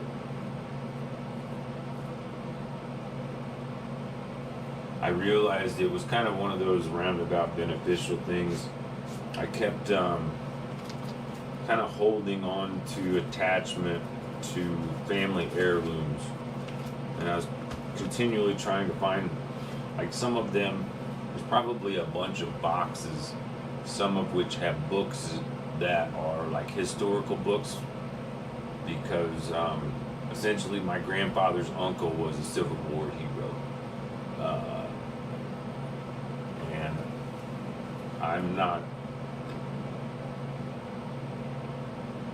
I don't recall any stories of my grandfathers being war heroes. And my dad was in Vietnam, but didn't consider himself a hero as much as a survivor.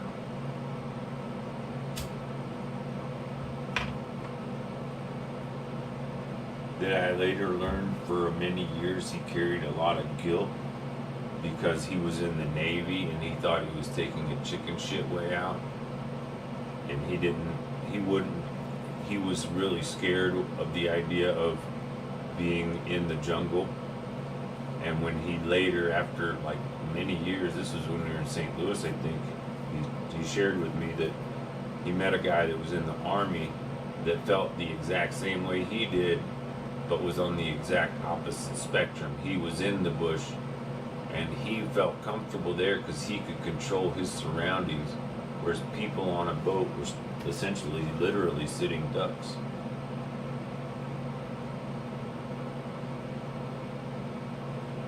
It's just interesting that two different sides of the same war on the same side, like they were both the United States people, but it was the difference between Army and Navy, and yet they both had guilt thinking the other one,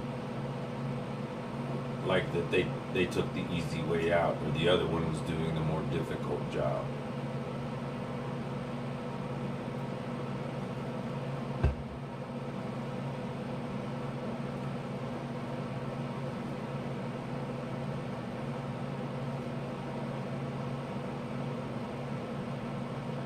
If opposites attract, then opposition is a force. Because attraction is obviously exerted or displayed through force, right? Force is the movement. Or no, work is force times distance.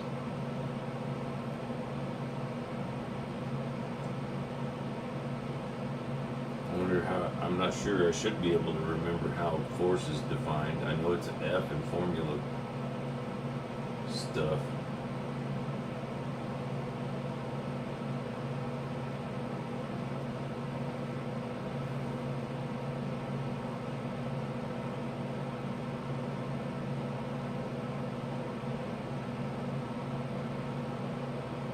Oh, the other thing I'm starting to like mentally, well, a couple of things. One is, in a great, wonderful, wonderful world, I'll be able to do this whole plan as I'm talking about. Taking the bike and the trailer to the bus station, turning the box sideways so the box and the trailer fit into the bottom of the bus.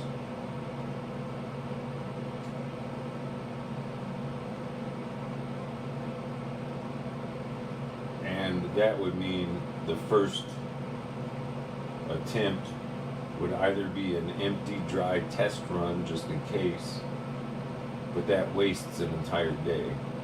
If it's as it sits, it means the first box that I show up with is a box that's just shelves. So I empty the shelves and set them up, so then I can put the box back on the trailer, get the trailer back to the bus stop with the bike, then do that all in reverse, and then back to the house. That's definitely going to take a day. I mean, I can't see me doing 2 of those in one day. I could do 3, right? Like I could do a there, a back, and a there. And then I could do a here, a there, and a here. That essentially gives me 3 trips in a day. And it doesn't seem like much, but it cuts my days almost in half, right? Because instead of doing one trip, I'm doing 1.5 trips.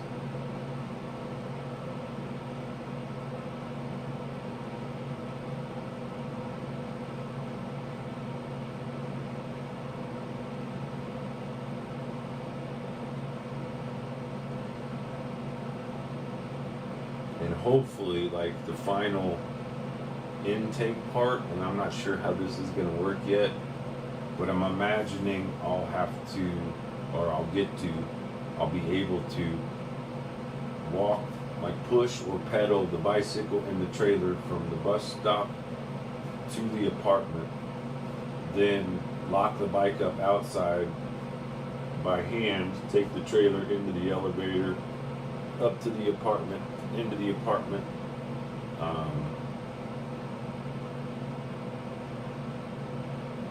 In truth, if I can do it the way that I'm talking about, I might do it and not empty boxes, at least at first. Of everything I have, I definitely have 5 boxes that size. One of them is too heavy to do what I'm trying to do, which means it needs to be reduced or repackaged or otherwise addressed.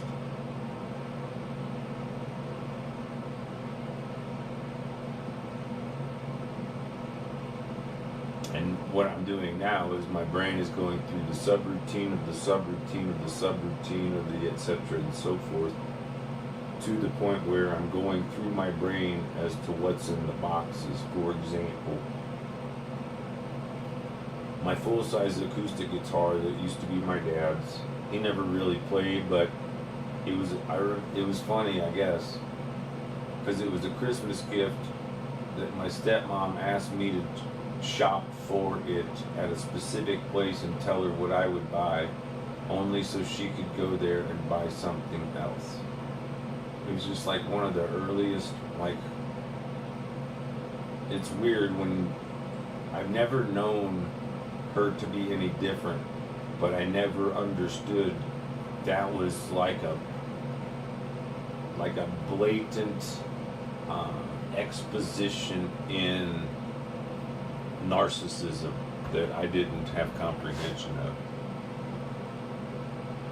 And it's looking like we're going to catch just a wee pinch of the sunrise.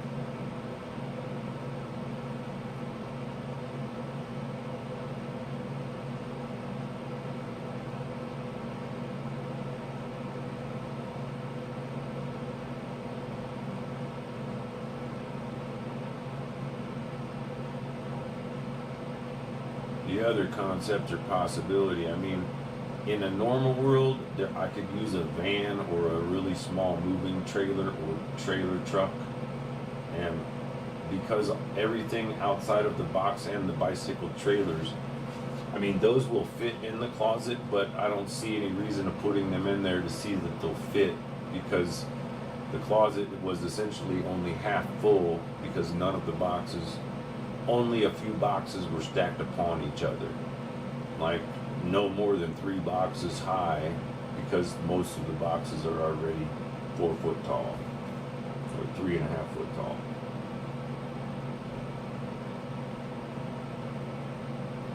But next comes a subroutine, because I still have one other fallback. Like all of these subroutines, every time I create a subroutine, I also create a fallback subroutine that's going to happen next, or that I'm considering as the alternative game plan, and that is 2 large suitcases that have wheels, because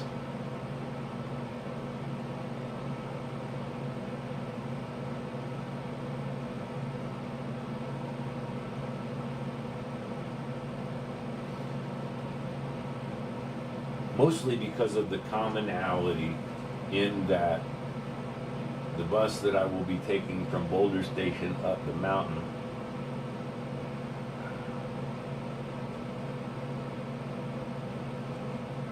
got a rebel mustache hair that's like poking me in the nose.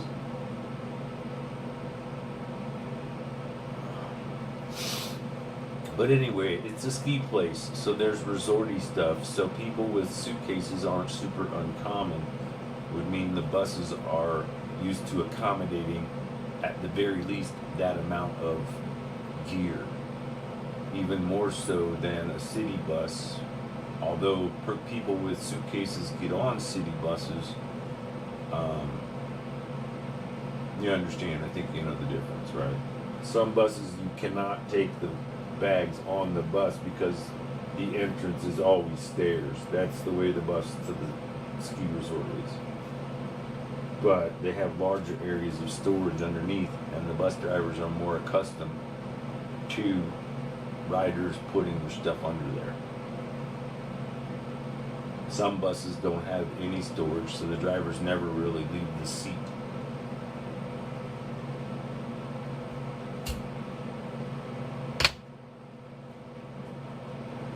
And I'm not sure why, but I think there's almost 3 levels of it, but maybe not. Maybe everything is either you step right on or it's stairs. Of course, normally with my normal, like, everyday carry, it's a small book bag type of backpack normally with a couple of bags inside of it that I guess in true truth would be the first thing I'd want to take up, along with my ski bag and my camera stand. I could probably take that as well as the laptop and start streaming from the apartment, maybe, while I'm moving everything from here to up there. Maybe. And if I could do that, it'd be kind of cool, because wherever there's Wi-Fi, I think, I'm not sure if I have any data. I might have a little bit of data on the Obama phone on a month-to-month basis, maybe. But I could chat as I was riding the bus up and down and here to and fro as the live stream happened. Does that make sense? Like, I go to the landing pad and I plant a live stream and it streams 24/7. And then I use my phone to go back and forth, and I acknowledge what I'm doing on the phone, with or without video or audio or other recording devices, might have you. Because as it sits, I could even maybe take the laptop and point the camera that's in the laptop out the window. That becomes the live stream. Then I still have the Zoom camera that I can record when I'm going up and back and up and back. And if I include the space case, or possibly one of the out of space cases, I have 3 other computers that are boxed up. Depending on time and energy and motivation, I may likely still skin those. Only because the outer shell is 5 pounds at least, maybe, of metal. And unnecessary for my usages, mostly.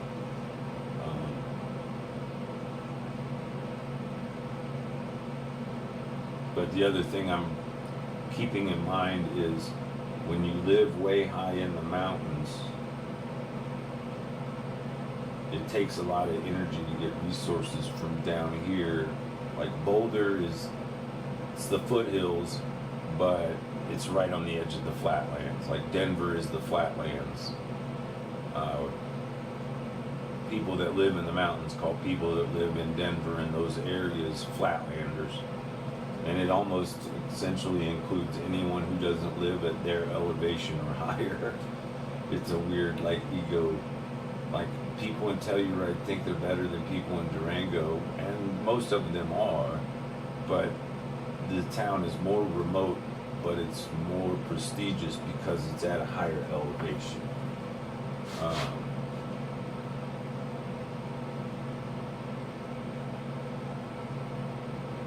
And and I'm not sure, but Nederland I think is above Durango and not as high as Telluride.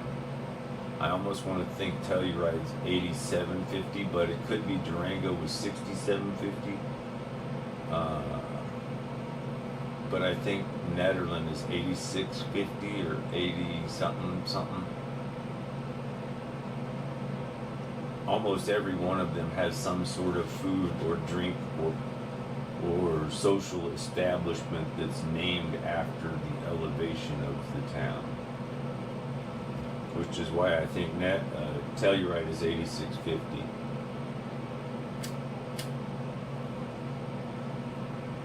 And Nederland could be like 8260 or 8620 or 8. I don't remember.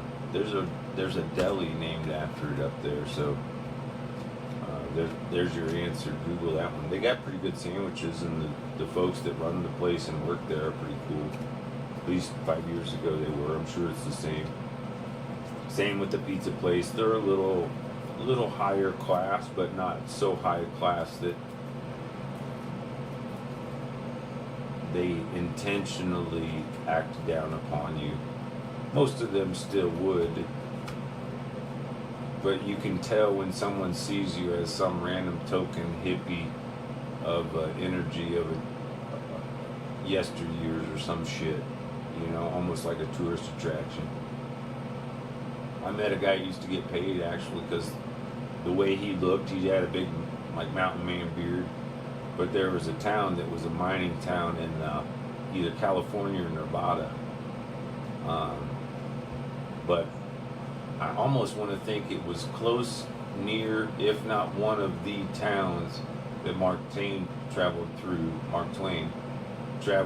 in Roughing It, or maybe even worked or attempted to be involved in mining.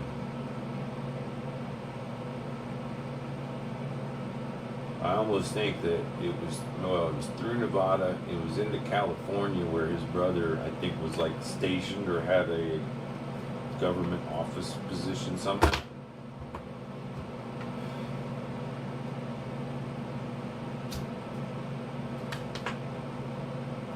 In a lot of ways, that book kind of set the stage for some of his other works that were not the novels, as I recall. Like there was something about a Yankee in something in the King's Court. I can't remember what that name was right off the top of my head. But the reality was it was the adventures of him as an American traveling through Europe. And I assume at the time somewhat of a celebrity to the educated types. And the beauty of Mark Twain is he wrote and published in a manner intended for average to lower class people, because during his initial time, writing and reading books was the only real form of entertainment outside of being a musician yourself. Because there was no phonographs, there was no records, there was no MP3s or any of the subsequent technology. The primary reason many different types of musical styles are limited in instrumentation is primarily because of the source of those styles of music. Bluegrass is probably the best example, and I liked the funny joke I created that if you ever want to really feel the blues, go to a bluegrass festival with a pair of drumsticks, or just with drumsticks.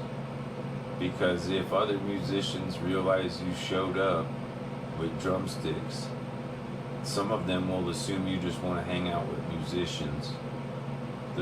A few of them might recognize that you're being funny. When I went there, I'm not sure anyone recognized that I was intentionally trying to be funny by going to a town that was all about bluegrass with drumsticks. My point is, drums aren't in bluegrass music because it's hard to carry drums from one hill valley through another to another to then jam with your neighbors on a picnic Saturday or some shit. You know what I mean? Where my grandparents lived, they lived in a certain type of situation where you could, if a couple way down the road was talking, you could hear it because the sound would come straight down the kind of road where there was these trees and then bounce off the hill and then go straight back through the road, because the road was like at first gravel but then paved, but it was like a, how would you say, you went in, it went dipped down and went up, and then a little, and then dipped down and then went up, then there's a long flat part, then it dipped down and went up, and then a long flat part to a dead end. And my grandparents lived on the either side of that dead end. But you could hear people talking on their porch from the very end of the lane, which could have been a half mile down the road. Like, could have been more. That's a good question. My granny used to walk back and forth.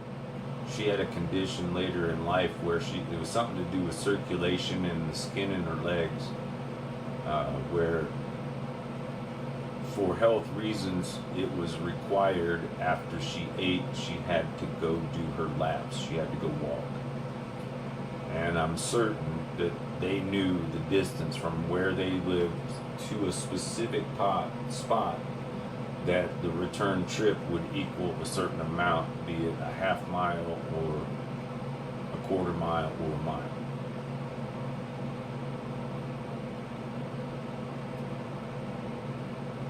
I'm just trying to go through my Rolodex of subroutines, aka memories.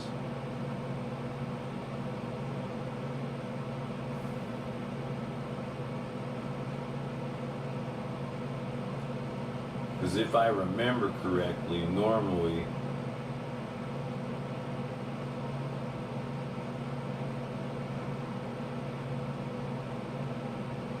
I almost want to think from their house through the flat part, down and then up, and then through another longer flat part. To the end of that was where one family they were friends with lived, and on the across the street was where one of my other uncles or other relatives lived, or at least a really close friend of the family. And then when you went down the hill and then up again to the country road, the property right there was the person who owned all of that stuff originally as the farmer, because the adjacent lots behind those properties had no trees on it and was just farmer's field. It's just somebody bought this big expanse of land, and there were certain areas due to drainage and hills and trees that weren't usable for farming, so they developed them into subdivisions. Kinda. They're not even that. They're just country road offshoots, gravel, half-mile gravel road that goes down, and there's little lots on either side with,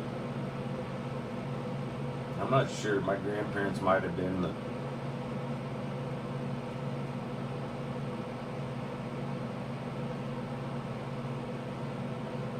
I remember, I think they were kind of proud of it, but they were either only the second or third house that was a house from the foundation up. All other housing things there were either single wide or double wide trailers. I remember the neighbor across the field, there was like a lot that was between my grandparents and the neighbors that I think the neighbor owned, but my grandparents mowed it. I don't know how that worked.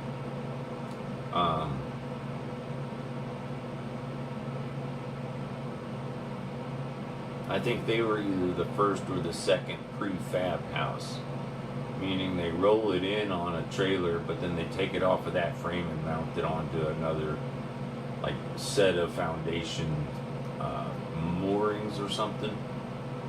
Maybe. Maybe they mounted it directly to a slab.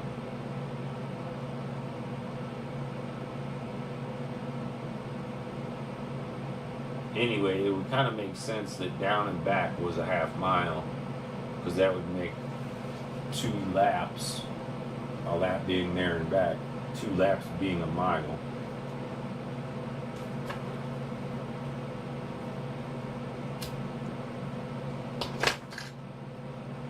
But I was kind of thinking that through that talking, because I was stimulating those parts of my memory, I would recall the different people's, because in many ways, like in a movie format, they were all different. They could be all different characters, at least the ones that predominantly stood out.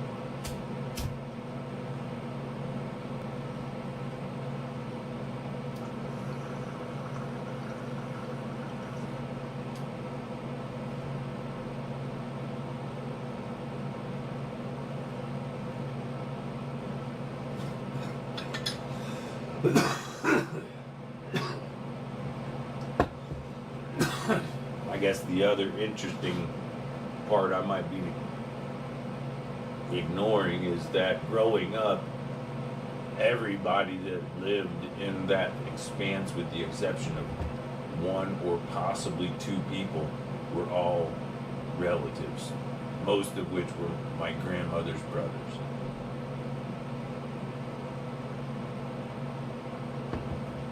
Like, if I remember correctly, Uncle Lauren, Uncle Frank, Uncle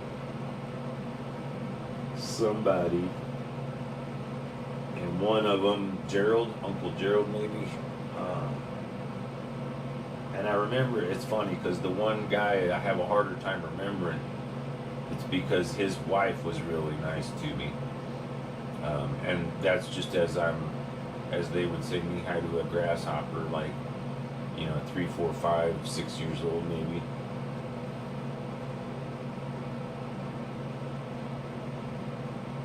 I think I figured it out earlier with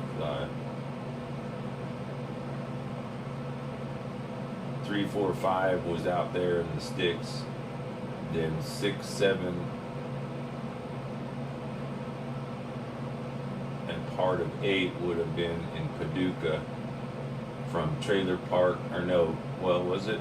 I think it might have been from the trailer park by the river to the ghetto projects, to then her moving in with Tom, the stepdad, in a semi-suburban house in Paducah.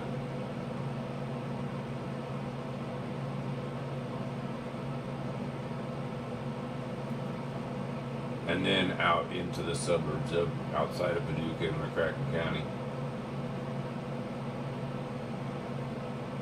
That in and of itself is a good gig, and if you just looked at that little snippet, you might be able to see a hero, a reluctant hero hidden behind a lot of mistakes in my mom's story. I'm not sure her actual intentions. She wasn't one to really share with the family what her plans were. She just told us what would happen next, kinda. Normally I would be sent off in the summer to visit my dad, and when I'd come back, we may or may not be living in the same place. But almost invariably, every time I went to visit my dad, when I came back, we lived somewhere else.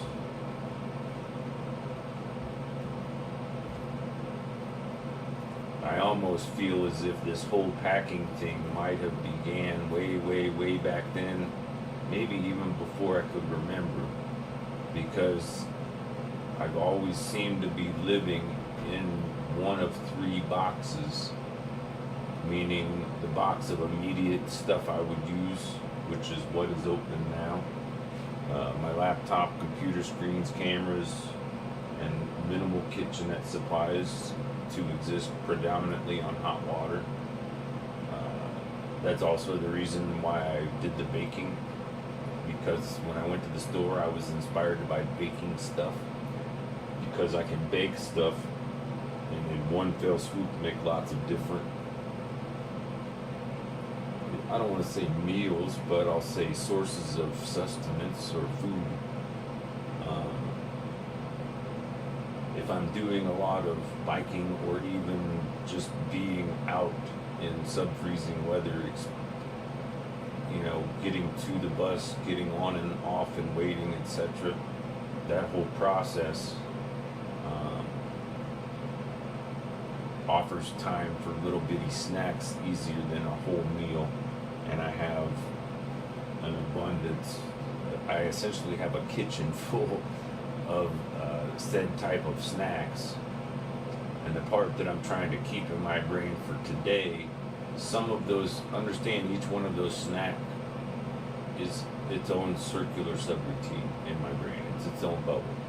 They're just all a bunch of bubbles that are somehow it's kind of like oil and water or whatever. But I'm pretty sure the proper thing to do is the ones that are the moistest, I'll put in the refrigerator to extend their shelf life. And the ones that are the driest, the drier of those two, I'll use as crumbles for oatmeal.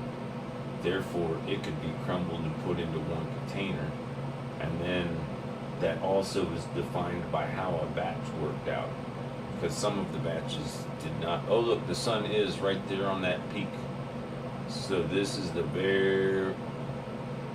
what I would call the beginning of the clock for me, because that to me is like the beginning of the mountain, and it's fun that the sun is setting right there, right over my head.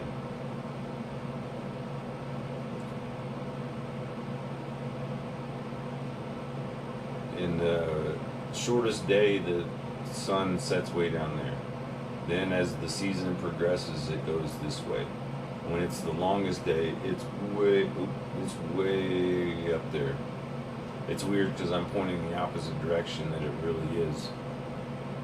But that's because the cameras are flip-flopped.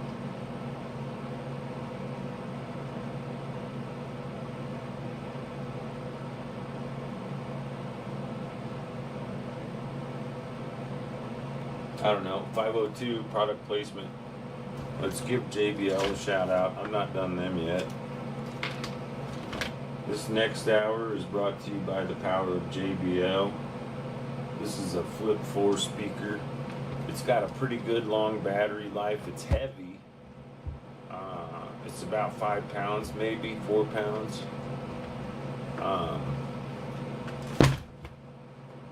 But it's a Bluetooth speaker, and it also has just a speaker jack in, and I'm not sure, but I think you can also, I think if I hooked a phone to it, the phone, if the battery was low, would recharge on whatever battery's in there that works the Bluetooth part. But I don't know that for sure. So I kind of think of it as a very, like a super backup power supply choice. But I also have this, which is a solar panel.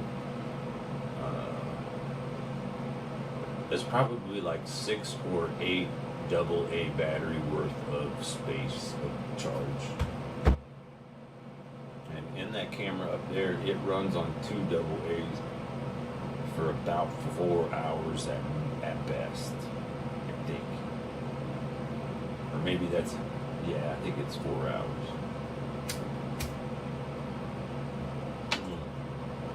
But that's at best. In production setting, I wouldn't.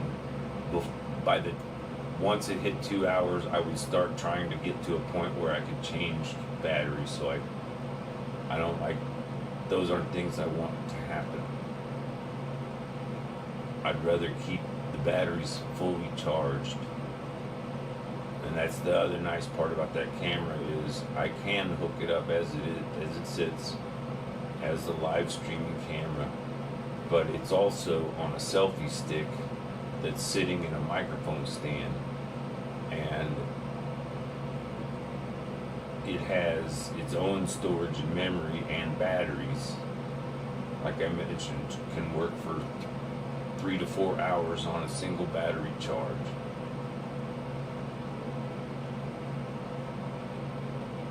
And as I mentioned before, in my vision, the only downside that wouldn't be nice is if it were hooked in like it is now to an external power supply, that could also recharge the batteries on the inside. the thing I'm aware of is if I plug this into that port, all it's getting is the battery juice, and you wouldn't want to use battery juice to charge batteries to then use battery juice because you'd lose on that exchange. And that, I understand that's why it's not any other way, but it'd still be nice.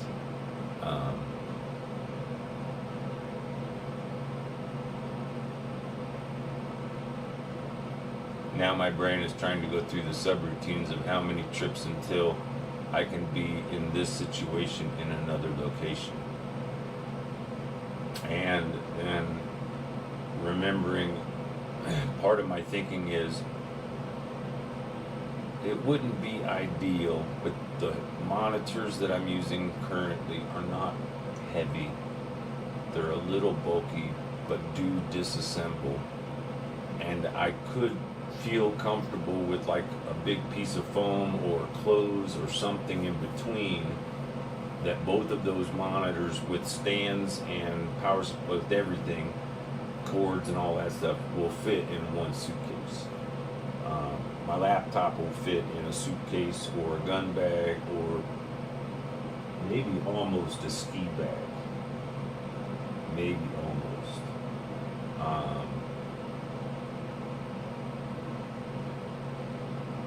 If it does fit in the ski bag, then the ski bag becomes ski, tripod, laptop, camera, recording equipment.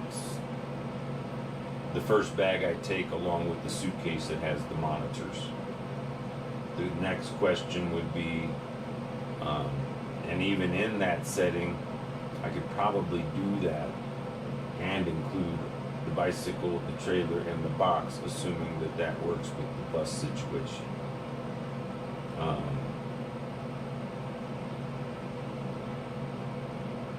But even before I took the bicycle and the boxes, I could do that. That would enable me to return with just the suitcase and the bag and use those repeatedly to unpack the big boxes, putting only small items in the suitcase and the ski bag, and keeping my carrying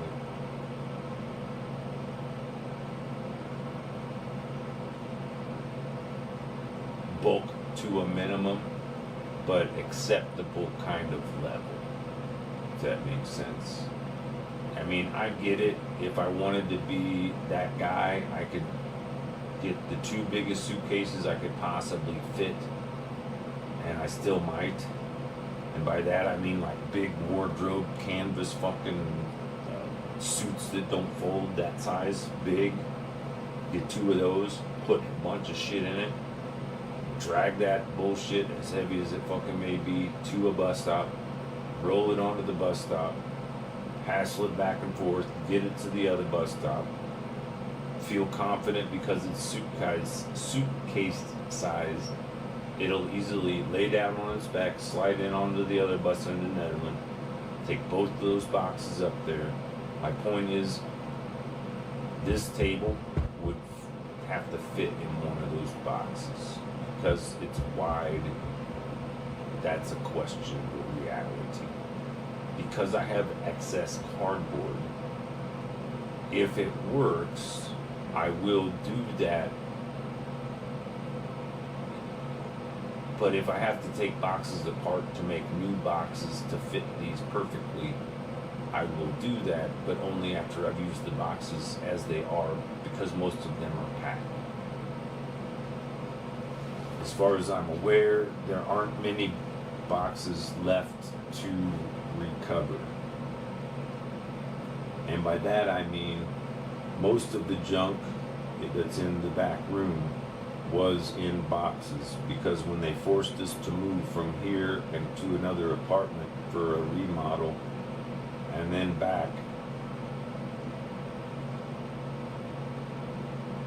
I packed every box I could with anything I could, including empty boxes, because they gave us a bunch of free boxes, and I knew eventually I'd want to move, and that meant if I kept those boxes, I would be ready in that subroutine process, I would be ready for the move to the next place before I even got into the first place, which is why I never unpacked those boxes, because those boxes were full of mostly art projects, recyclables, and like, how do I put it? Recyclable trash that I would use as gardening supplies. I've got like lots of that. Because in my brain, when I first moved in, I could, how do I put it? A 4x8 is 48. So let's call it, I mean, we could call it 40 just because it's an easy number, or maybe we could call it 50, but I'm pretty sure it's not 10 foot deep.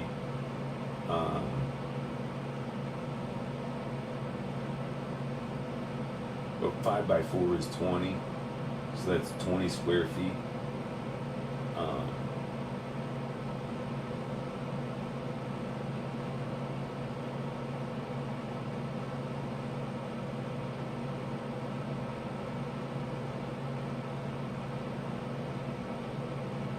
The way I was envisioning it is the closet is approximately the size of one of those U-Haul storage units.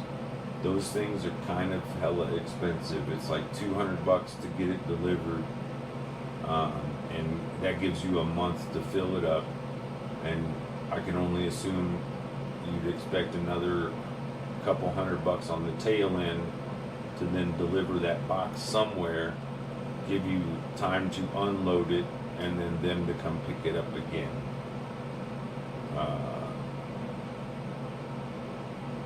That was the first plan, but affordability and surprise costs made it difficult to decide on.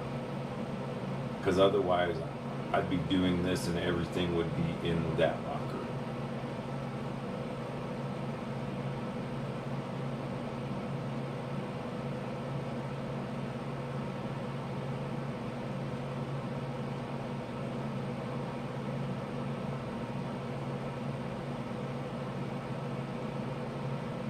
But I figure within all the confusion, eventually they'd start bitching about not getting money, and they've already charged me for 2 months of rent that I haven't paid. So I'm effectively 2 months underpaid or whatever. Although I was informed someone is covering that cost and expecting me to pay for next month's rent, because they're not seemingly motivated or able to get me into this available apartment now.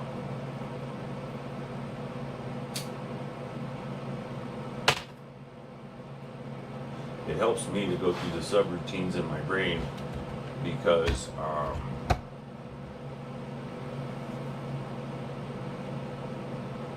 oh, interesting, if you hashtag subroutines, how many times I've said that this episode? A lot.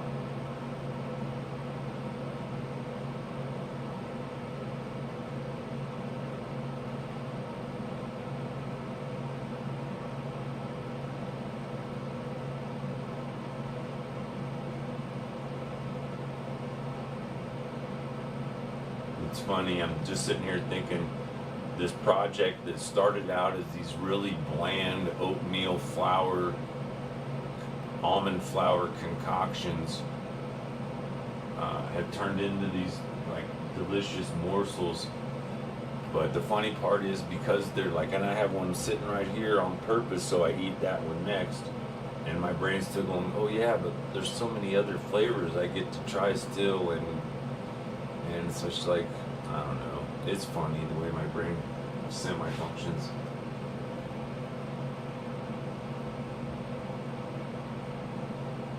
But what I was getting to in my vision, if I can fit it in a U-Haul storage container, I can fit it into the back of a van or a moving truck or a trailer.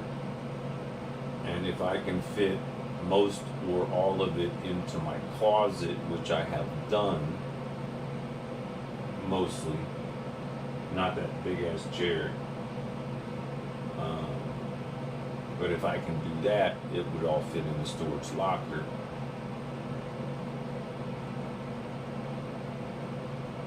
What does this say? Considering turning down what?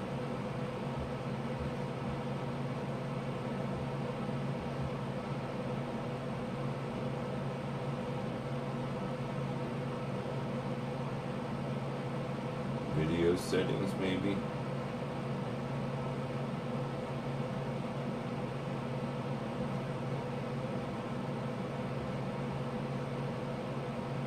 It's set at base 27, 1280, 720.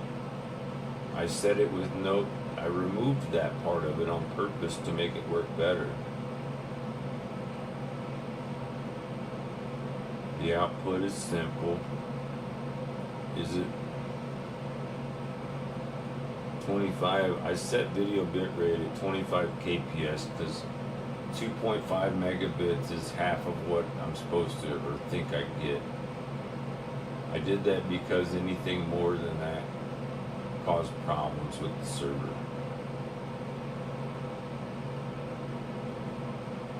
Encoder, very fast, medium CPU. So if I set this to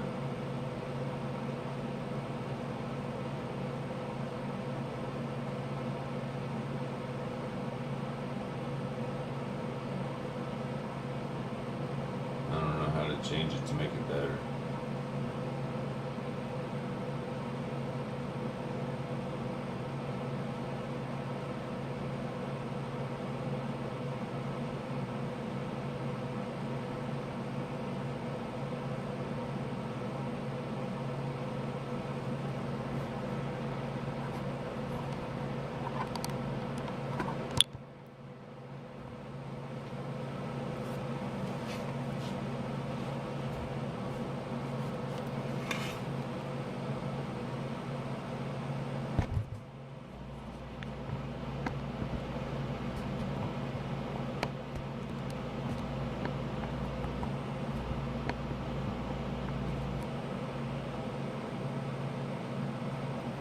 All kind of picturesque and stuff, right?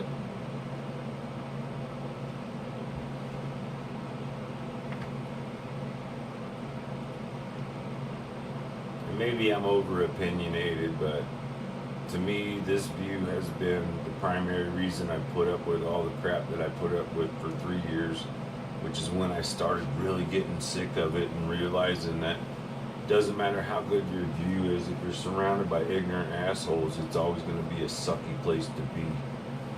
And since I've been spending the past 5 years viewing that mountain, it's only, I don't know, it feels okay to me to go return back up there and reside and exist as best as I can.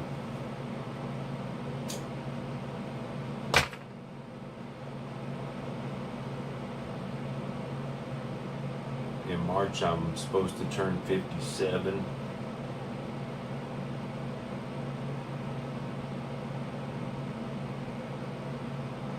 And at this point, honestly, 80 is a far stretch. My dad almost made 80. My granny made 100. My dad's dad was older than he was, I think. But I can't say 88 or I can't give a number. Same with really any of my other grandparents. Or my mom for that matter. I remember she was officially retired, which would have made her either 62 or 65. But I almost want to think maybe she passed away when she was 68. I don't know.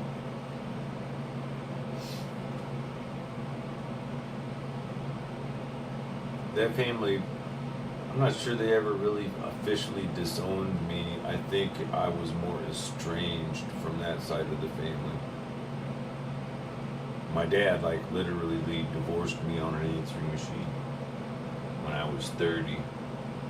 And over the next 10 years, we had zero communication. Then my sister forced me to contact him because she only, I never knew this per se at the time, but she saw my dad as Daddy Warbucks who used money to resolve personal guilt so she could use her situational reality as a reason to motivate him. And part of this is because it wasn't until I was 40 something maybe during one of those visits after I was divorced and disowned from the family. I got to see him 4 times, twice where I was, twice at his residence. Both residence visits and one of the personal visits went horribly, almost entirely because of the influence of the stepmonster. But when it's all said and done, I had to accept that my job wasn't to like that reality, only to accept the reality that his reality was willing to accept it as a good thing. It's funny also because it might have been the very first, for most of my life, Christmas was always a small thing, immediate family only, until my dad got remarried and his new wife, the stepmonster, was one of 9, I think. So in their family, which became our family's tradition, was a very large collective event on Christmas, whereas each smaller family unit would celebrate their Christmas Eve. So the reasoning behind opening Christmas presents on Christmas Eve was more because of family expectations than it was a personal trying to get there earlier or be first. And at some point, I think my dad asked me, because he would do this from time to time, and I would not be aware of the reasoning or the depth of the decision. I would only be presented a simple decision with the long-term results being something that I got to carry along with me from the moment I'm talking about to the first car I had or second car I had.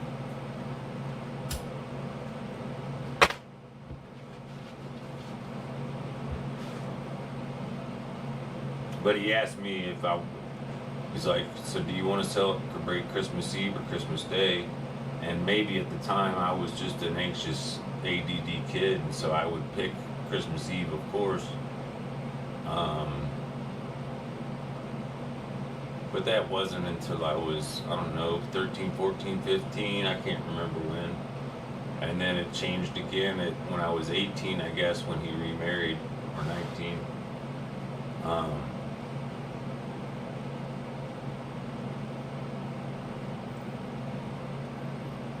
But I think there's an interesting relationship to the practice of opening presents early, because presents as gifts are similar to presents as time in space, which could also include a memory.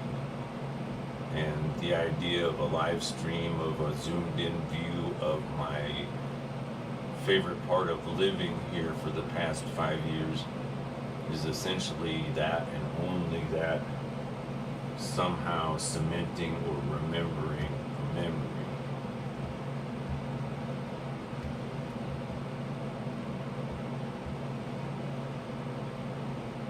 I'm going to see about making an adjustment.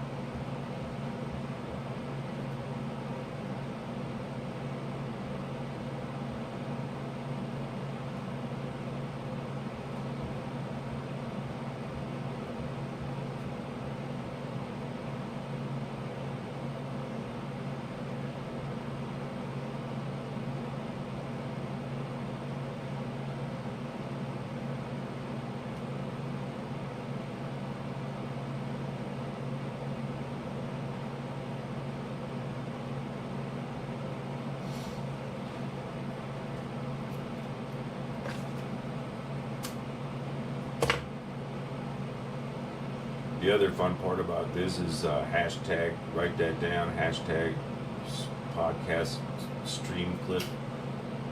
I can grab this video, download it, what have you. I have the source of it, I guess, in some form. Or maybe I don't. It's not configured. My point is, when I do this, and I turn the camera on, that's like somebody doing a podcast, right? With some live thing happening back behind it. But if I were to do this again and I just put the new camera view over the top of that one, it uses that moving background sunset as a function. And now, if I had my shit together, which I might, I can look over here and see 526 sunset.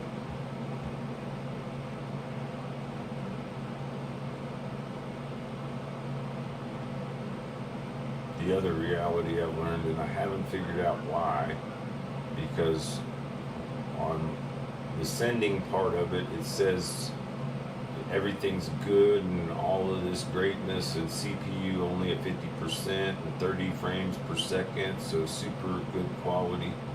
This thing seems to have remained an excellent connection, yet every time I look up at that screen, I still see stutters in the, like, it seems odd to me that I would see like the cars moving or people in the background moving and they're kind of jumping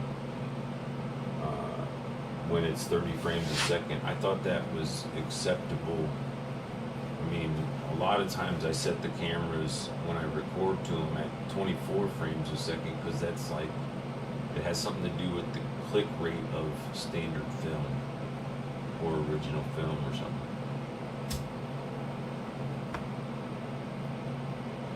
It's also interesting how bright the light on my face is compared on that little corner screen. I mean, it looks like it's blinding and it's just barely, like, at the point when I opened up the windows for both reasons, but mostly because if the windows are open, all of that radiant heat from the sun at that angle really heats up my apartment, and I don't like it to be hot.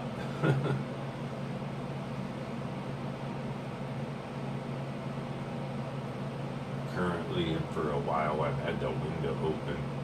The heating unit's still on, but I think it's set on auto, so it's just blowing the fan. It's not really heating or air conditioning. If it is, it looks like it's set at 88. Because I got mad at it earlier, the fan kept turning off. I was like, dude, if I'm gonna set it so it's so high it'll never reach it, and then it just won't turn off.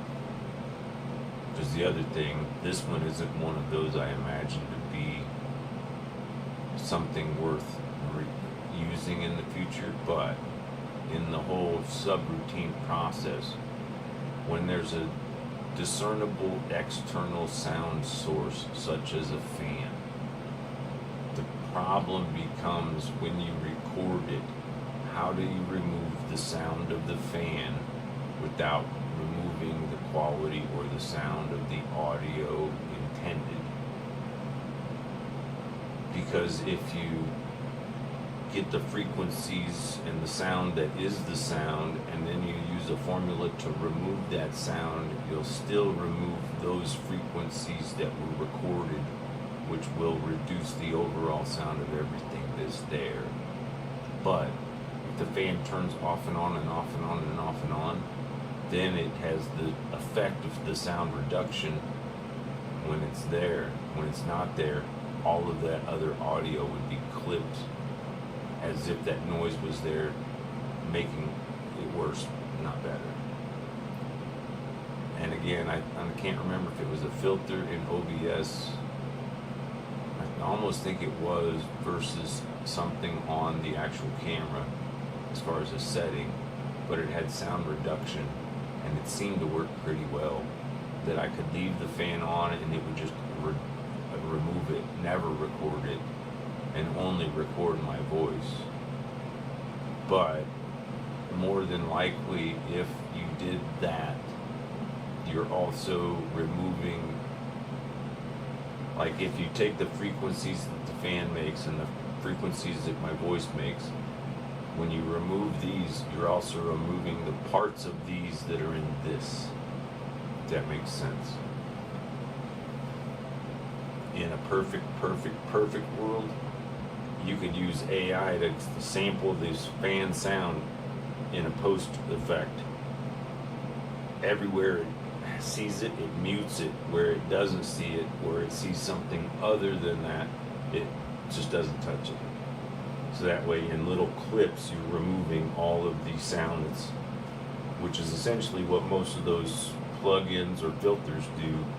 You say do this and it sets the inputs and outputs, the levels, so then it scans the information, finds the frequency signature, then looks for that anywhere that it is and it removes it, right? And then that gives you the sound reduction, sometimes maybe even compressed sounding final product. I still like the picturesque view of the LiveStream camera. It's like, it's always been one of those things that kind of makes me go, this is so movie, I don't want to say almost heaven, but I just did, I guess.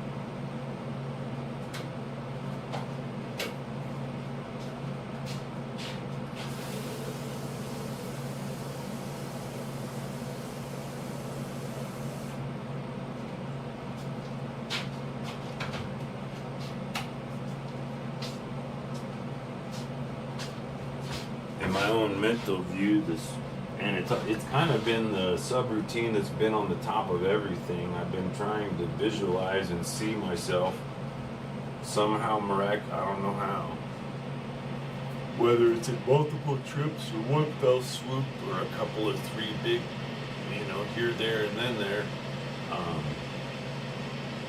to have a couple 3 days or a week or maybe more to just empty the apartment. That chair is really difficult to move because of it's like it won't go in the back room without taking the legs off. I also have a pretty heavy tabletop and even heavier table leg bases in a box. And the current difficult and sad reality is it's not a question of getting it from these rooms out through that door. It's a question of getting them out of this room, through that door, through another door, down 3 flights of stairs,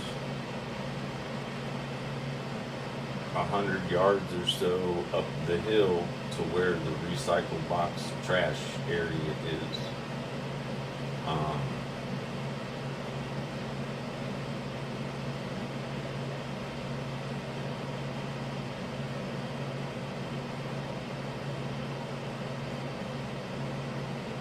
It's challenging enough that the only time I want to leave that door is if I'm going down the stairs to go out into the world to either accomplish some type of necessary errand or meeting or appointment, or like go shopping for groceries like the last time.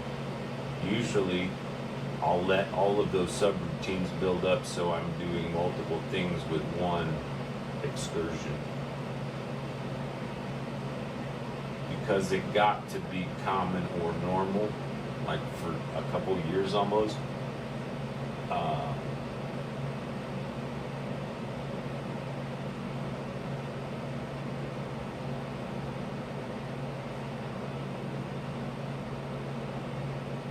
Not the couple years.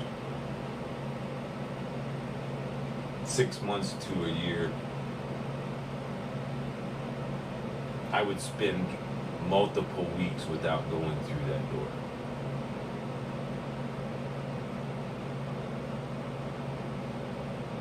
And if you haven't figured it out, that door is the door out of the apartment to the world.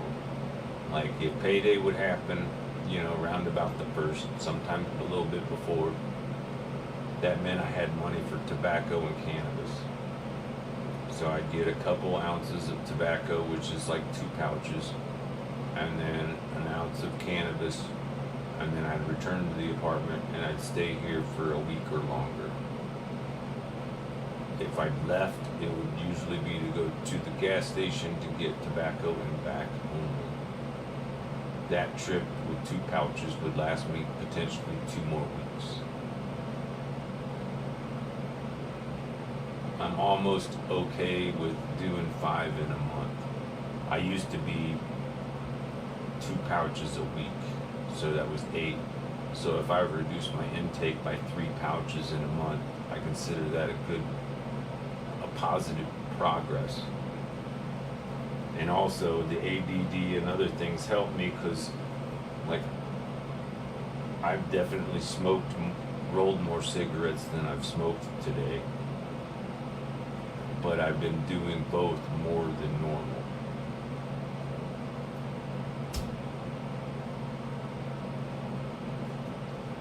But there are other days I'll go hours without even thinking about it. Like something happens in my brain, I get into progress mode, and I'll still drink my first. I almost said I drink my first cigarette and smoke my first cup of coffee. Well, actually, I did say it. I didn't just almost. I hear water boiling, so I'm going to get the refresh.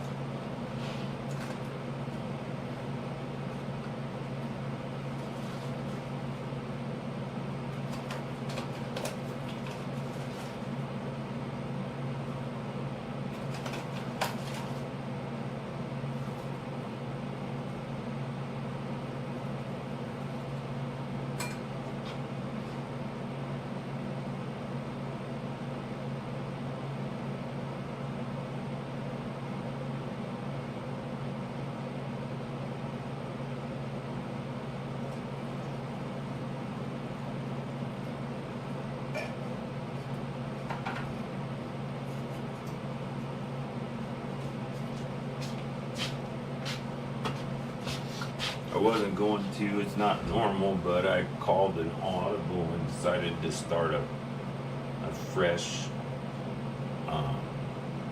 I added a new addition to one of my subroutines in the option of decaffeinated coffee.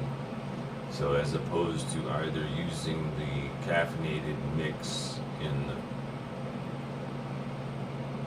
thermos, I just put what was left of my coffee into that and starting to make a fresh pot of mostly decaf. I figure the sun's going down. It's probably not the stupidest decision I made today, I'm sure.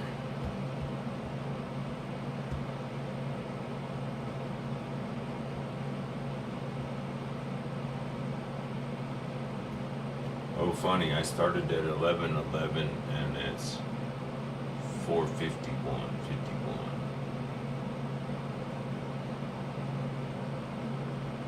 Oh, somebody liked my cakes.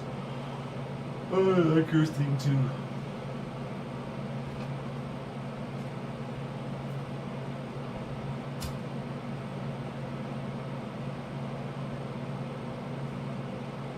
The other interesting thing I'm contemplating is that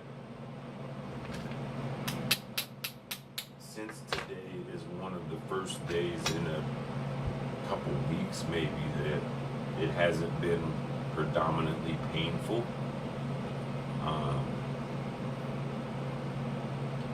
almost am able to acknowledge, oh, there goes the bright glow of the sunset. I'm almost able to acknowledge in some ways how that physical strain that I try to ignore has a drastic impact on my ability to be otherwise creative or productive. Like normally, I would have this situation minimum times 3, meaning at least 2 other computers, each of them maybe or maybe not doing an independent function. Like part of the reason or goal and purpose of having multiple computers that aren't all that strong is some things I intend to do like this.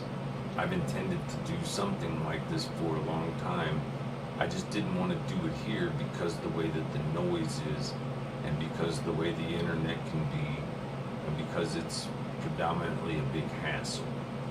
But if I move to a new apartment and I get new high-speed internet, I can quickly and easily configure a really very, very, very weak office computer that's maybe 10 years old to a small plain old monitor, and then a camera that looks out over the, the beauty of 8,600 foot Netherland, and provide a 24-hour live stream with that, never once interfering with anything else that I do.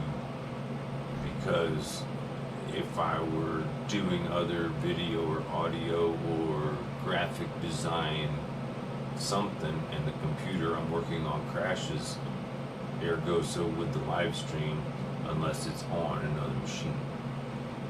Therefore, in my reality, multiple smaller powered machines are more beneficial than one larger machine.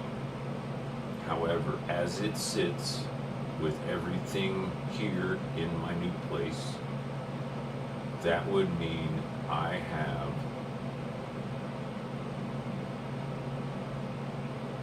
how do I put it? With the purchase of one computer currently valued around $150, $180, I have a processor that I've already paid for. It was like $100 and some odd anyway. It was supposed to fit in my current machine, but it does not. This machine I'm talking about has the best processor my computer will fit. The processor I purchased is the best processor that this other machine will fit. That means each of those machines will have the max upgrade in processing potential, essentially. And there's only one processor left over that may or may not work or be necessary in other machines. Point is that the idea is with the processor I purchased, I will buy a machine with a motherboard and everything, remove the processor, put it in my best machine, and keep going down with those processors. But I'm almost certain 3 of the 4 machines I currently have that are desktops or towers are essentially all the same or close to the same processors. They're all i5, 4-core maybe. And the new processors are i7s, which enables me to play games like Cyberpunk, but more importantly give more processing power, because simple things like this, my CPU has been running at minimum 50%, more oftentimes 60 and sometimes 80 or 100% if I'm trying to operate this little laptop while pushing 2 24-inch curved monitors, a live stream, a live reception, and OBS running the cameras and microphones and stuff, and the stream settings. I'm not 100% sure, and I've never looked at that until now. 21 views. How weird. Well, cool. I'm not used to that. I saw another one that I did. It was the drinking game for V and stuff, had almost 100 views. I'm like, that's so weird. Like, how does that happen? Because I do them and I never see anybody, or rarely, if I do see them, I may or may not get someone that interacts. It's to a point, like I'm almost positive that the one viewer that I have, because I see average view duration, I'm certain that's because on this other tab I have open is me viewing it. And I'm almost certain I've done it. The reason I say I'm almost certain is because I am certain, but I like to say it in a humble way. But I used to, and I'm aware of, have done a few years ago at least. At one point in my reality, I definitely had at least 10 different handheld devices or phones. I was at this one place where I regularly would hang out in my Jeep and use their internet Wi-Fi after going through the drive-thru maybe. But there was a phone place there and it went out of business, so they threw all of their demos away. So I got a bunch of phones that they threw in the dumpster because to them they were worthless, and none of them had any chips or anything like that worth of value or information.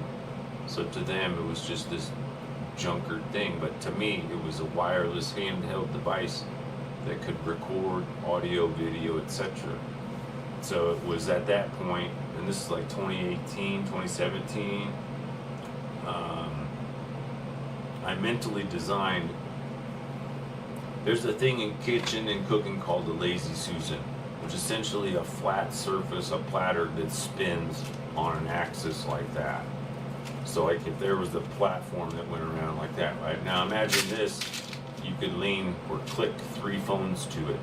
Then you'd have a 360-degree live stream possibility. The problem is, how do those 3 cameras interface? And the answer is in an app form that allows those 3 phones to connect to a 4th phone that then streams that signal. My point being is that with 4 phones, I could use that technology back in 2018 to do podcast format where each guest or interviewer or person or perspective, in some aspects creative format, I think of it in a musical way.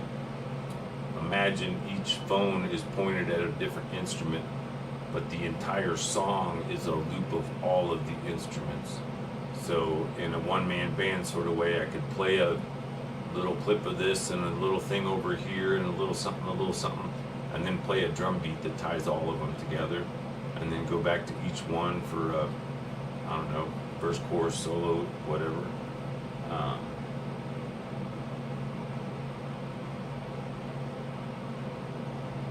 During that same time, I used similar concepts and technologies in combination with Facebook at the time, because I could log onto Facebook with a phone and press live stream and tape the phone or prop it up on a wall aimed perfectly at a stage where a band or a musician was performing. Then on my other phone, I could see what that camera was doing because its screen is facing the wall, right? So anyway, it's there, it's streaming, it's recording, it's good. I can use this phone to then chat or interact with people. If I didn't do that much, but if that would be the case. My reality was then I would go online the next day, download that video, put it through a program that allowed me to add audio that I recorded from a separate device to the video part, and then upload that to YouTube. That became the YouTube video of a concert or of a performance or something like that. I still got the snackies, but I can't think of something that I want. I keep thinking I'm more inclined for salty than sweet. Oh, I'm making coffee.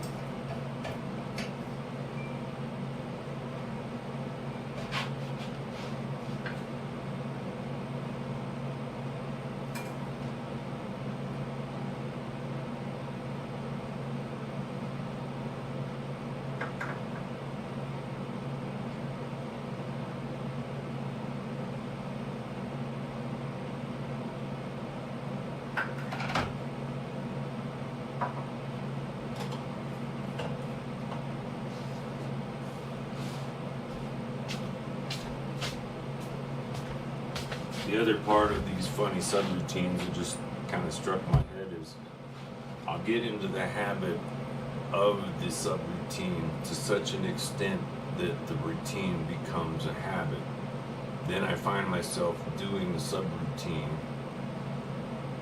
forgetting I set it as a habit, not sure it'll work, or acknowledging times I some reason did it differently.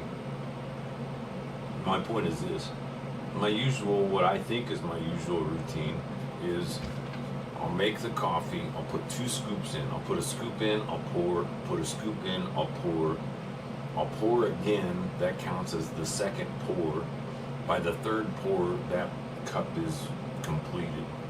Then I move the funnel and the coffee to the next big container, add a scoop or 2 and more water. Then I add creamer and water to the coffee that I just made.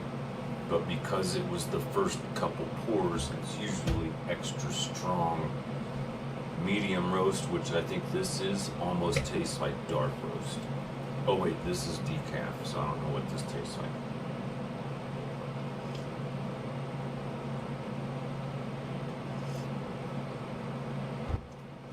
It's nice to look at this through the camera because it looks way prettier on the screen than I see in my eyes. The camera has better sensitivity to light, I think.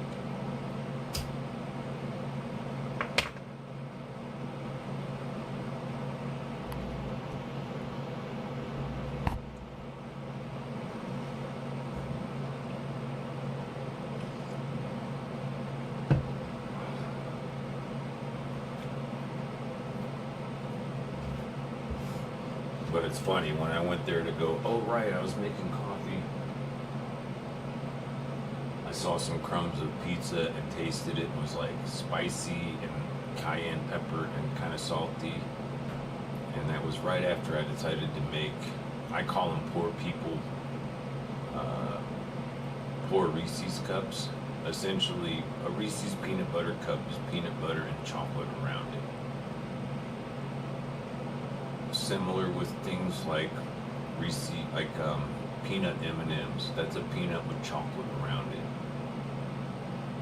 If I put a handful of chocolate chips and peanuts in my mouth and chew them up, excluding the candy crunch, it tastes and has the same somewhat nutritional effect, probably healthier than the processed candy. Same thing with Snickers. Like, to me, a scoop of peanuts and a scoop of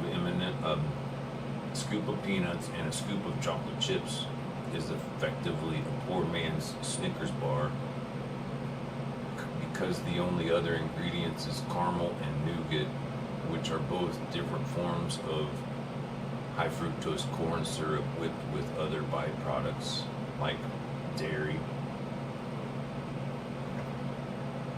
Plus, the chocolate isn't that great.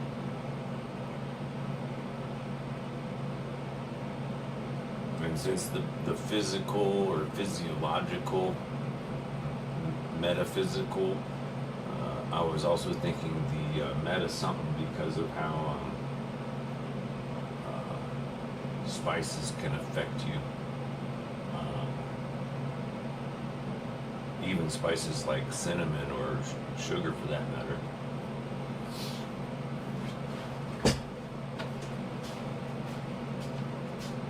Metabolism, is that the word I was trying to think of?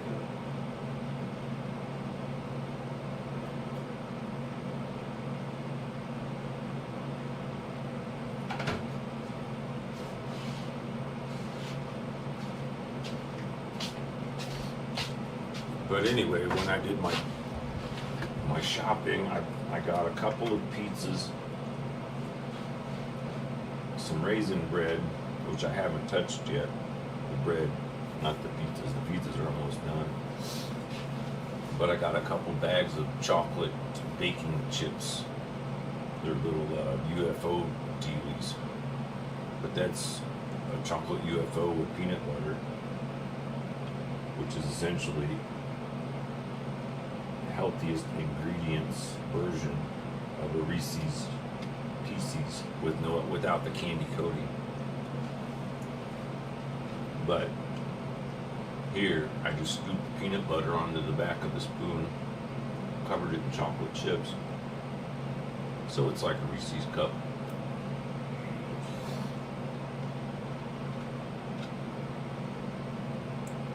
I was just hoping that the peanut butter would add a little bit of salt.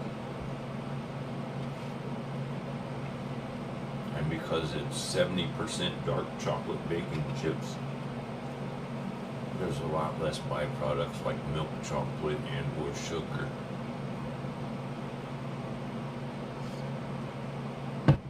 Metabolic effect, maybe that's the word I was looking for.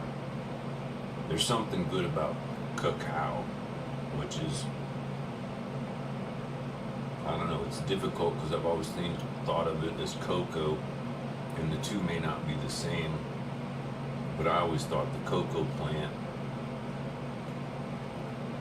I think you could get the beans from the plant, roast them like coffee, then grind them up. That's what made powder cocoa. But cocoa might be cacao mixed with something else, the same way pancake mix is flour and baking powder and or soda and or salt.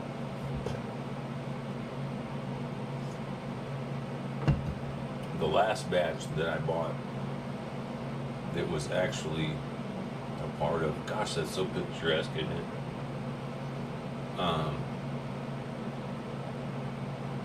Paid promotion. It's 6 o'clock.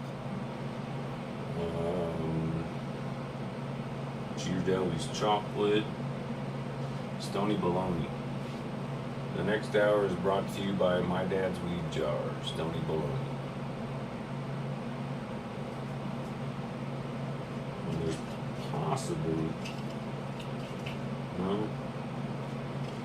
Matter of fact, there's about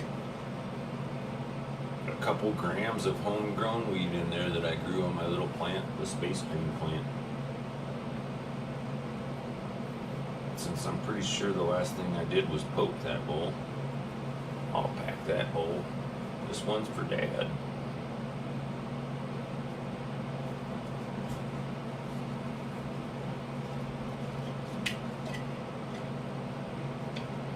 It's funny that almost everything that the step monster sent to me, she sent to me almost in spite, trusting that I was aware that she either messed up on purpose, she asked what would I would like, and I mentioned things that I remember as important, mostly his record collection. He probably had a stack of records, two stacks this wide, that would fit on the same exact shelves that I have, like 2 shelves worth. She sent me a bunch of her leftover albums that she'd never want, and I can't understand why anybody would want them, other than she could say, oh, I sent him some records, so that was a check off her I'm a good monkey list. The whole time as she's doing it, she knows she's sending the wrong ones. And she knows I'll know she's doing it knowing she's sending the wrong ones. It's like she sent me cassette tapes a few times. One time was really important cassette tapes. Other times she just chose to send cassette tapes. Never asked for them, she just decided it. But she had to make sure she sent me a lot of cassette tapes where those had no magnets in them, only so I could figure out if I was retarded and didn't realize it when I first opened the box, that she put those tapes in a box with a lot of different magnets with the intention of destroying them accidentally on purpose, pretending it was an accident. Oh, I never knew. But since I knew her well enough to never bring it up, she then had to follow it up with a box of cassette tapes with no magnets in them, as if to try to drive home the point. And when I ignore that and don't respond, then she gets mad again. And it was kind of funny. So far it's been appropriately humorous, because understand that within a couple years she turned my dad against me, probably within the first 2. Like when they were still, and I was still living in his house in Betsy Ross, our first house in St. Louis, basically. We lived in some condos for a while. Tip Wally was house shopping. But I guess my junior year, we were living in that house.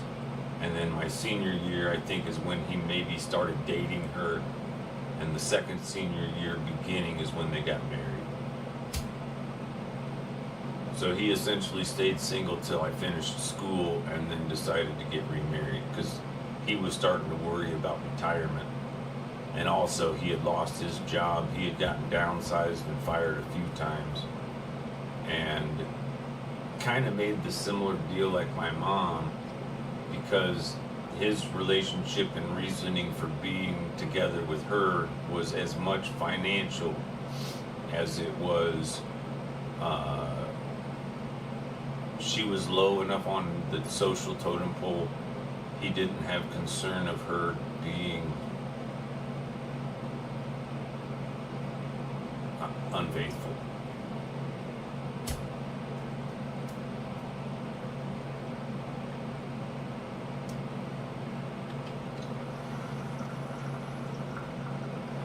I kind of like, it's a total accident, but it's working.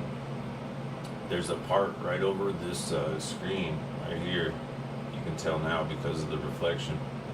It looks, because the same tones, light colors are in those lights reflecting off of the snow from the garages and stuff, that it looks as if the outside is illuminated, but the truth is that's the off-white color through the haze of whatever that makes it look that way. Yeah, it's definitely green tasting, but it's not horrible.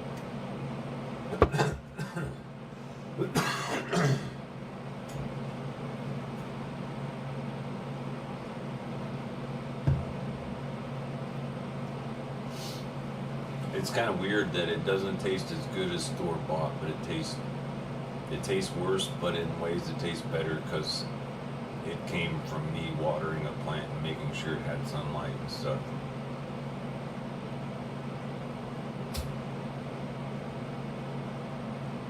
And I think I've harvested that plant. That was the third harvest. And it's nothing, it's not even, it's hardly worth mentioning other than I had forgotten I had that weed, and then I was like, oh right, I still have that.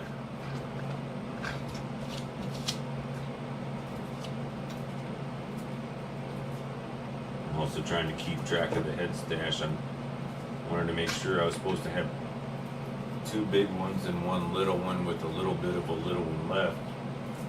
But since my weed tastes kind of gamey, I'm going to put this better weed on top of it. Hopefully it makes a nice enough salad to be edible, consumable. Excuse me.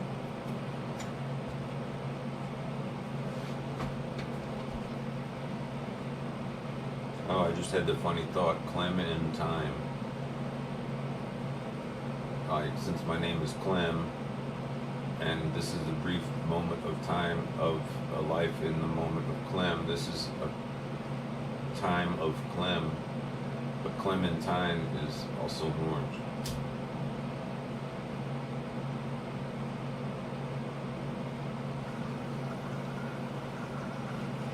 I guess the only real difference is an M versus an N, even in the spelling, right? Clementine, Clem and time.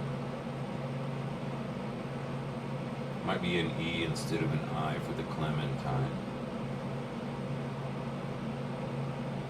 Not sure.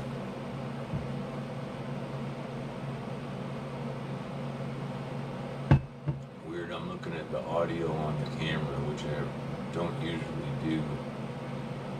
And it looks like it's bouncing at about -18. I guess that's about the same. The OBS meter goes all the way down to a -60 decibel floor. And that it's part that I'm confused about, because normally when the fan is running, and it could be the location of the camera, the angle and direction that it's pointed in. It could be lots of things. But normally it bounces around minus 40, and now it's up to minus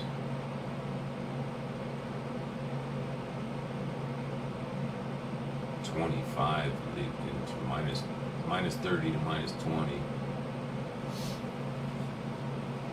And mostly all that means is the variance between the silent parts and me talking. There's no silent part because the fan's always going.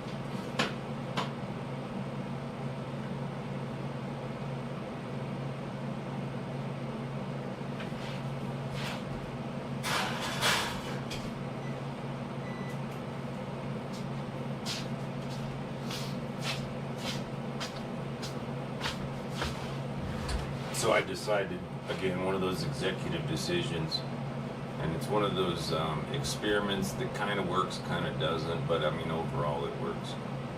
If you think about what is in a pizza pocket, like those Totino's or pizza rolls, it's essentially the crust is on the outside of the pizza topping. So it's a flip-flop, right? Because the pizza topping is on the inside. So since I had this thick crust, stuffed crust pizza, and I tried to fold it to make a calzone, and it didn't work the way I wanted it to. So then I ate half of it, then I had a quarter of it for lunch, and so I got the other quarter of it, and I chopped it up into pizza roll-sized chunks, and now I'm reheating it in the oven in the same method. I start at 0, I set it to be 350. When it tells me it's 350, I go over and turn it off, let it cool down for 5-10 minutes maybe, and then I have a snack sitting, waiting, and ready. And it's also kind of like dinner time enough for me.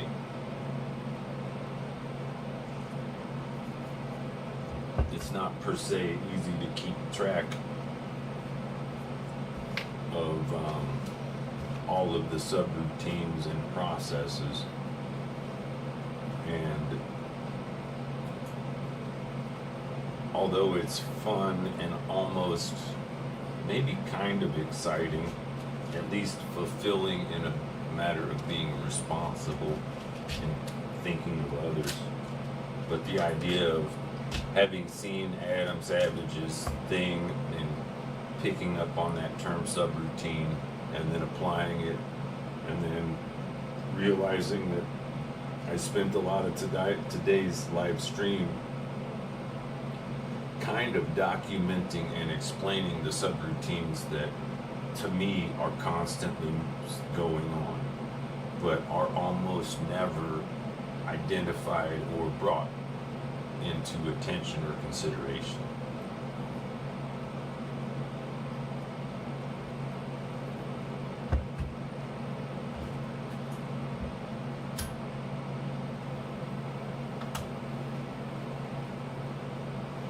The other thing in a big picture that's just kind of striking me is I'm first looking at the back and realizing the shape of the light kind of looks like a weird Picasso type of face with a big nose over the stove.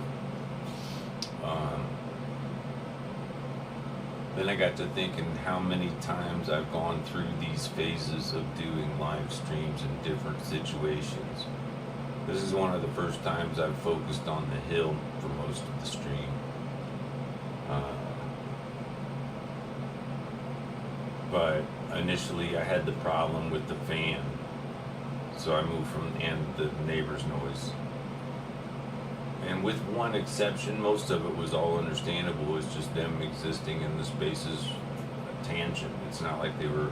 There's only one who you can tell by how they do it, does it intentionally, almost as if they're stuck. It's kind of like, you know, if bats didn't squeak, they couldn't see. It's almost as if people like that have to feel other people feeling their presence in a negative manner for them to feel as if they're present. You know, like they have to have attention, and since it's the only one that's constantly available, they normally choose negative attention. It's only when the negative attention no longer seems to work that they start considering other forms in more positive or creative or purposeful, meaningful ways.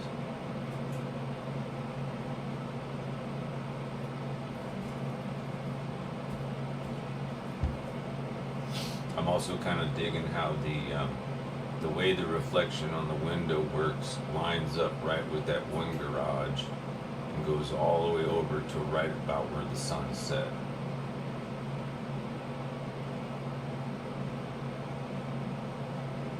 And so I was sitting here looking at it and going, I should fix that. But then again, I'm also thinking I gotta wait for the pizza rolls to get to 350 so I can walk over there, turn those off, turn the light off, get anything I might think I want for the evening shift.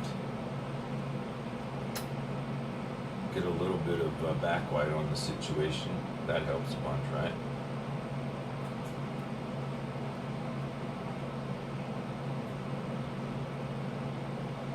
I never really studied, though I appreciate and admire people that have concepts in the way that cameras work. It's one of those things I think I could have learned a lot from my dad's dad, my grandfather, except during the time that I was of the age of visiting him, he had already retired, and most of those things were kind of suitcase memories of long forgotten eras of a creative time when they were maybe poor but happy. And that was his most, a lot of my friends and relatives and inspirations have found more inspirations in time of difficulty than in times of comfort or success.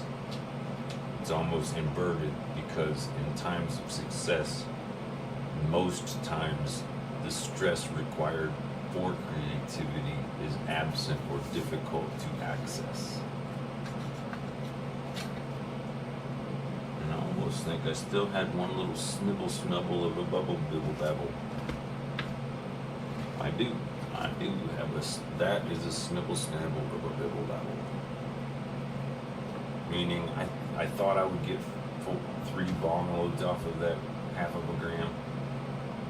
With the addition of my homegrown, I'll now get at least 4.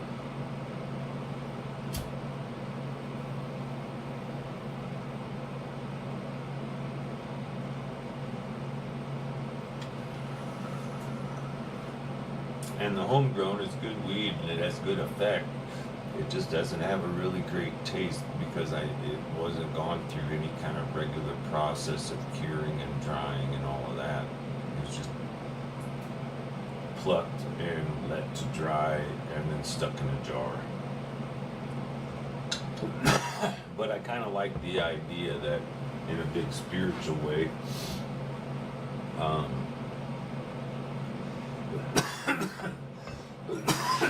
the jar in most overall, I can't remember exactly how, when, or where my dad got the jar. Could have been a friend of his, it could have been a girlfriend of his. It could have been from me, but I'm not sure.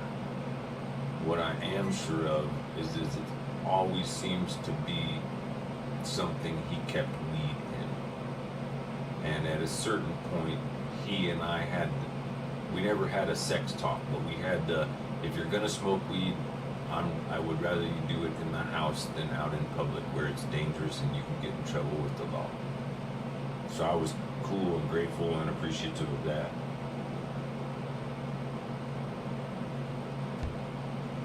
Which would have been exceptionally difficult for someone in the sticks of Western Kentucky, because in places like where I grew up till I was 11, let's say I left the house, I smoked a joint in the car on the way to the grocery store, I got out, I got an ice cream, I went back to the car, I drove home, that, maybe I ate some food on the way and that was my lunch break. But if the people in the Piggly Wiggly smelled the weed, they would tell so-and-so would tell so-and-so would tell so-and-so. And not shitting you, before I got halfway back to where home would be, somebody would have called somebody, like a big chain of command of people of gossip importance that would refer back to everyone somewhere that I smelled like weed. And anyone in that chain of command could be a cop listening or what, whatever, paying attention.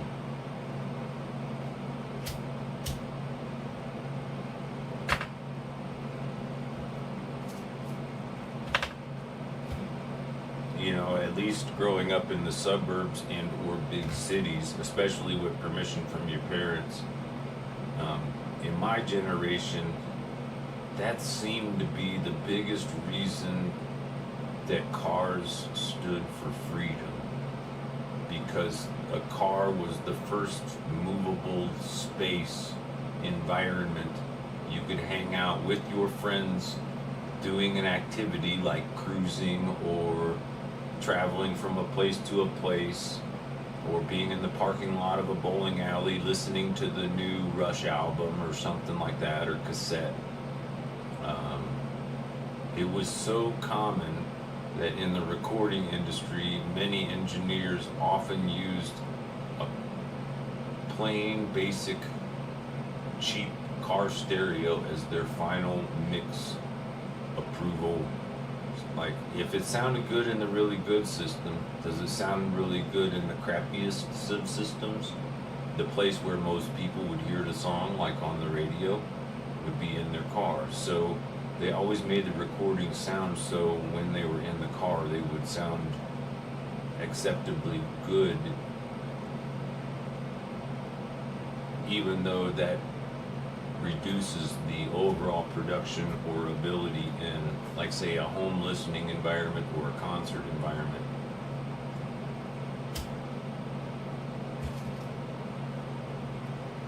Obviously, when you're at a concert, the sound is 360 degrees, and depending on the environment would depend on, like, if it's a big stadium or if it's a big arena, like where hockey or basketball happens, and the place is half empty and there are not curtains, the whole thing sounds big and echoey. If it's the same room and there are curtains, it sounds more muffled because it's contained with some type of soundproofing. But the same thing would go with outdoor settings. The difference is the lack of reflection, because all of the sound just goes out and never comes back or bounces around. I think most of that's probably more important on the recording or documenting of the event, because it's in very little ways related to the sound of the performance, be it the mains or the monitors, which in larger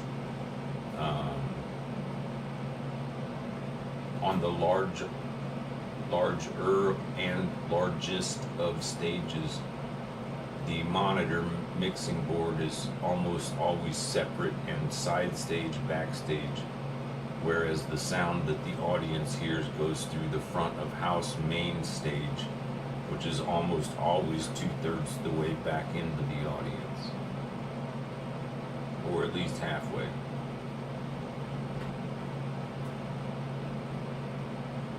Again, all of that, it depends environment to environment, and not every environment is designed specifically for that reasoning. A place that is designed for that reasoning and more runs on a 1/3, 2/3 function is Red Rocks, which is right over there. It's out the screen that way. Possibly right over that shoulder on the screen, not reality. In reality, it's right in front of my face. But over the hills that way is where Red Rocks is. And there's like 20 or 30 rows and then a space. And that front 20 or 30 rows could function as an orchestra pit. Behind that orchestra pit is where the soundboard is designed to be, because that's where the cables run from that place under the ground to the stage, which connects the front of house to the stage, and the stage to the mixers and the monitors. That's about 1/3 the distance of the overall depth, but that place is a what are those things called? Amphitheater, because the structure of the walls, the echo, affect the way the sound sounds in the environment. Because it's all rock and it's sloped up, the sound carries up that way. So the sound from 1/3 back sounds as good.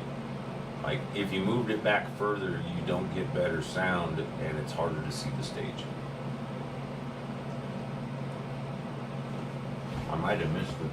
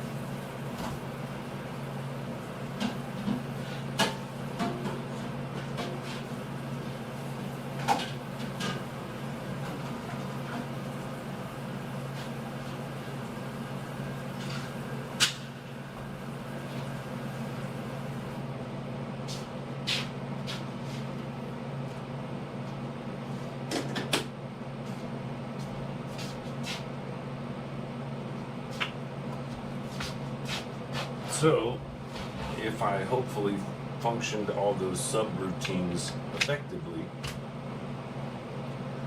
I have turned off the one main light, still have the hallway light on. I have a bowl of piping hot homemade pizza rolls, fresh coffee, a thermos with 2 more fresh coffees, a pouch of tobacco,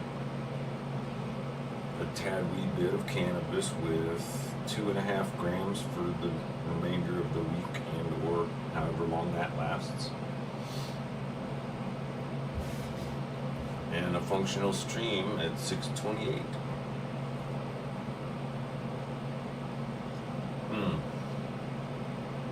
540 is the real time. 628 is how long I've been streaming, because I started at 11:11 this morning.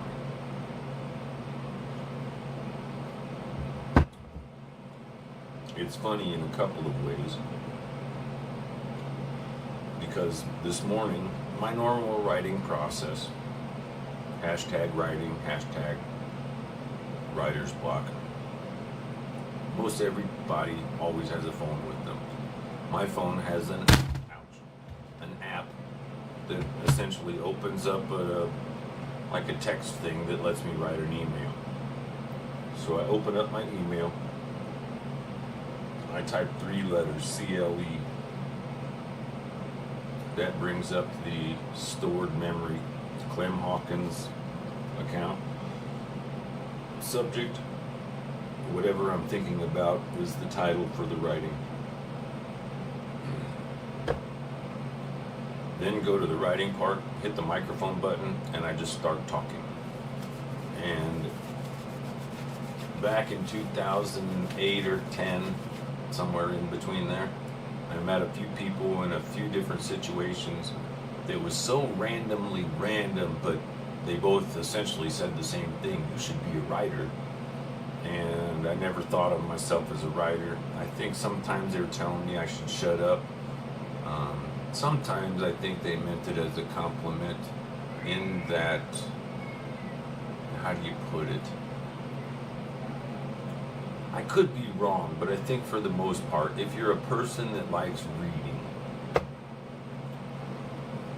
or if you're a person that likes movies, or if you're a person that likes music,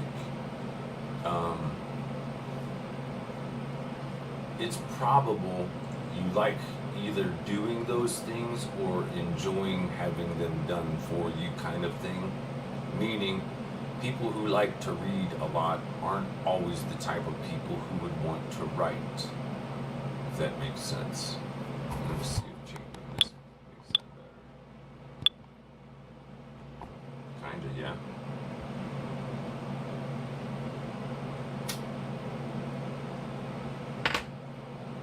I just switched it from film process to auto process.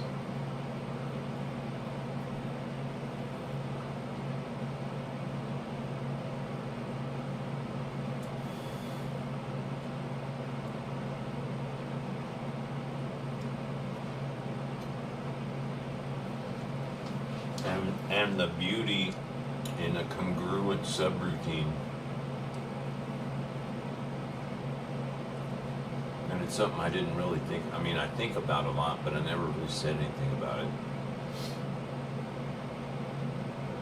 The beauty of the pizza rolls and the muffin type power bar experiments with the oatmeal and stuff is that my primary liquid of choice is coffee. I'll go through 3 of these a day, and it takes me 2 days to get through 3 waters of the same size sometimes. I usually add hot spices to my food for a couple of reasons, but primarily because it stimulates my nasal and the lymphatic system, which helps, and it has some vitamin C and stuff in it, but also it encourages me to drink water, and I think it does something to your metabolism.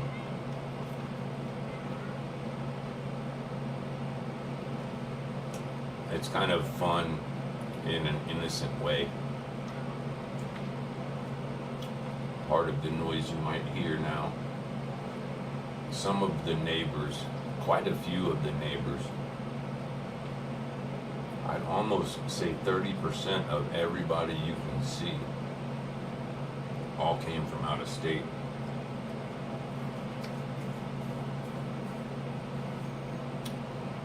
Because if you see where the light hits the garage, if you went directly left that first apartment, those people came from Texas.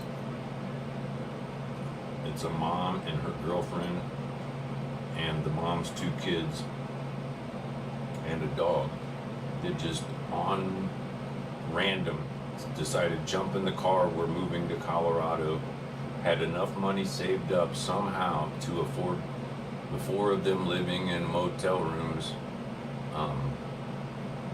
for for 6 months until they got probably a $2,500 or $3,500 condo apartment for free.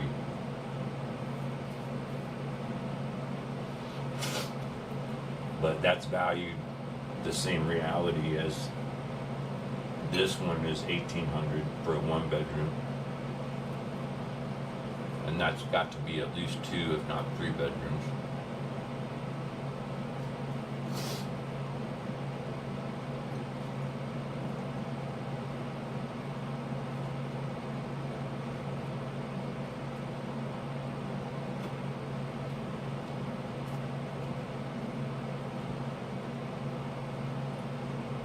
But anyway, some of these people have never seen snow before. The ones that you heard, they actually live right where that light just turned on. And I've never been inside any of those condo units, so I'm only guessing because of people or family units I've seen live there that they have to be no less than 2, probably 3 bedroom apartments, because from my awareness there are no 4-bedroom apartments in this area.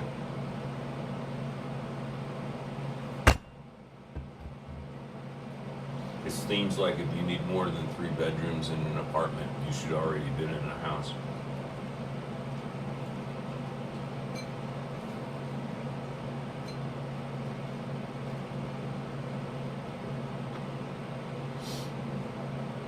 The funny part is, and I probably wouldn't have ever known or learned this had I not experienced it,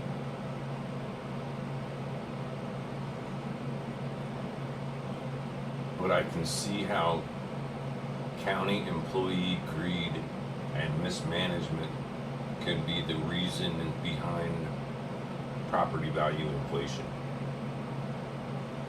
When I moved into this apartment, I'm almost positive it was $1,300 or $1,200, $1,500, not more.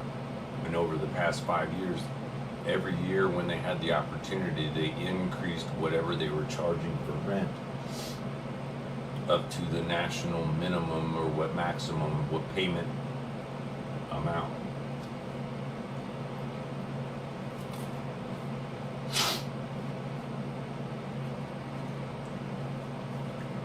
Because 30% of all of the low income, if not all of the properties, I didn't differentiate that yet, but the people who run all of the housing projects in Boulder proclaim 30%, like they essentially control 30% of the property that people live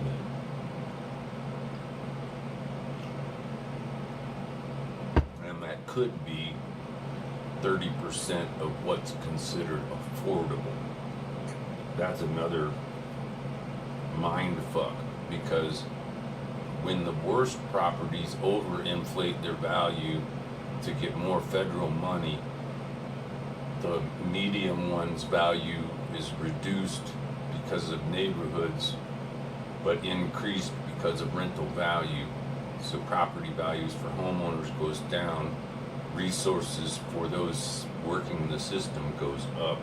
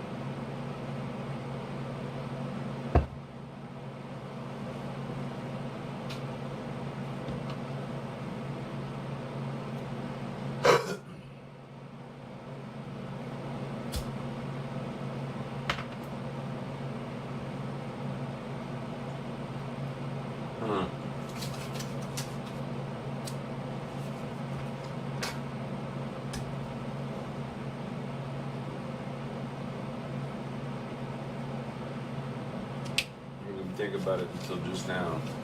With this thing I drew earlier of the wall that I'm up against. Oh, now I realize you're never going to really see that. But there is the window, and the arrow pointing up is essentially where the camera is looking out the window to that. What you can't even see is the mountain scene anymore. That's the tangent I forgot earlier about studying film and light and such, because I learned an interesting trick I didn't realize. But if you shine a bright light into a camera, it, depending on the camera's settings, of course,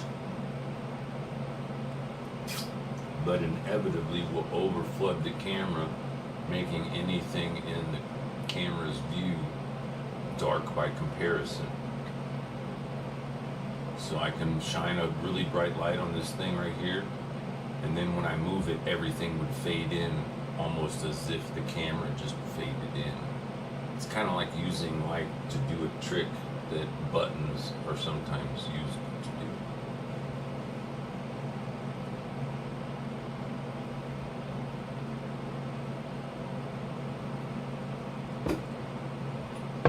But I feel kind of good about a moderately productive day.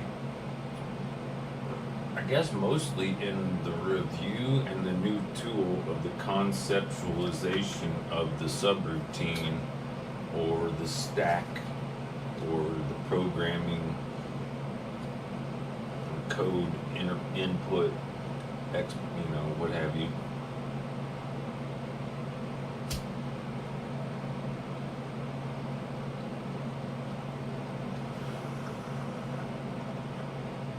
There was something that I understood, and I actually used a lot when web pages first came out in the early 90s, because we had programs kind of like Photoshop, or an image manipulating device, but it was for web pages. So you could kind of draw out the web page, and then it would convert the image that it saw into code, so what you put on the spreadsheet or the Word document was translated into actual code that made it look like a web page, and it was a web page.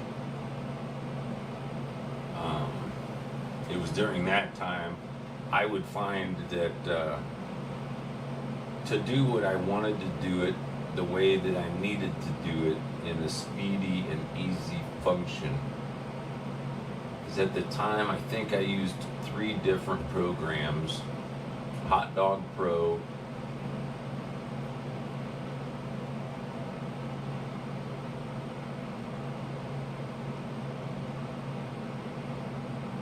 that was one of them. That was the one that had the best HTML encoder. And then I think Front Press, something like that. It wasn't Microsoft, but it is the one that Microsoft bought and then called their own, which is everything Microsoft has ever done. All Microsoft has ever done, with maybe 0 exceptions, is find something, copy it, mass produce it, and shove it down people's throat almost as if by force. It's why their web browser is connected to their operating system, because then they can go, oh, we didn't know that's monopolizing.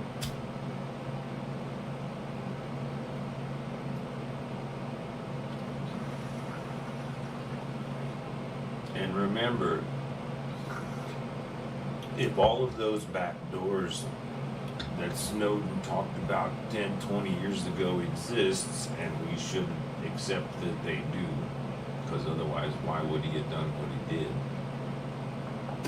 If those things exist, that means that what they did then was the result of a long-term plan. The closer it gets to finalization, the shorter time they have to prepare for each moment, so that in the overall picture, the likelihood will either be live or shortly thereafter delayed. Although that delay could be weeks or months or years, depending on who or why or what has made those decisions for us.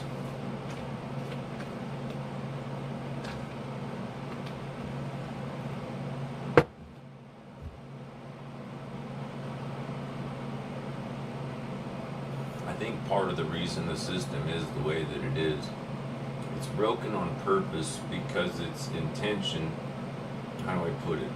If you create a system where stupid people don't know the difference and smart people realize the system is corrupt, it makes them not want to vote.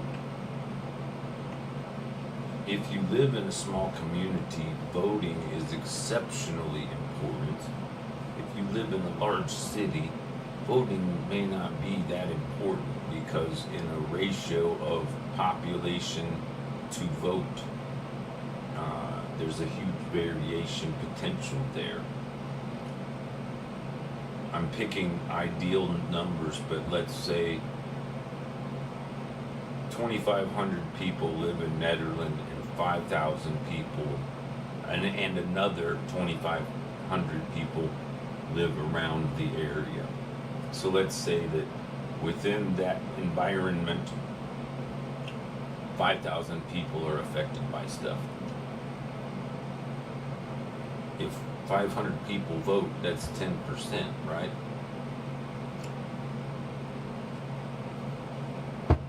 If 500 people vote in an urban area like Denver where there's millions of people, who gives a shit, you know? And 500 people could be 2 or 3 entire homeowners association neighborhoods, maybe a city district or a small, what are those things called? I haven't figured it quite out yet, but it appears as if in most environments like Denver proclaims a city, and similar to boroughs in New York, smaller areas will it's like they somehow sub-corporatize themselves as a city in the city. Or it could be that maybe it's more likely Denver existed as a smaller entity. These external communities were cities. Denver continued to get bigger and then expand past those things, because places like Aurora or places in like Adams County, or the external points, it's not as if Denver built itself from the inside straight out directly. A lot of times it was more people, the wealthy people from the middle went as far out as they could and then some, built up areas. Over time they connected, and that continued to repeat.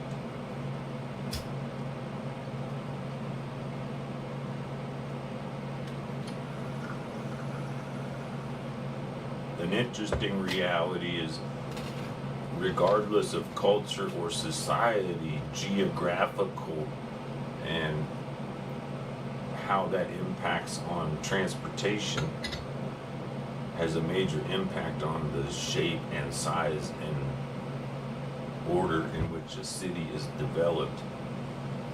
Because whether it be a river or a railroad, most United States cities that are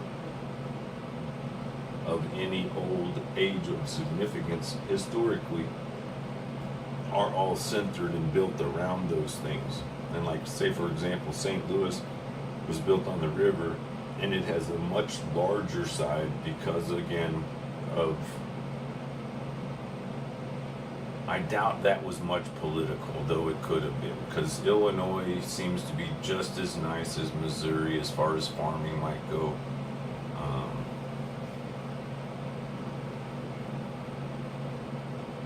I'd almost say Illinois is better because it has fewer trees and lakes and such.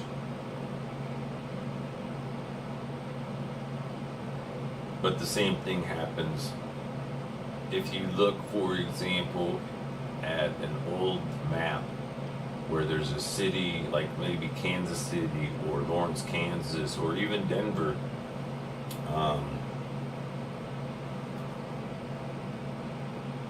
Denver's probably a perfect example because the highways and the city are still connected to the original rail lines at Union Station, okay? So that means for a couple hundred years, everybody's been coming to that one spot, for the most part.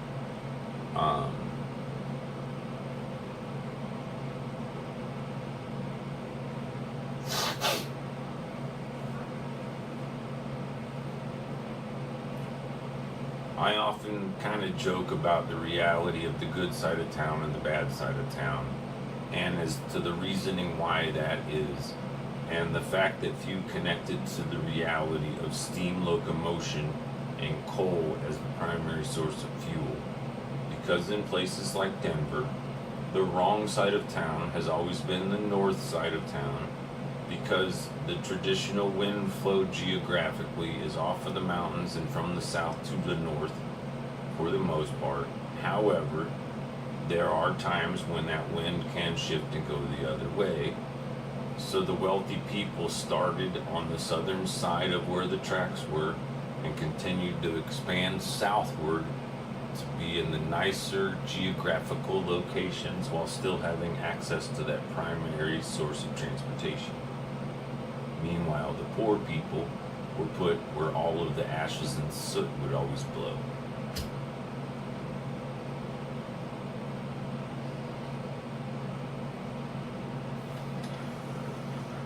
It's only the quote-unquote American sense of humor that put the darkies, the blacks, the slaves, the workers, the dirty people on the dirty side of town. To wealthy people, there's very little difference between a black slave and a white slave. An article I recently was watching that was done in the 50s was a white person's view on how to sell a black person or a slave. Again, this is in the 50s, and yes, supposedly it was illegal, but yes, of course it continued to exist, because slaves were employees that were essentially paid in work trade. You know what I mean? Like, if you were a slave, your slave master was responsible for your shelter, your clothing, your food. The better a slave owner would treat the slaves, usually the better production they would get out of it, and there got to be an agreeable type of exchange, because it's impossible to accept that it was all the negative. The most likelihood is what we see in something like Django Unchained, the negative of slavery, might only be one version of the extreme. Because I grew up in the sticks in western Kentucky. A lot of the folks I got to interact with were around during that time, and it is a Baptist county, it is a dry county, it is a Ku Klux Klan county. So there weren't no colored fellas or African Americans or black people of any sort in that county when I grew up. But it's not why you think. See, to poor white people that were country people, city people treated them no different than they might a slave. In fact, they valued slaves more than country people, because slaves had a work ethic they assumed country people didn't. They usually both had the same kind of country work ethic, except the ones that weren't slaves had their own sense of opinion and or mindset as to what they would or wouldn't do for why. Whereas a person who was a slave was just happy enough to do it.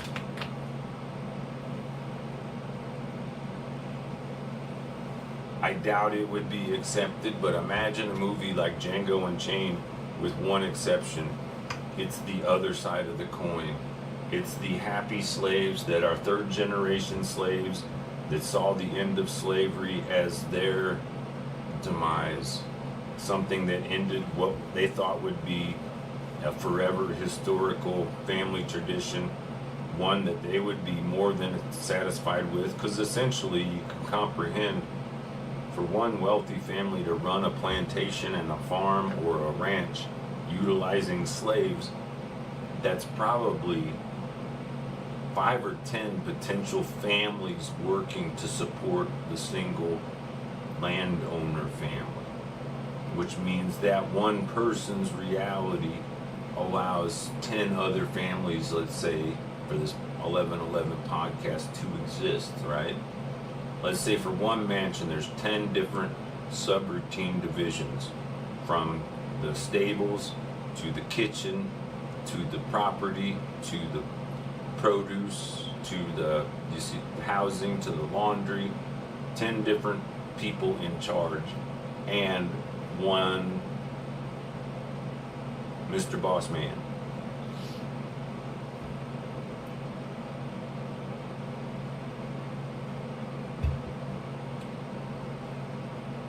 Country people consider that a sign of weakness because you're utilizing someone else to do what you could do for yourself.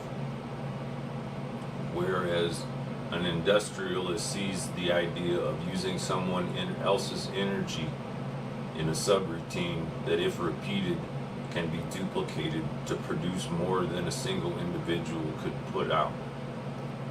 One person, like Henry Ford, comes up with a plan and a process to make the cheapest cars available because that's all the money people had, but it tied them to the leash of needing tires and gas without them acknowledging it, because tires and gas were not even really thought of.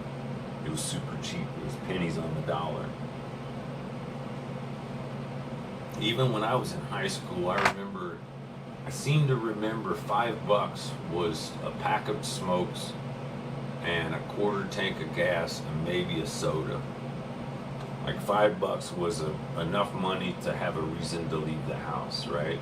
Because you could go get gas, you could get a pack of cigarettes, you get something to drink, you could go visit a friend, maybe go to a fast food place if you had any extra money, or you just drive around, go to the park.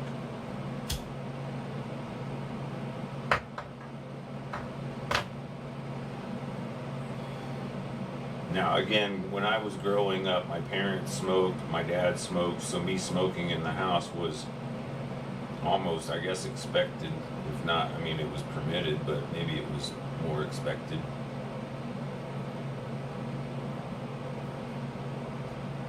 But at some point, I kind of came up to the decision, I've regularly reduced my tobacco intake. A few times in life, I have intentionally abused myself with tobacco in hopes, like in high school, I remember trying to force myself to smoke an entire pack in one sitting, hoping it would make me so sick of them I wouldn't want to smoke. Like it was me trying to quit by overdoing it, and it didn't work. I mean, it worked for a little bit, and I definitely changed brands. That was Winston days. That's when I switched to Camels.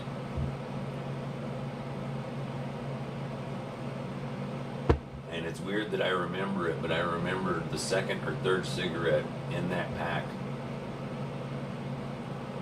tasted just like the first cigarette I ever smoked in this kid's attic when I was like in 3rd grade. And I didn't per se keep up smoking as a habit back then. I even remember not smoking cigarettes and smoking weed, like experimenting with it over a summer or so.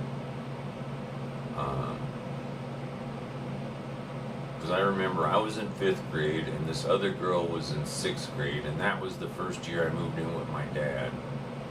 And she and I used to hook up, but we had to do it completely secret because she had big brothers that were bullies, or I mean they were by reputation, but things that she told me. Essentially, she's like, I come from a criminal family and no one around here likes me or everyone avoids me, so I'm picking you as my new boyfriend, and when I come over to your house we're gonna have sex. So as a 5th grader, I didn't argue. I was like, okay, cool. It wasn't like every day, but I remember it. And I was also during that time, I kind of remember, I don't remember if I smoked weed with her in some houses, but I remember different times, like in the place we live, the suburbs. There's a movie that's kind of a historical movie, and I'm having a hard time remembering it, but it's like, shoot, what movie is it? It was done in the 70s, but it was in a subdivision that was being developed as, like, the kids often played around in houses that weren't finished. That was normal for me growing up. Those were playgrounds for us. We would play tag in different houses as they were being built.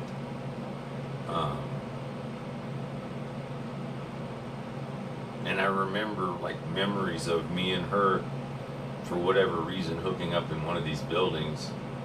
And I don't know why, really. I can't say that I made those decisions or she made those decisions. Other than maybe she made the decision she wanted to have sex. She came over because essentially the bus would drop me off, then her bus stop was next. She would go in her house, then leave her house and come to my house, and we'd hang out, and then she would go home. And I can't ever recall having an opinion on the matter. And I don't recall that we ever had any type of breakup situation outside of her telling me that, I think she told me a couple months before, her family, her dad or her mom, somebody, they were moving for whatever reason.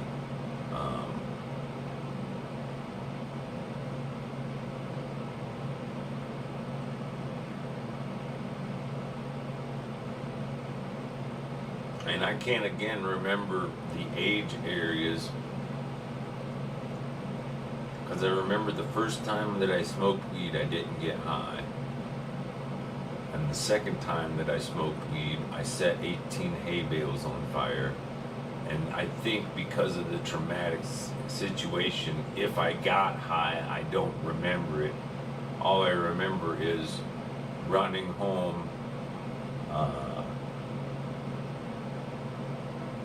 The way I learned about weed was somebody that I befriended in the neighborhood recognized through my dad's musical album collection that he had to be a stoner. So we found a way to allow for me to give him permission to look through my dad's room until he found his weed. Then he had shared it with me, and then he shared it with me again, and then I burnt the shit on fire.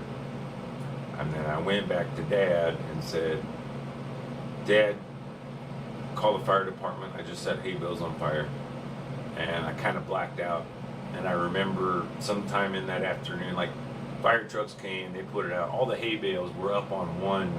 They had been harvested, dried, and were stacked and ready to be hauled away.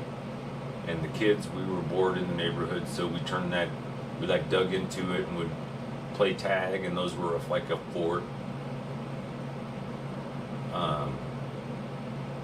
But I can still remember a few different times of having smoked weed. Like, I remember one of the first times I gave and made my dad a Christmas present. I made this Lincoln log ugly pipe out of a dowel rod. But it was kind of my way of saying, because I understood the difference between smoking weed and drinking. By that time, I remember saying, Dad, if you're gonna smoke or drink, I'd rather you smoke, because you drive better. When you drive drunk, you don't drive well. And he was usually really supportive, which was cool and different from my mom, in that me doing sports was almost a positive excuse or reason for him to go out and drink, because then he would be he was kind of the Cheers generation, where you found your watering hole and you stuck to it.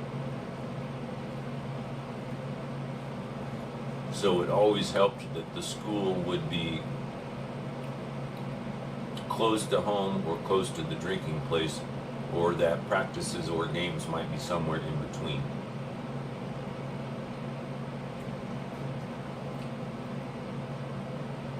Weekends, our normal subroutine would be to go to the YMCA or to play golf in the summer maybe, or when the weather was good.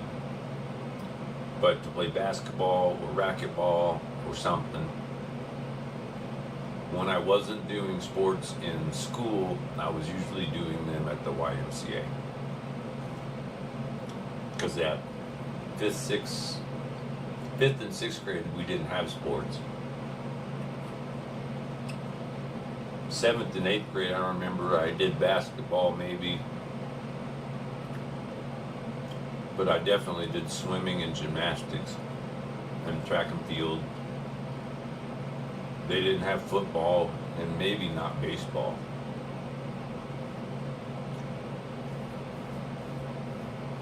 And then freshman and then sophomore year, I did football, basketball.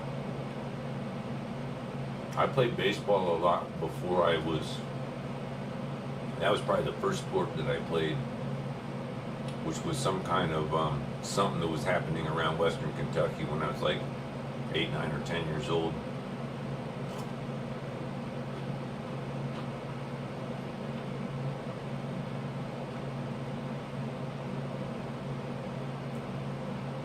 I think back then a lot of times sports were designed by parents who wanted free time away from their kids. So they created sports so a couple, 3 coaches can spend 3 to 5 days a week spending 3 to 5 hours with their kids so they don't have to.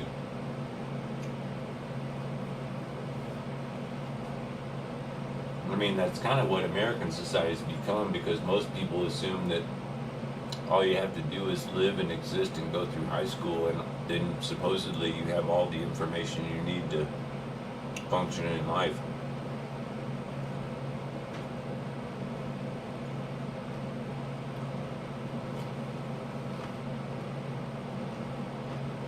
$7:07.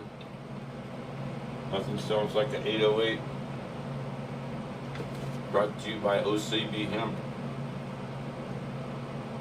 Best rolling papers ever, bar none, so far that I've found. Organic hemp. A lot like Zigzags and other brands that make, I don't like raw because I don't like the taste. They have this weird wax finish on the paper themselves, because they're made for people who can't roll without it. But it makes it taste different, and the gum never works. Anyway, there's like white versions and black versions and different versions of labels. It's a different kind of paper or something, sizes. I think Zigzag and or Top papers, but Zigzag for sure kind of had the first different types of papers. Like there's the white box and the yellow box, and the different packages represented a different rolling paper. Can't remember exactly, but my point is the products were color coded. This brand does the same thing. This is just a 100-pack. Normally you would get them in a container like this that's a 50-pack, but these things cost $4. I can get 3 packs of 3 of these for $9, $10.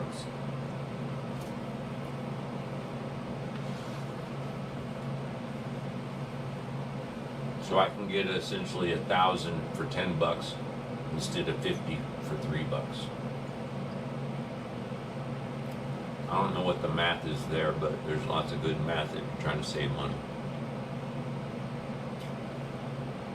The only kind of drawback difference is when you get them and they're not folded, or even if they are, it might be because of elevation, but the one little edge part, you have to look really close to see it. But this top edge part is curled. because I guess the way that the gum evaporates and dries, it curls like that. So it makes the final movement a wee bit different. But at the same time, it's kind of easier. Normally the way I would, it's just one of those subroutines that I do stuff that's not per se necessary. I'm aware before I look where the gum is and which direction it's facing because of the way that this is curling. It always curls towards the gum. But if it wasn't curling like that, I would have to have a light source and look across the paper to see what part shines before I actually made the decision or the incision or the crease.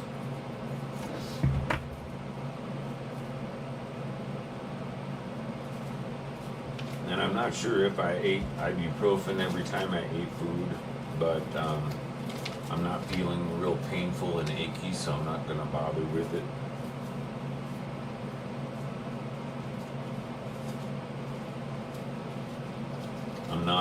I do have a calendar over there on that chair behind me, and it's a big form calendar that I can use in a manner of organizing subroutines of importance, kinda.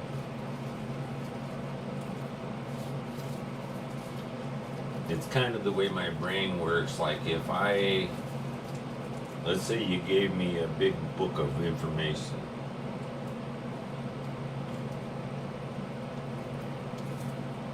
Let's say it was 10 chapters. If I turn each chapter into a song, and then I create from that song a list of 10 song titles, I could then use those song titles so my brain can remember 10 different subroutines that contain all of that required information.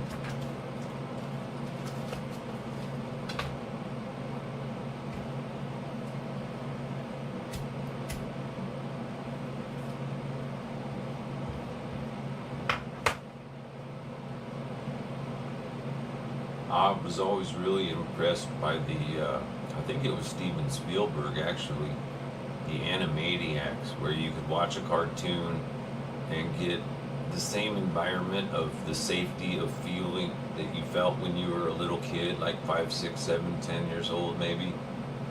I don't know,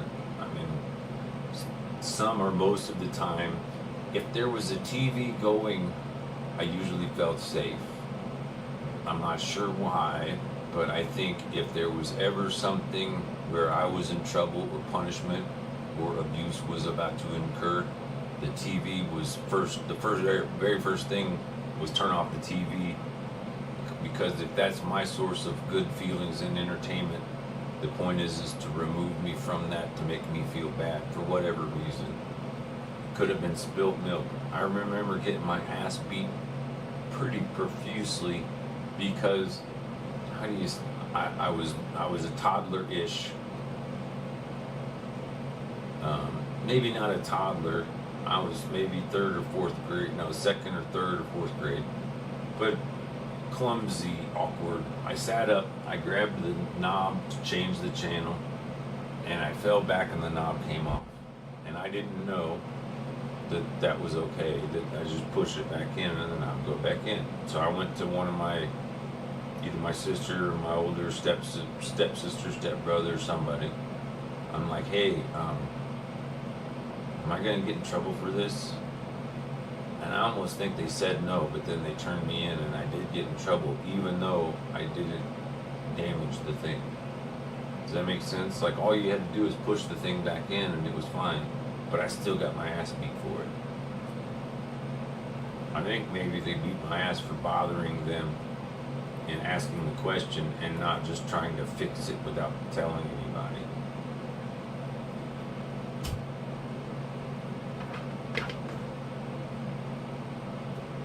It was probably what started my exploration into how or why things work.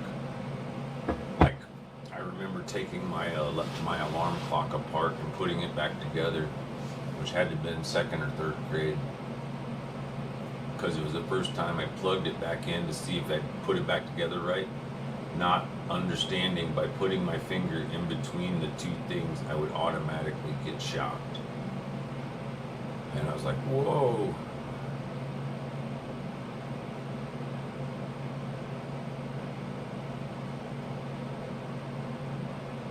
I instantly realized and then plugged it in. I think part of it worked and part of it didn't. Like, I think the electronics continued to work properly, but something about how a spring and something when I screwed it back in, it wasn't lined up right. Could have been one of the hands. I think that might have been what it was. Like the second hand and maybe it was just the second hand worked, and the other two hands were just kind of floppy and never really aligned with anything. They would stick at different places, but usually on the downward slope.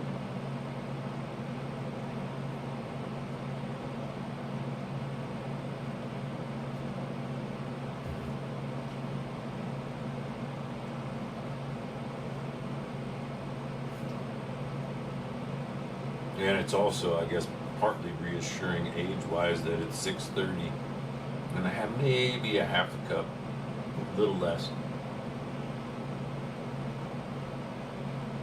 or half a thermos of coffee, but I'm also going, oh, good monkey, it's 100% decaf, so that should benefit my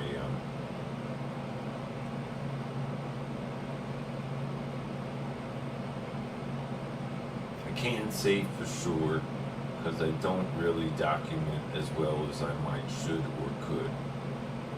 But I wouldn't feel uncomfortable saying my physical reality has a lot to do with how well, how long, and how comfortably I sleep. And last night might have been the first night I almost think I might have woke up in the morning to pee and was having a dream.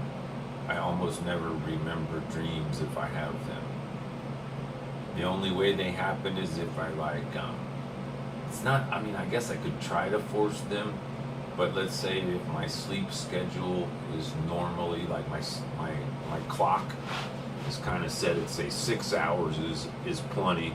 Say I sleep for 4 hours and pee, and then 2 hours and pee, and just decide for whatever reason, just get up, make coffee, start the day. You do that for a year, that's 365 times, right? 2 years is 700, 1,000, etc., so forth.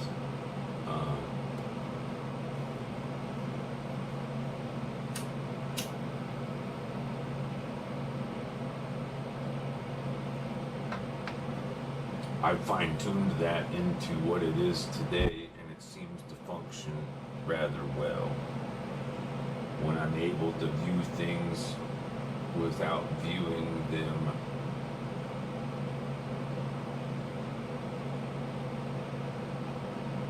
from a viewpoint of fear or desperation,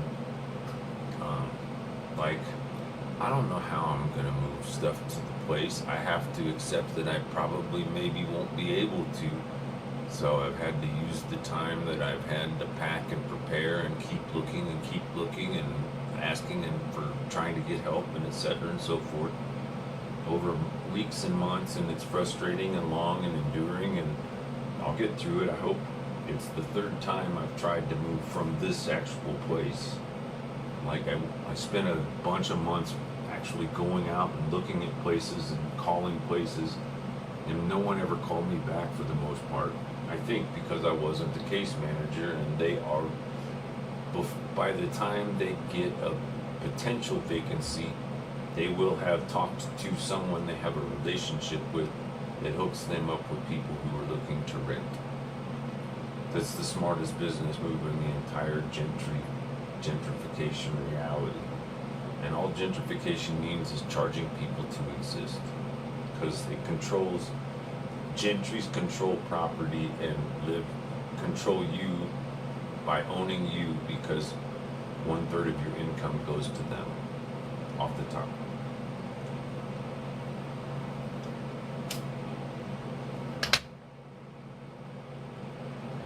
Now imagine a small community, and the only way you got in is if you gave them 30% of everything you made off the top.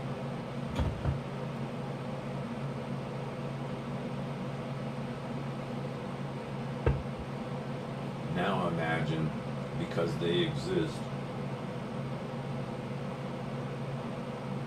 you're part of an organization where you give them 99% of everything and you get 1%. If you can exist on that 1%, imagine how large and powerful the 99% are.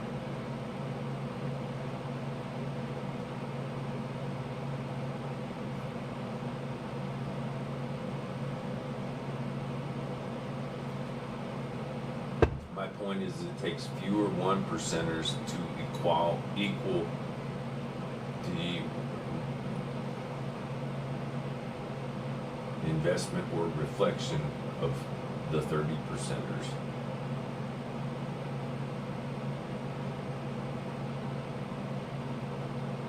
And if you say that to somebody, they'd laugh at you. But if they did the math, they'd go, "Oh, wait a second, that's a really good deal." Be like, right? Because with that notion, food, shelter, clothing, and companionship is all included in that 1/3. If somebody could do that, their society would be kind of stoked. And I think like an awakening dream is the best example. So I dropped out of the system. I started becoming a professional volunteer, and I had kind of a regularly weekly schedule volunteering at different soup kitchens and organizations. And from working at one place, I worked with them in another fashion. And then I met this other fella, and he kind of invited me to work for his nonprofit. And then he introduced me to this other nonprofit. I then became extremely involved there and learned the ups and downs of it, because it was essentially a nonprofit that was a collection of little micro nonprofits. And the reason he told me about it was because I showed him this vision that I had of a nonprofit, and he goes, "Dude, that already exists. It's called this place." So I went there, and it was cool, and most of the people were cool to me. And they did a lot of great things, and I witnessed and experienced a lot of great things and learned tons of stuff. But it wasn't the place that it was in my brain. So I went around the corner from that place to a place called A Waking Dream, where I met Lycan and Prophet, or whenever I call him Prophet, I forget his his actual name. But anyway, they were a couple of. Lycan was a hippie from the 60s.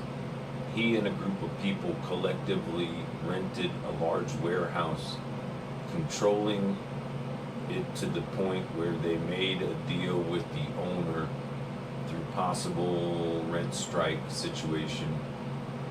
You sell us the building, or we're gonna not ever pay you rent and make you go bankrupt. So either get rich or die trying.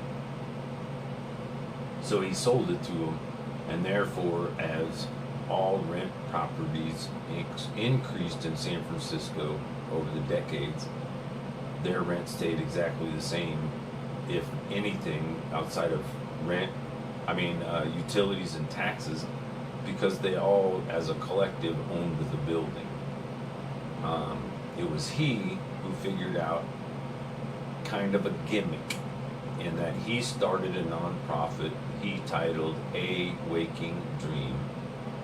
Their primary mission, in white people talk or in paperwork format, is to create floats for Carnival Parade celebration, which is a once-a-year event that happens in San Francisco at the same time as the one in Brazil, if I remember correctly.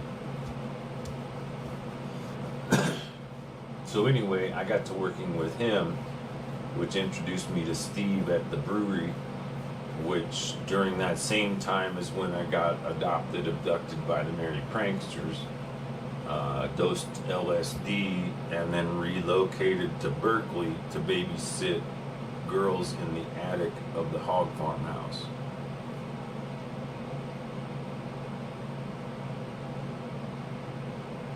And if it sounds like I'm speaking it as if I'm rehearsing a memorized quote that's been written down, I probably have, although I can't say it was written down before now.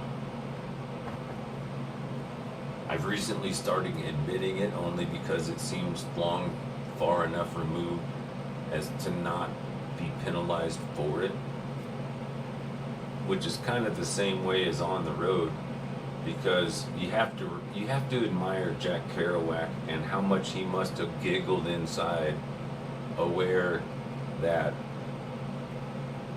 at least at first, a lot of people were reading a book for entertainment they thought was made up, when in reality was the exact truth, and blow by blow, play by play of a couple 3 years he spent learning how to live outside of home amongst the riffraff that he found interesting on the road.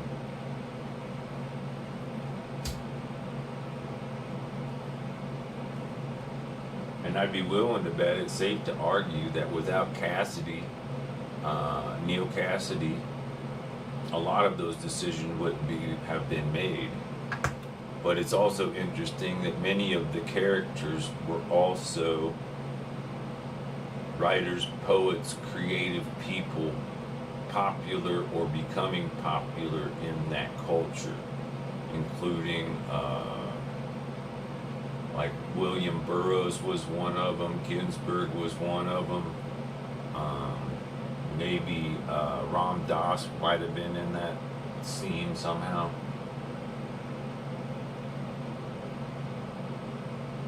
And what's interesting is that Cassidy, after those events in the 50s and 60s, in the mid to late 60s, I guess, he was the bus driver for the acid test electric Kool-Aid bus that was Ken Kesey's. Ken Kesey being the person who wrote the book One Flew Over the Cuckoo's Nest about his experience being treated with LSD at the VA hospital after being in the service.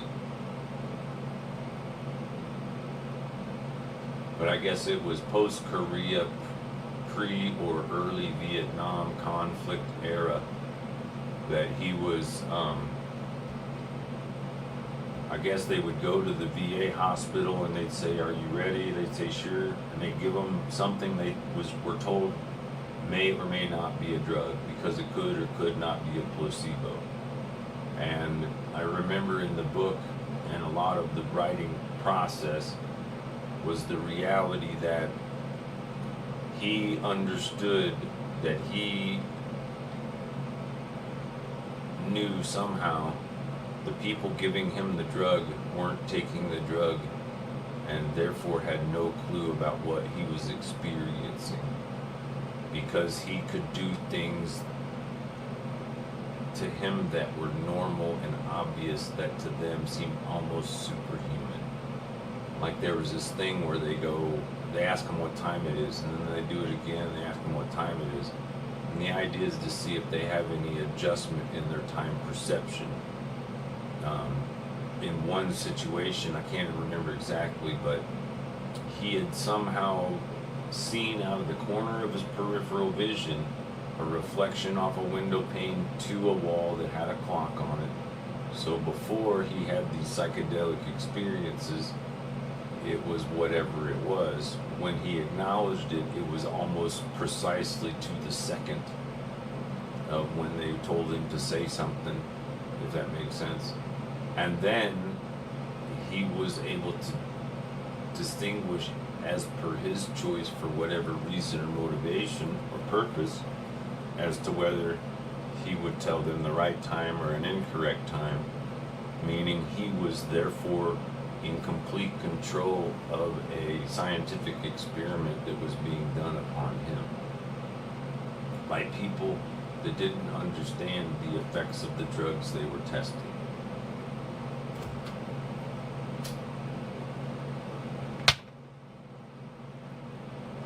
And so essentially, he and some of those early merry pranksters went to boot camp for psychedelics sponsored by the Veterans Administration, utilizing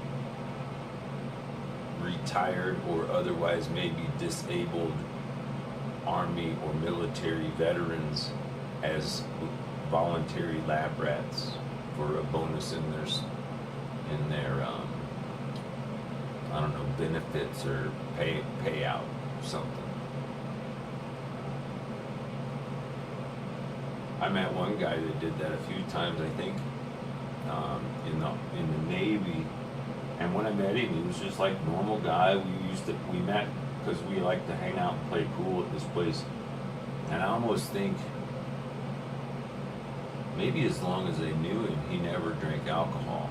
But it was at a bar that we would meet, which was kind of odd, but it was because of the Grateful Dead connection and the pool tables.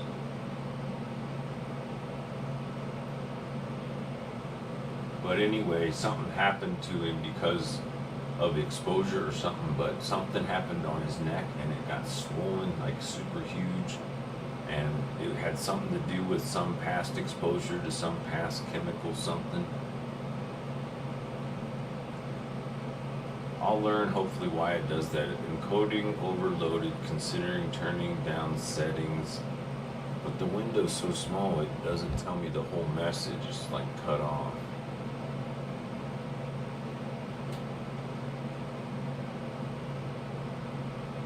We're using a faster encoding preset, but if I can't change the coding preset while it's functioning, right?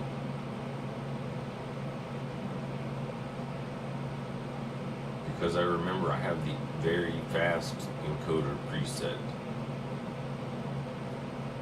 And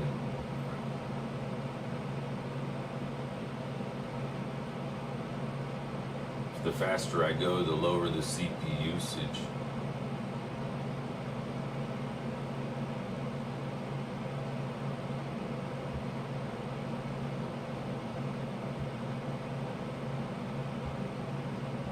I went to ultra fast to see if that fixes something. If anything, it means the quality will change, right?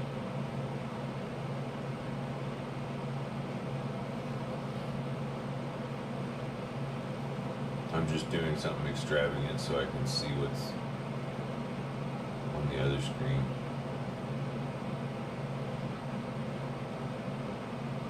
So right there was the wave, so that's like 5-second delay.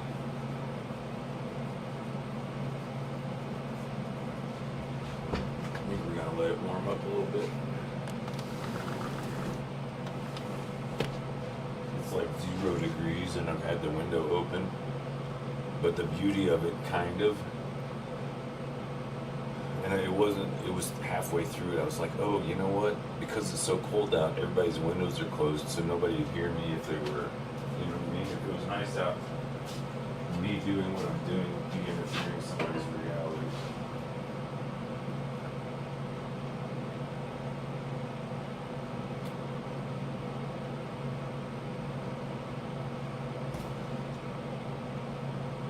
Since it's pretty outside, but it's kind of cruddy.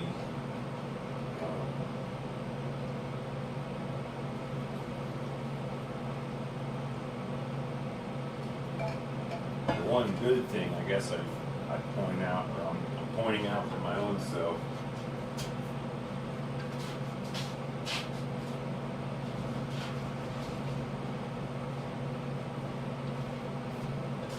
is tomorrow is Monday, and the weather prediction is cold and then super cold, which one would say, man, that sucks. And yeah, it kind of does. It makes it difficult. But, like, I won't take the bicycle out. That would be suicide, or near it. when it's super cold out, the faster I go, the colder I am. What's the point of making things more miserable just to get there fast?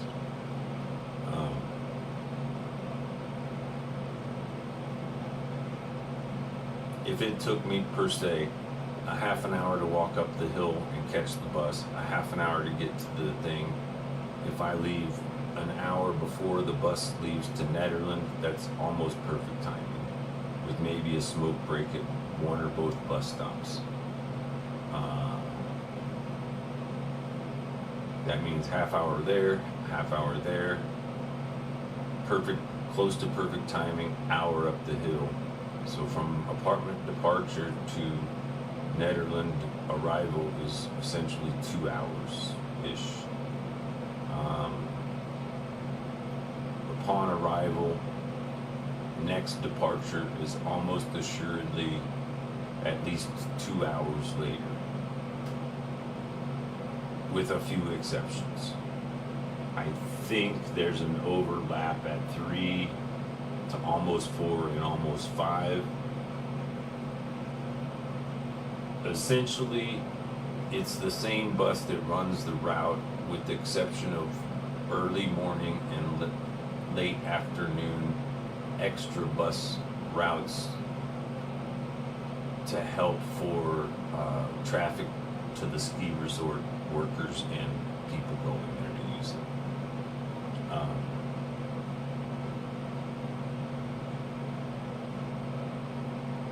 So I guess what I'm saying is, like, I think there might be a 5, 6, and 7 o'clock a.m. here to there. And there might be a 3, 4, 5 o'clock back in the afternoon. Everything else is pretty much an hour there, an hour back, essentially a 2-hour window from either place. So if you got dropped off at 11:30, the bus has to go up to the ski resort, then back down, then down to the deal an hour, right, and back.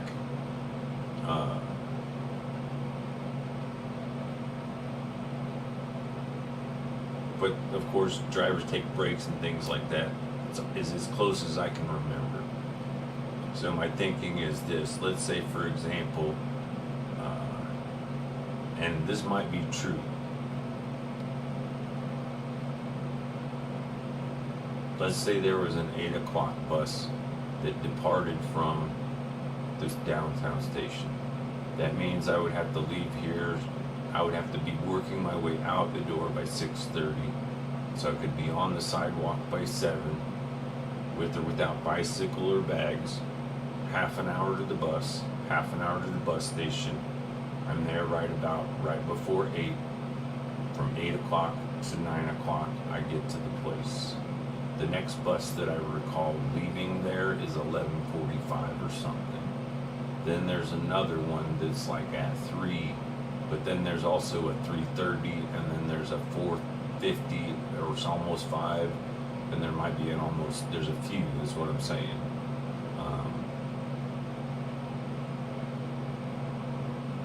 I'm just trying to function the subroutine reality to reality, because it also modifies my subroutines as per sleep schedule. When and if I wake up at what time, what will I use in my brain to motivate myself? If I wake up to pee after my second, like if I've slept, peed, and it's like 6 o'clock, I can be like, whoa, grab extra layers, grab your shit, get out the door. It's 6 o'clock, or it's 6:30. I get up the hill by 7. I get on a bus and down there by 7:30 or 8. I get up the hill by 9. I have an hour and a half before I can catch a bus back, right? So if that's, let's call it,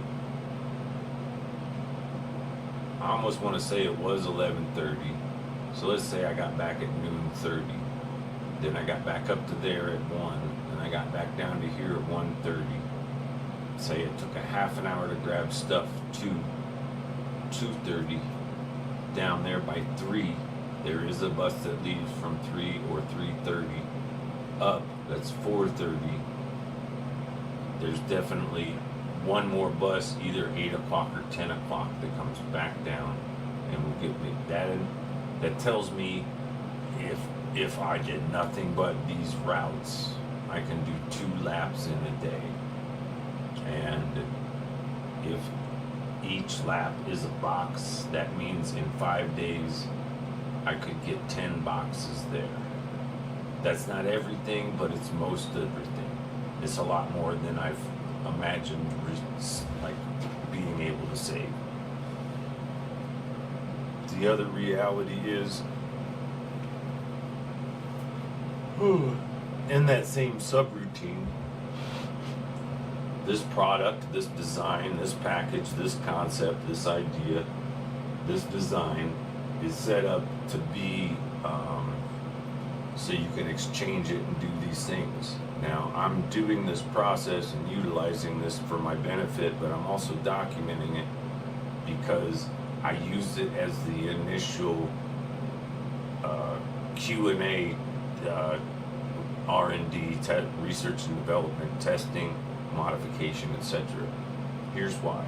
I mentioned I have 5 of these boxes this size. 2 of them have shelves and or computer parts. One of them has guitars and other musical items and some clothes. One of them has, how do I put it, odds and ends, not heavy things, but like soccer ball, basketball, some jackets, some thises and some that's, maybe some plastic metal pipe clips that make drying racks or something like that. And then the final 5th one, the really heavy one, has family heirlooms, books, but probably the heaviest items are 2 or 3 boxes of apartment only. Like that box, I put everything that I would only take if I was moving into an apartment. And it's in a way that if I wasn't moving into an apartment, because originally I expected I was moving into a storage locker to be living on the streets with access to one box being the primary box, it's not packed because it's the stuff I'm using. It's the kitchenette, it's the TV monitors, it's the table. It is all sized, and in my mental, I can fit this stuff, with the exception of the tabletop, but I can fit it on the trailer, not in it. In one box, in one trip. So that's essentially my hot water kettle, a small box of food and or spices and or emergency cooking stuff, the oatmeal, the coffee, the protein muffins or whatever. Things that are already prepared, healthful, and easy to carry, store, won't spoil, hopefully.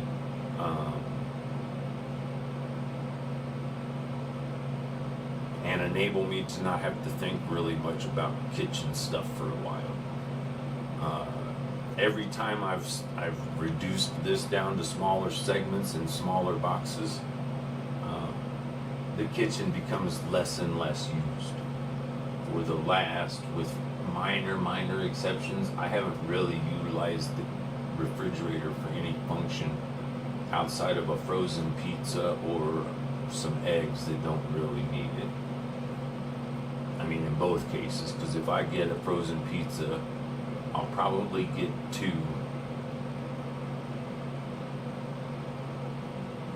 Neither one of them would go bad at room temperature by the time I would cook them and eat them. Like a normal, what I would consider a normal pizza that I'm used to getting, I'm not sure why, but recently the pizzas I've been getting are smaller in diameter. But my normal concept size of a pizza, half of it equals 4 slices, is what I would consider a meal. So 1 pizza equals 2 meals. And that could be a lunch meal or a dinner meal. Sometimes I contemplate and keep in mind things like since I'm going to be in the cold, exerting energy, needing calories, etc., I have kept that in mind with the inclusion in my dietary intake of more grains and flours and proteins and things like whatever's in oats. But mostly because they all taste reasonably tasty, kind of on the sweet side of the things, and I'm not a huge sweet side of things person. I like them, but they don't motivate me, if that makes sense. Like if someone says, do you want cake? I'll be like, yeah, sure. And they go, do you want vanilla or chocolate? I probably wouldn't hesitate to choose chocolate first, but I wouldn't consider vanilla unworthy of enjoyment. And I've had non-chocolate cakes that were better than some chocolate cakes, if that makes sense. So it's like, I like chocolate, but I'm open to other cakes. But I'm also aware it's a lot of flour and baking powder and, you know, sugar and salt and fluffy stuff, eggs.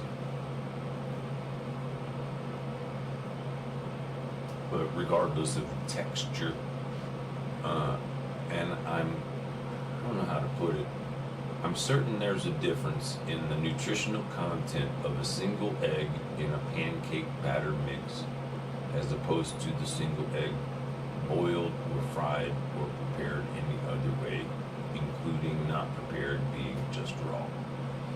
So if you got a raw egg and you scrambled it up and you sampled it for what its nutrients were, it would most definitely be different than what it is if you cook it using boiling water, if you cook it in the shell and out of the shell. Like, all of those things matter.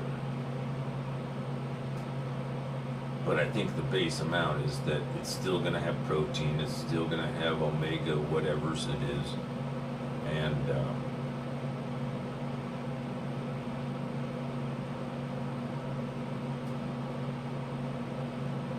how do I put it? If I was trying to be a vegetarian, I would still probably work to justify fish and eggs because of how nutritious and how diversified the nutrients you get from those food sources are, but kind of specific to those things. Meaning, like, I could almost be a vegan if I got like salmon once a week or something with eggs. And it's, my whole thing is, it's not like I want to seek eggs or not seek eggs. It's like, in some recipes, cakes, for example, muffins, cookies, without eggs, it doesn't do much. I'm aware, and it's just one of those things I learned from my dad, and it also has to do, it would probably change drastically from here up to Boulder, or I mean up to Nederland, because you're talking a half a mile extra elevation, right? Because that's 86 something and 552, that makes 25 half a mile. So 52, 62, 72, it's more than half a mile higher in elevation. And those things make a difference somehow in baking times and required components. And I kind of remember learning that, I just don't remember what it is. It's either a little extra flour or a little extra egg or a little less something. It's a small modification that you need to adjust for elevation. And it might be a little less flour because of a higher evaporation rate while baking. That would make really logical sense.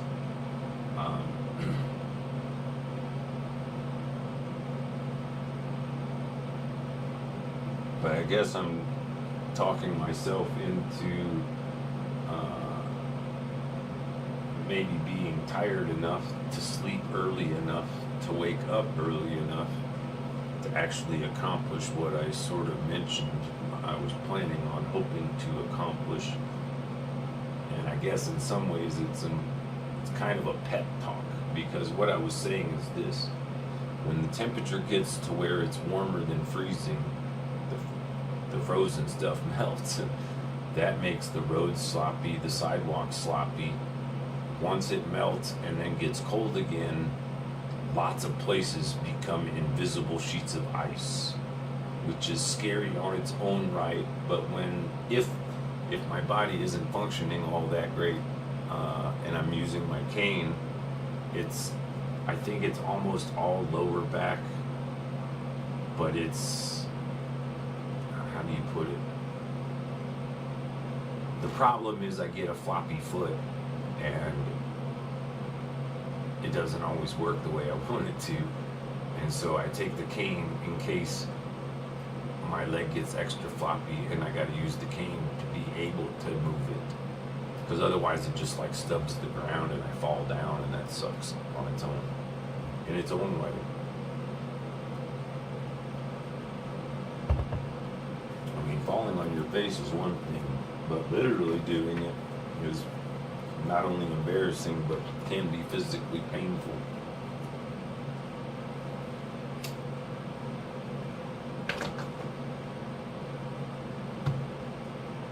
It can even force dental visits. I wonder if I had something before I realized I had something. Because in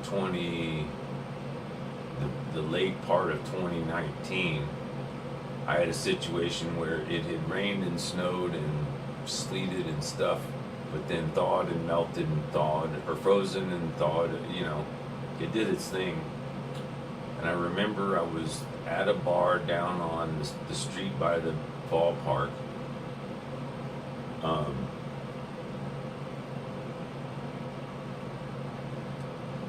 At one of the sports bars. But the one I would normally go to for the food was overcrowded, so I went to the neighboring sports bar. And regardless of what led to that event, I remember heading back into the sports bar after a cigarette and going to like almost hop up, like I was energetic. I remember hopping up on like I was gonna hop, like step up the 3 or 4 stairs, and when my foot hit the stair, it either stubbed it or hit ice and slipped out. And I remember I slammed my shin, and then my face fell. And it's kind of one of those, you wouldn't believe it unless you were there. And it's taken a while to distance myself from the traumatic reality of the pain, like getting through the pain to remember the situation. But I remember referencing, I think it was the Days of Thunder movie with Tom Cruise, when he's driving the car and it's really loose, and the people setting the car up set him up literally so he would get feeling confident and then lose control and smash. Or maybe it was when he was just pushing the limit in a race. But I remember him sliding out of control and going, uh-oh, this is gonna hurt. But that clip went through my brain as my face is going towards the top step of this cement set of stairs, and it bashed my face. And I knew obviously I knew before it happened that it was happening. And so I just instantly grabbed it. It's funny because it's the one that was here. I kept it in a box for a couple, 3 years because I didn't like the traumatic reminders of it. But I wrapped that around my face, and I just left instantly because I was settled up. I remember crossing the street and going by what I think is the Wabash Brewery, where all the pool tables are upstairs, and checking a reflection and seeing that I was bleeding all over the place, but being smart enough not to investigate too much, because I knew I had a window. If it hurt when it started hurting, I probably wouldn't have to deal with it too much anyway. I hadn't drank that much, but I had drank alcohol, so that helped. I'm sure it helped, because I got on the bus, got to Boulder, realized there was no buses going like to the airport or back to Denver. So I found a place by a dumpster, And I remember, I think I found a piece of cardboard and laid down on the ground and went to sleep and woke up in a puddle of blood. So I got up, I hobbled to the bus stop. I got the 1 hour trip from the bus stop to the train station, Union Station. I went from the bus to the train. I rode the train to the airport, it's like an hour. I rode the train back from the airport, which is like an hour. By that time, it's about 7 maybe in the morning, maybe 8. And one of the security guard train guys is just like, hey, yo, dude, do you know you're bleeding? I'm like, yeah, this is old. This is from last night. I might have still probably been bleeding because by that time I had realized 3 teeth were missing as one was flapping. And because of the flappy tooth, I finally was just like, fuck it. I got an Uber to the emergency room. They checked me out, x-rayed me, removed the floppy tooth, cleaned things out, told me they were going to send me on the road, and I was just like, well, you're sending me out into the cold, I'm homeless. So they're like, all right, we're going to leave you here for overnight, whatever, make sure, because they may have done it had I not mentioned I was homeless, but they said when someone falls and hits their head and has a loss of memory, it's traditional or it's standard protocol to keep them overnight for observation. So I remember the next day, at some point, I was talking to Glenn, the case manager, trying to help me find an apartment. And I was just like, hey, if we have any appointments today, I should just tell you that I'm waking up in the hospital. Last night I slipped on the stairs and busted my face open. I got this huge hole in my face now because I'm missing 4 teeth. So I'll be back to Boulder after they release me this afternoon or something. And I'm not sure if it was sympathy, reality, difficulty, luck of the draw, but it was right then that this apartment became available. Because after I moved in here, some of the first things that I had to do as far as doctor's appointments was going to the dentist to get dentures, whatever you would call it, partial replacement for the missing teeth.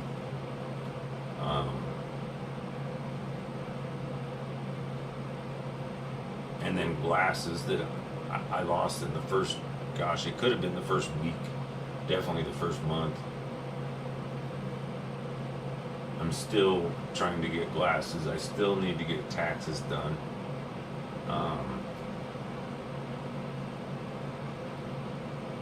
If I get really great news tomorrow and there's somebody at the office,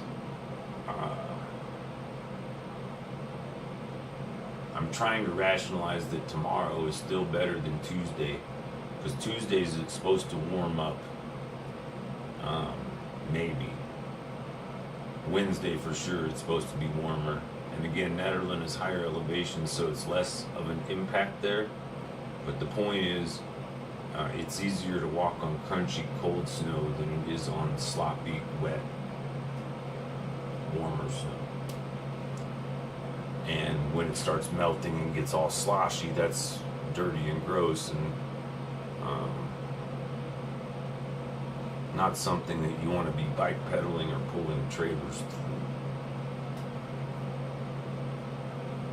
The other reality would be, I'd love to be able to manifest, like, it's way outside my budget, but if I had $1,000 or $2,000, I could get a bicycle, almost like that bicycle. I call it a clunker. I say it's a junky bicycle, but I say all those things with a compliment, because it's more of a sleeper, and that its intention is not to be flashy or expensive.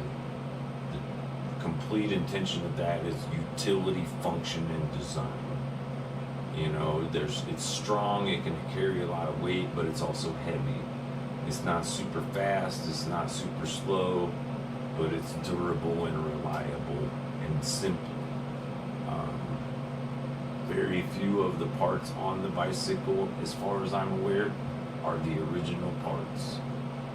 but they're all old original parts of some sort. Like the shifters for the gears, I might have gotten new or used off of something, but they're the oldest type of lever shifter. They're not grip shifts, they're not fancy grips, they're old style. Brakes are just center pull, which are kind of new style. Not still really old, but kind of new style. But it's not like a disc or any pneumatic action like that. But the other beauty of it, the reason why I call the clunker and the junky bike and all those things is because it's extremely simple. It's not attractive as an item for theft.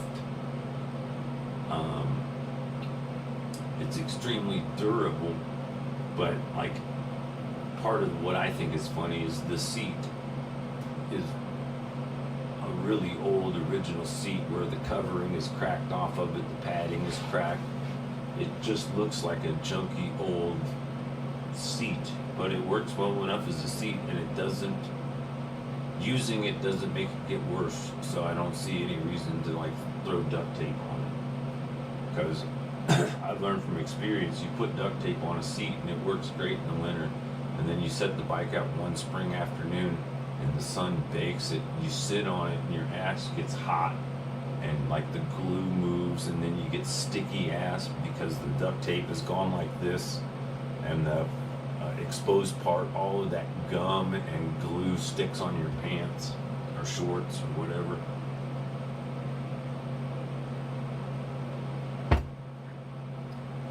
But I'm also acknowledging I haven't test driven. I officially attached a milk crate to the rack with 2 plastic zip ties.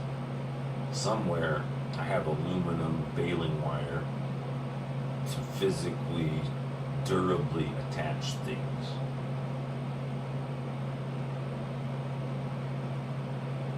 In a comfortable reality, and understand my situation, how do I put it? I have these, it's kind of heavy, but it's a wire basket that's designed to fit over the back tire with these support arms. But that bicycle already has a rack on it that's a flat platform and the same exact better arms that secure it to the axle. I have to put a couple pieces of material in between there as a shock absorber, but it does seem to fit perfectly, so I can set the cage on there. When I'm ready to secure it, do a couple twists of baling wire in key locations, maybe 3, maybe 5, maybe a couple 3, essentially securing that basket to the rack that's on there without the milk crate. That enables me to put more stuff on the top of that, but it's more important that I'm able to test fit it so I can do an empty run. Like, let's say tomorrow I get blessed and I get to talk to somebody and I start paperwork and they say, bring this other stuff back tomorrow. I say, sure thing. I'll come back here and I'll get the bicycle ready.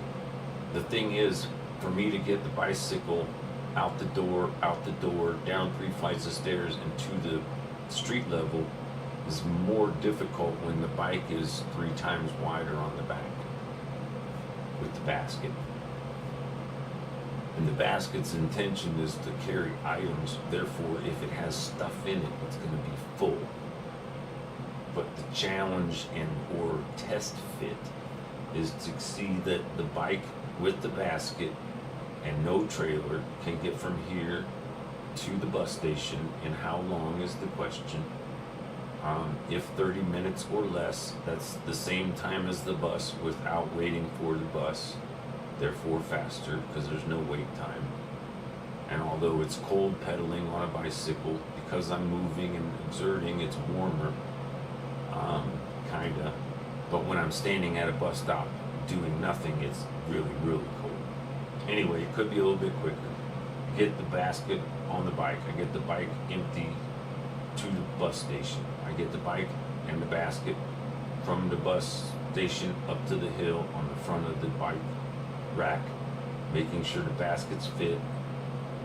More than likely a second bike will be there. If a third bike is there, that could cause a problem, which is why if the bus leaves at 8, I want to be there by 7:30, 7:45.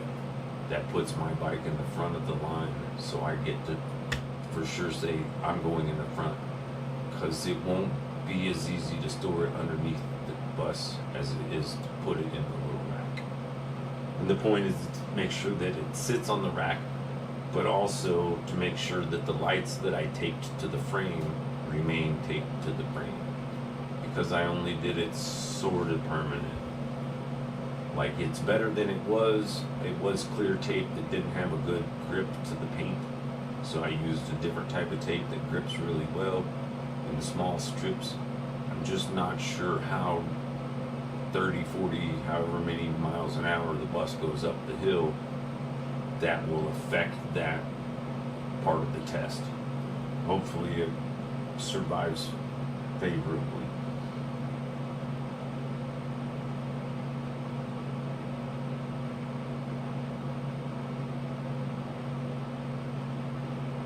But if the bike and the basket got no problem fitting on the bus, the other reality of the subroutine is I'm exposing bus drivers to me doing what I'm doing, because each time I can ask another little deeper question.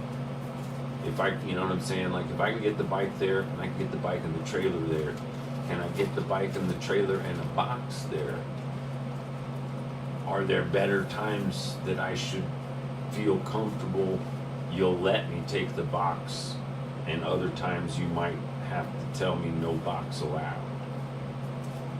You know, and as long as all those things work, then I can still be go.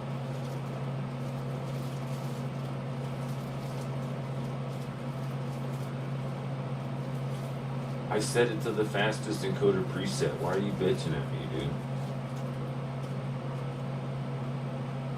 I have 0% drop frames.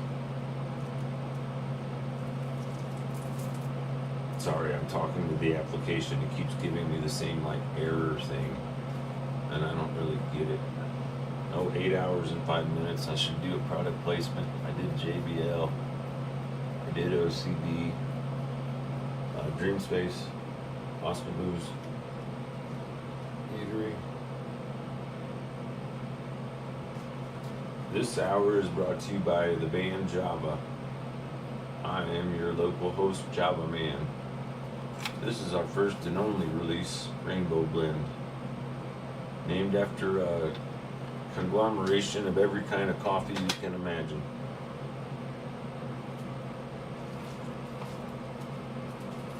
That was circa 93, I guess. 93 or 4.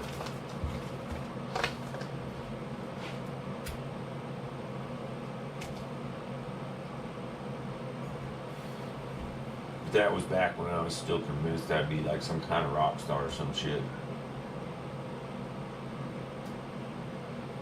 And then I got to see behind the scenes at Lollapalooza, and I was like,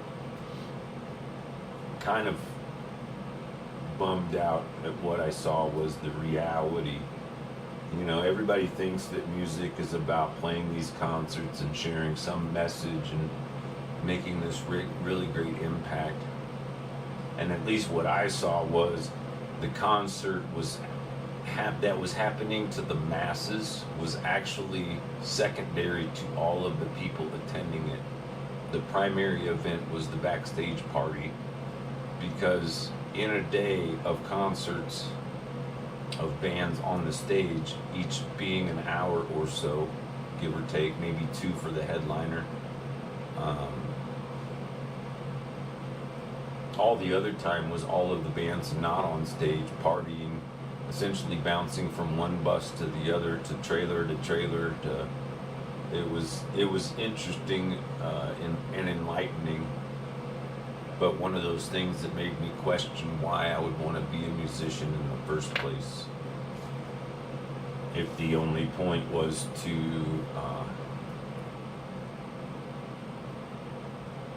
how do you put it? When I was in high school, bands were usually entertainment, extra attractions to kegger parties or alcohol parties for underage people, usually. And, during college era, for age or, legal age people. But anyway, the bands would be playing. The idea back then, traveling concerts were allowing the music to pay for the party so you could live a constant party lifestyle.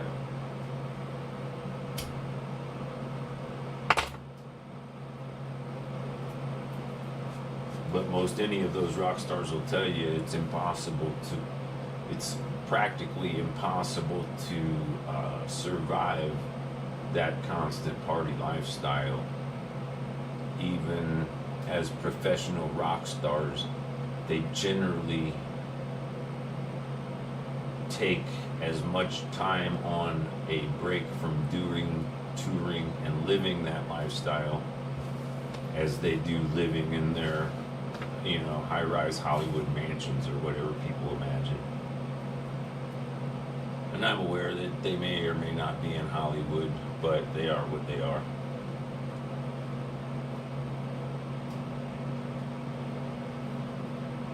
I mean, an average musician can get a way bigger, nicer property and house or around Nashville or Austin than they could Hollywood.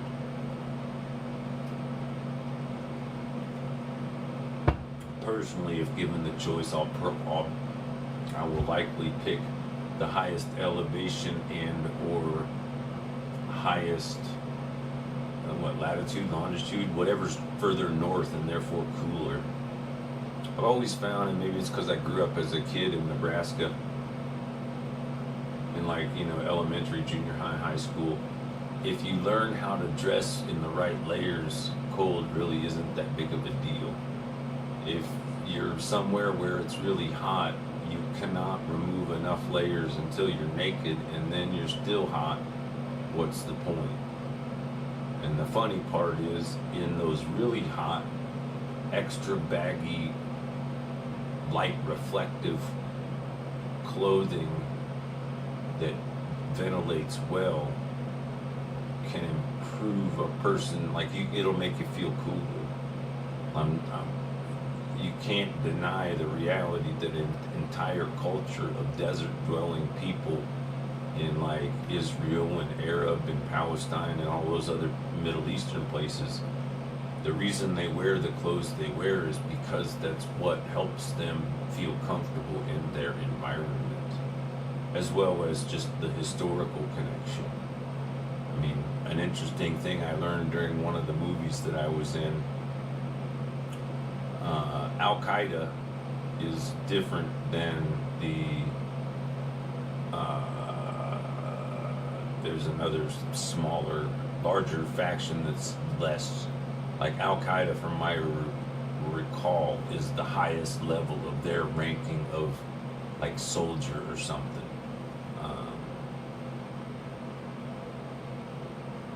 Usually in cameras you can differentiate them because their turbans were always black.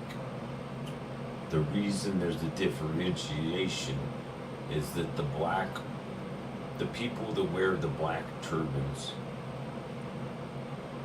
that black turban is not just a head wrap which can be used as a body wrap or a sleeping bedroll in the evening or at night, but is also, how do you put it,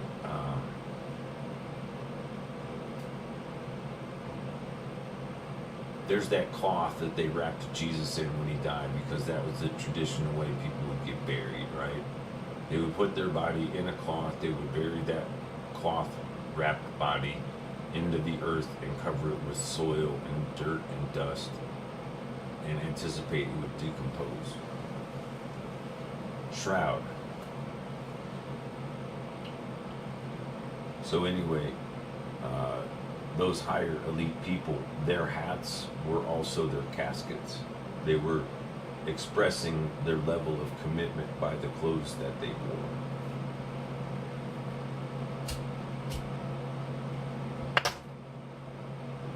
I guess a lot of people would call them turbans, maybe. But I think it's also somehow similarly related to things like Celtic patterns of plaid, and that different patterns represented different family or clan representation. The same thing happens with turbans, because sometimes they're red and white checkers, sometimes they're black and white checkers, sometimes solid color, sometimes all white. I think all of those things are more culturally represented and understood by that culture than they are by us, per se. I'm just going to try something because I wonder.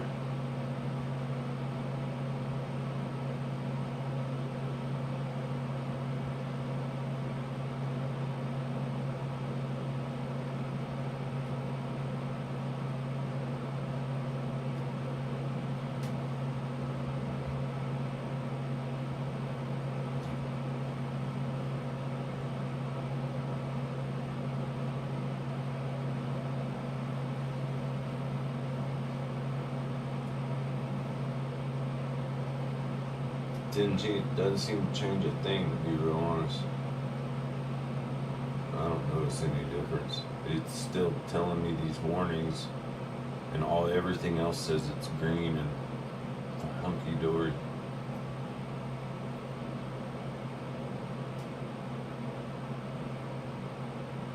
Oh, I'm looking at my top chat notes.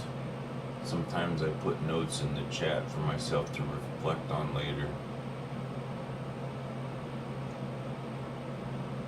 Oh, now it's just catching up to me, shrinking it down.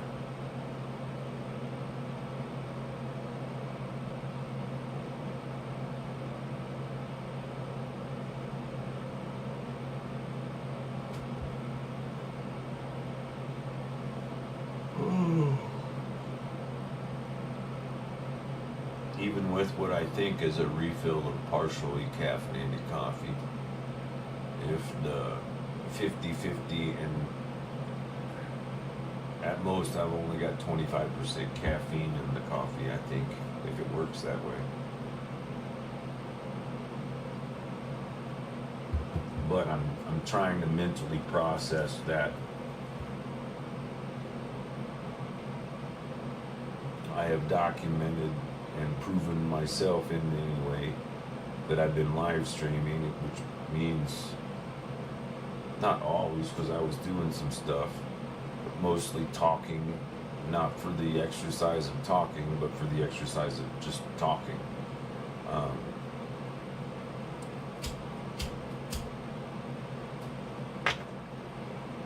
It's not something I do very often, but growing up I was like trained vocalist, and I'm aware that it's like a muscle and it takes exercise to revitalize its function. And if you don't use something very often, it deteriorates. I'm trying to remember there's a word, atrophies. I'm not sure if that works the same with vocal cords or if they get more stiff or what happens, but something happens. Still, the point being is I can bend and wrap my head around my viewpoint enough to acknowledge that although I've been sitting here maybe talking or streaming into the void with absolutely almost no interaction other than a few spikes of people showing up going, what's this, and then leaving, it looks like within seconds. And even me being a viewer that I've been watching doesn't register as a view. Maybe I have to have that tab open.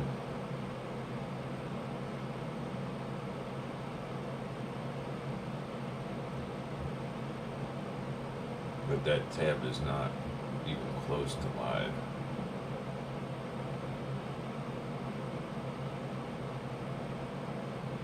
That's live. Kind of weird. You can see how the wide setting affects the distortion of the camera, whereas if I click this once, those curved lines go straight. Kinda.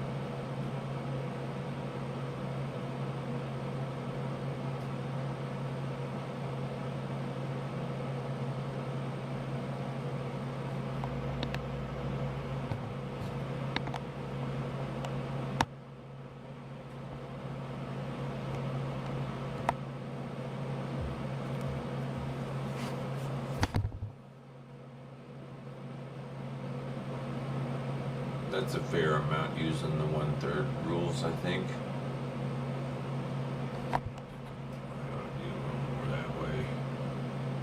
Just trying to keep in mind concepts like framing, scene structure, that kind of thing.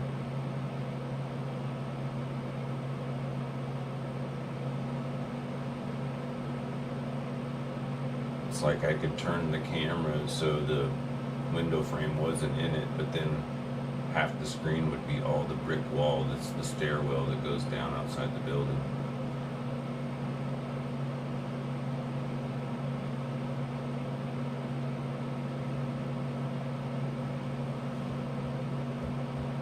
And as soon as I went over to watch this thing watch, it started stuttering, so I'm going to quit doing that.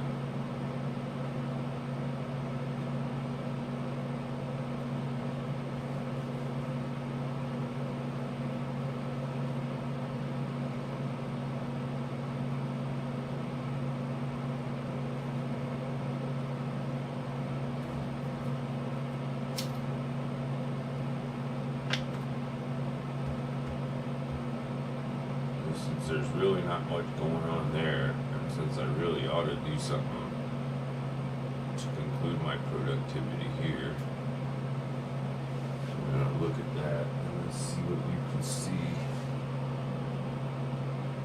Oh, that's this thing, so you're only gonna see what it sees. I can't adjust it. I mean, I can adjust it, but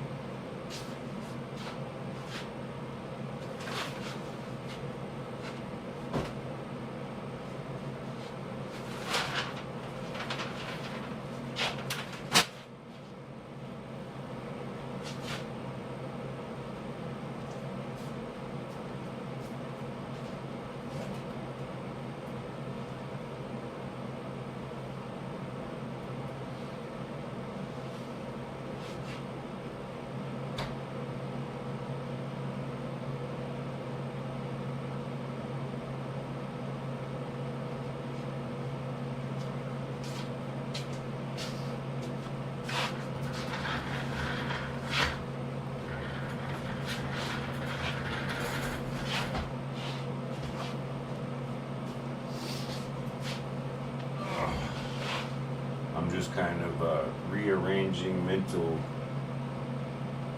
each item as we can tell through this whole process, as I've newly learned to identify as a subroutine. But I got the double-decker baby buggy, baggage buggy. I got the festival buggy. I got the Burley cart, the gaming chair with the mini trigger guitar. It's currently my favorite preferred guitar, even though I really like the full string guitar. Neither of them have a pickup, but when I get a pickup, it'll go in that one first, probably. And I may or may not get something that works for both, like that I can take out of that one and put in the other one. Given the opportunity for performance or recording, I would probably prefer the full size, only because it has a bigger scale. It's a larger guitar, so I can play more on it easier. But I like this guitar better. It feels better. It's a classical guitar. I have kind of fat fingers.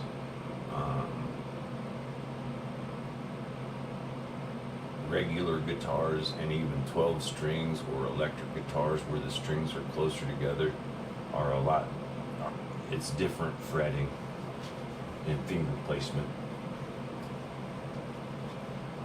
But I like that one. It's just like a fun twiddly diddly deal.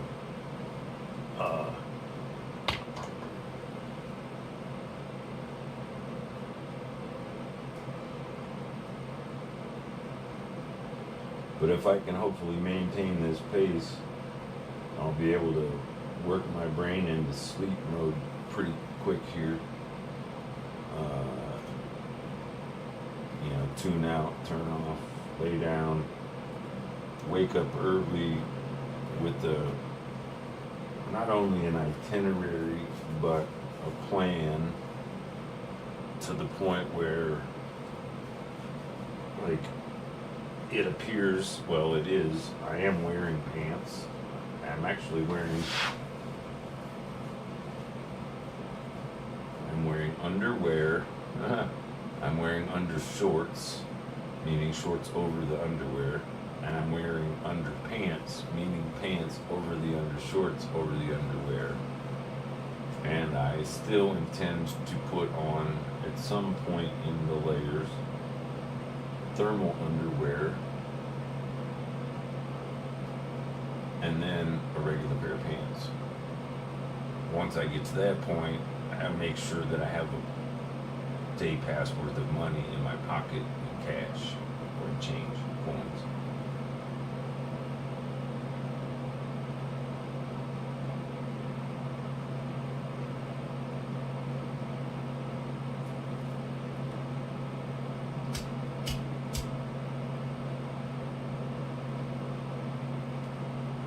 Part of my thought process, considering the weather and considering more so what it'll be like in Netherlands, is I'll go in the morning,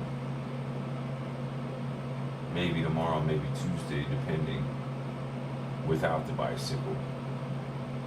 Just me on foot to the bus stop, to the thing, to up there, to then back, and then to here. I can still inquire with the drivers about a bicycle trailer and or what size bags are allowed, and if there's any variation on times where I can likely be allowed to carry a trailer, where other areas I totally get it. Like if it was opening weekend for ski and everybody was packing the thing with ski stuff, I could see why they'd be like, yeah, no bike trailers. But if there's nothing there, I don't see why they would, if it fits. And that's the question. Does it fit and is it allowed? As long as it fits and it's allowed, that's kind of a huge relief. It means a lot of work, but not as much as before. And I only kind of got to do the work once. Like, the first original thought or plan was to move everything to storage. That's why everything's in the closet, because it's the size of the storage locker. Everything that I decided to keep fits in the storage locker and has a little bit of, like, there's some space could be adjusted. For example, two of the big boxes are just shelves. If I take the shelves out of the big boxes and set them up, I can put smaller shelves on the smaller boxes on the shelves with the big boxes in front, essentially leaving space for the trailer and the other trailer, and maybe even the bicycle.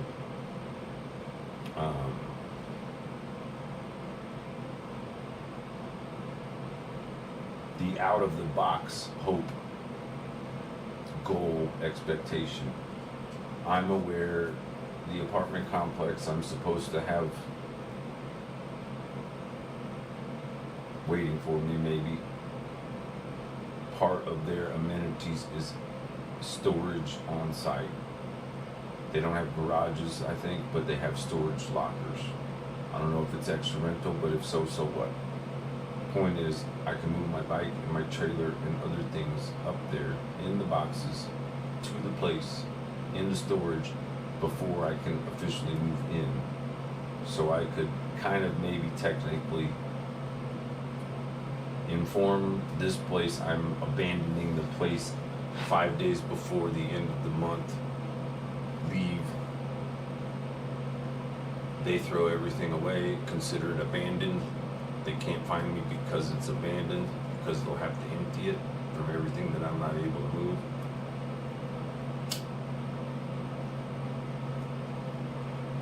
And if the only thing that I have to leave here are things that I would donate or throw away, what's the difference?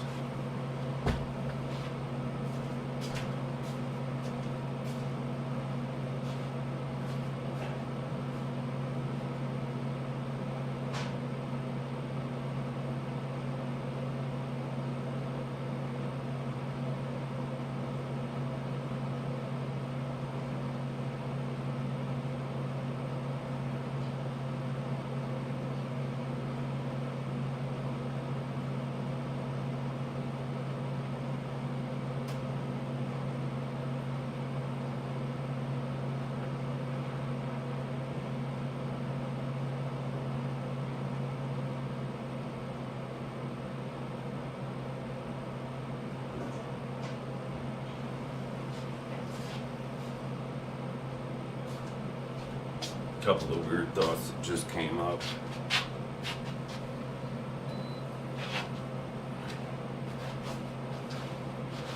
In the whole move, one of my most useful possessions currently is a small, I think 1.5 or 2 liter, it's not liter,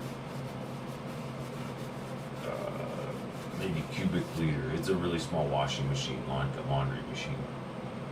But it's designed for an apartment. You can hook up to a sink or a faucet or something. And it's still connected because as I've been packing and cleaning, the towels and rags and everything I've used to clean things up as I went through the process, I would run through the washing machine each time, so I had fresh stuff. As it stands, in the last 3 months, every room has probably been swept and mopped 2 or 3 times each. But each time stuff is moved around and relocated. So, in all forms, the only dirty, quote unquote, room outside of a day's use in the kitchen is the back room that's full of essentially recyclables, trash and furniture that I planned on giving away, or TVs and things I wouldn't, how would I put it? If I had a moving truck and a team of helpers and they said, we will move anything you want to move, I would include most everything furniture-wise in that room and everything that's probably still in a box. If I had empty boxes, I would most definitely rebox a lot of the items in there because they're that useful. But they're not so useful that I want to pedal them 8 miles up a hill and put them in storage. There's a couple of nice, there's a nice end table. These tables are nice, but they're really heavy. They're super bulky. They would not transport easily on a bicycle, but they would, with help, or even me doing it myself in a two-wheel dolly. I can get those down the stairs into a vehicle to get to a place. When I packed the big boxes, the idea was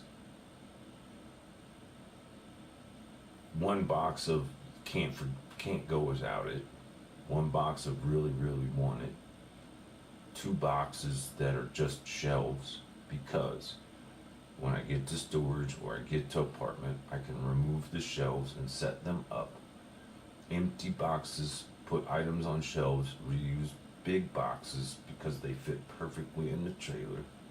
And this is all now trying to see if it'll fit in the subroutine of the bus or not. It's not fun, it's not enjoyable, but it's nice enough to feel as if I'm willing and possibly able to, over the process, one cart at a time, get my bike downstairs, get the trailer downstairs, get a box downstairs, get the box in the trailer secured, get the trailer to the bike secured, get the bike and the trailer in the box securely pedaled from here to the bus station. Get the box adjusted so it'll go in the bus from there to Netherland. Ride the bus, get the bike on the front, get the box and the trailer in the back. Get to Netherland, reverse that course, pedal the bike, the trailer, the box to the apartment. Current anticipation is 10 of those trips. Allows me to move everything I would want or need or be able to do it in that fashion there. That doesn't include everything that's in this apartment. Because there's three big screen TVs, 42-inch big screens. This table holds one of those screens.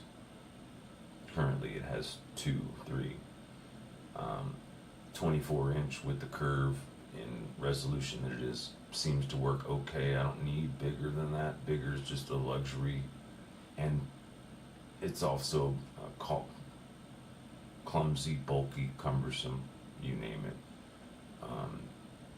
Again, they all worked to a point of having them kept, but there was one that worked, like, not kidding you, for like 2.5 years with never turning it off, like it was always on. It developed a problem with the power supply because something was wrong with the way the backlight support software updated, so it always put it on high. When the backlight was on maximum, power supply would overheat. So if you could turn it on, like turn that all the way down or off so there's no backlight, it would last for a long time, multiple hours and possibly multiple days.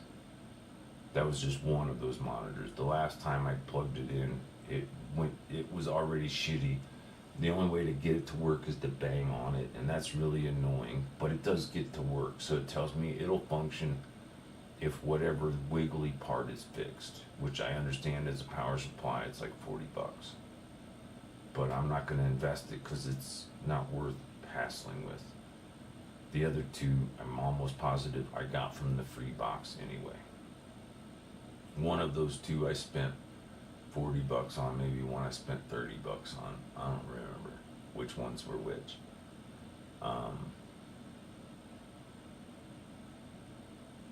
But because I'm aware of the internal workings of most of those monitors, half the time the older ones, a fuse would blow and someone would throw it away thinking that they've just lost $2,000, and you get a 10-cent fuse from Radio Shack and you unscrew the back and you see the broken fuse and you pop it out, you pop it in, you plug it in, and shazam, you had a free $2,000 big screen TV. But again, I haven't used them in a long time, and I'm not missing not using them, so giving them away isn't a huge deal. And that's also why I've been I've been probably conscious, aware of what the intention was in the move since before I downsized those things. Does that make sense? Like, I'm willing to bet if I went deep, deep, deep into truth before I started buying, I bought one of these monitors, then another one of these monitors. And I'm pretty sure when I bought the first one, I realized mentally I was doing it to replace a bigger one, so when and if I moved, it would be easier to move without losing control of the computer or the box. Because anybody can tell you a computer without a screen or a keyboard or a mouse is just a box. It doesn't do anything. It can use energy if you plug it in and push a few buttons, but it won't do anything.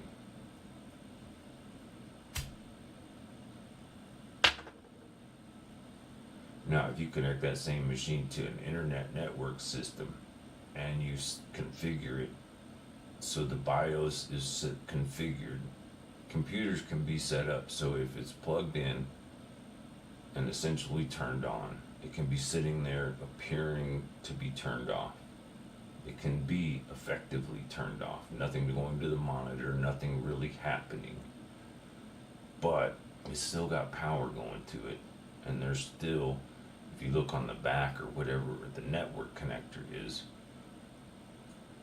that connector can be used to connect another machine to that machine and operate that machine through that connector. Meaning I can connect a computer with an operating system through the network, so when it connects to that machine, it logs on to the operating system that I have for it, and it makes it work even though it appears to be off.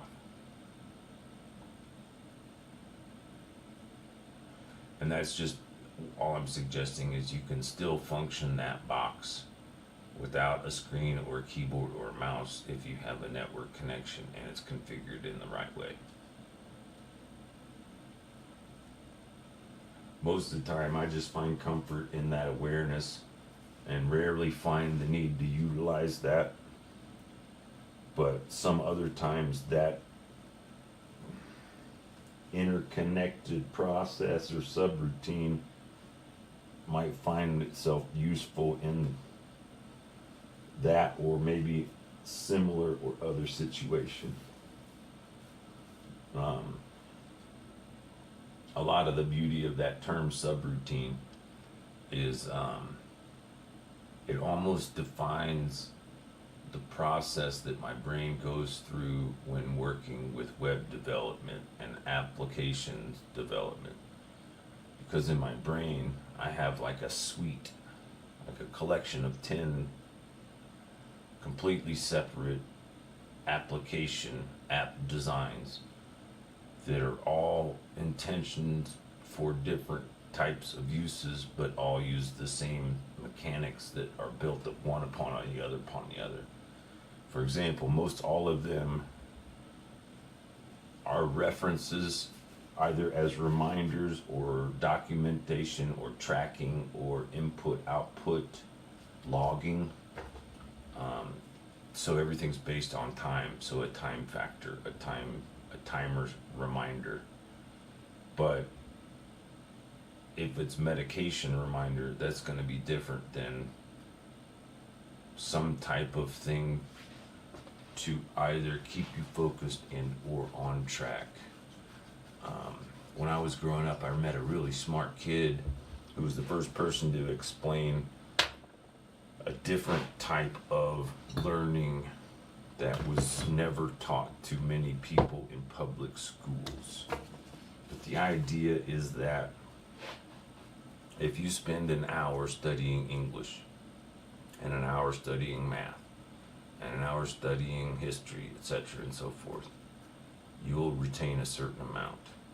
But if you study 10 minutes of English, 10 minutes of algebra, 10 minutes of history, then 20 minutes, 20 minutes, 20 minutes, and then 15, 15, 15, you usually retain more information because of the cross-connecting of information in a shorter amount of time than you retain if you only study one specific thing for one long extended period of time. So the way he kind of explained it is, imagine a big dining table, and at every different place where there was a chair, he would put a certain subject, like English or algebra or chemistry or, history. And then he would have one like master clock,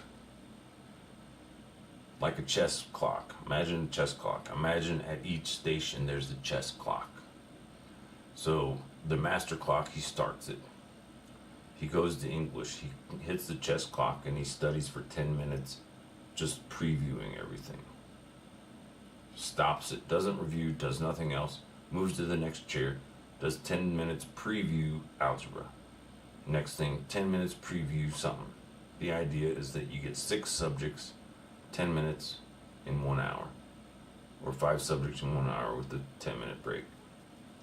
Then you can do twice that amount of time. So 20, 40, 60 is 1 hour. Then 20, 40 is another almost hour for the 5 subjects with a 20-minute break, or a lunch, or a dinner. But the point is, by breaking it down in that way, so there was a really short refresher, a long study exercise, then a short review, not only per subject, but interchanged from subject to subject to subject. So you did introduction to everything, study for everything, review for everything, in a time frame that allowed you to study. If you spent an hour on 5 subjects, that's 5 hours. With 10 minutes, that's another hour in break time. He reduced that by half and retained more information than, why not spend 2.5 hours doing this intensive subject by subject study with intentional breaks away and food breaks, etc.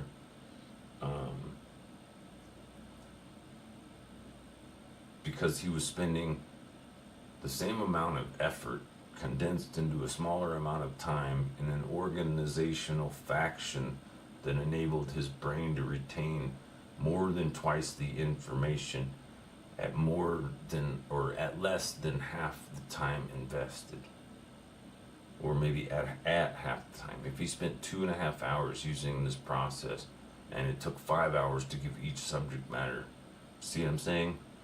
So if I could spend 5 hours studying each subject for 1 hour, and I take a test of retention and I get a certain grade, if I spend half of that time studying each of those 5 subjects, I will get a better grade, and it'll be due to the better retention because of that process.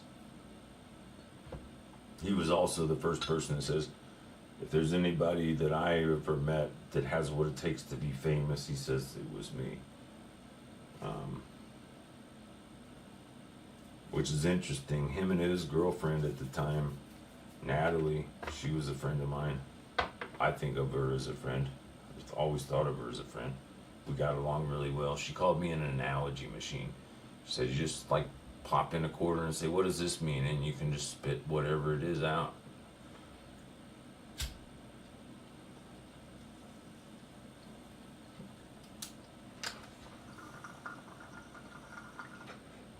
That's maybe one of the first times.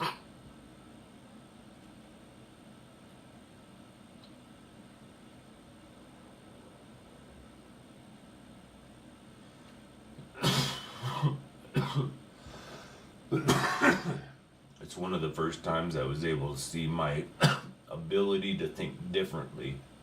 A diff ability, not a disability. As a benefit, not a negative. I'm also sadly realizing that it seems like I keep forgetting not to pack the bowl over to Vaughn. because as I'm twisting weed out of the joint, it's going straight through the bowl, down into the bong. So if you see that top part, it's all clogged with weed. Oh,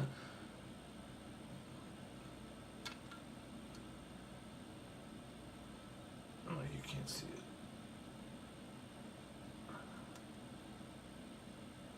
There you can see it. Like all that bottom part is all weed.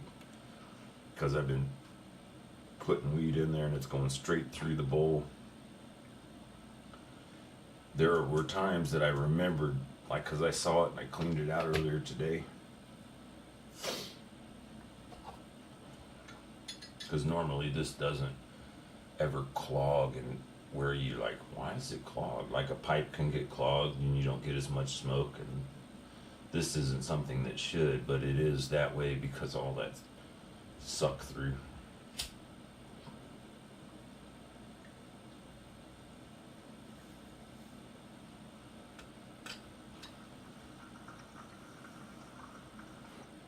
Okay, the first time I tried to fix it by doing one thing, this time I'm gonna do something different.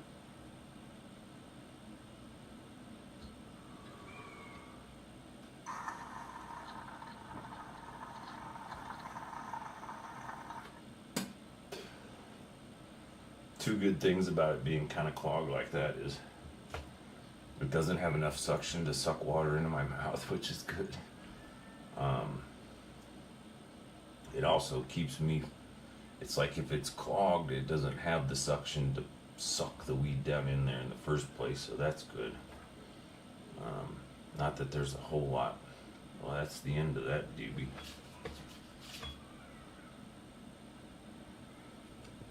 And considering the way my brain was trying to process it, I'm kind of expecting that's the end of the day of doobies. Because that, I still got 2.5 grams, which means I think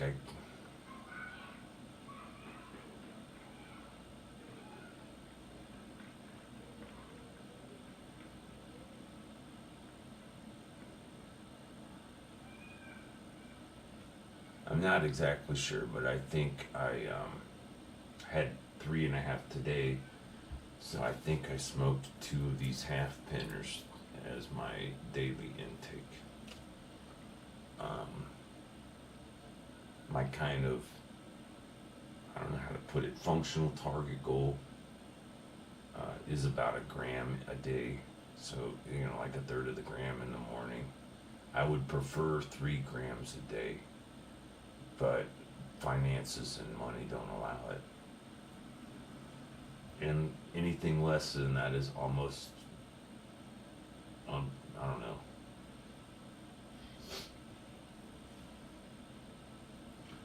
A gram is essentially a joint. If I can't afford a joint a day, I probably can't afford any a day.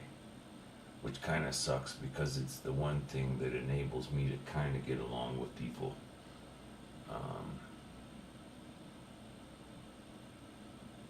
The less weed I can afford, the more issues I have with interactions and people.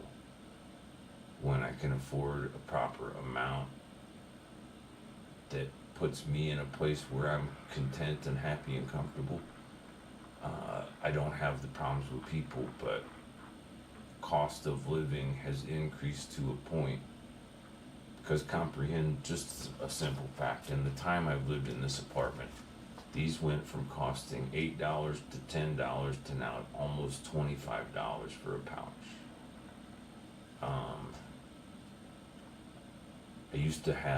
I used to be okay with 2 of these a week. There's 50 cigarettes worth of tobacco. Essentially, one pouch is 2 packs. Yeah.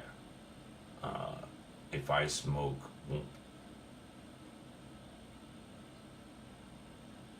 10 cigarettes a day, that's half a pack a day. That means that one of these packs lasts about 5 days.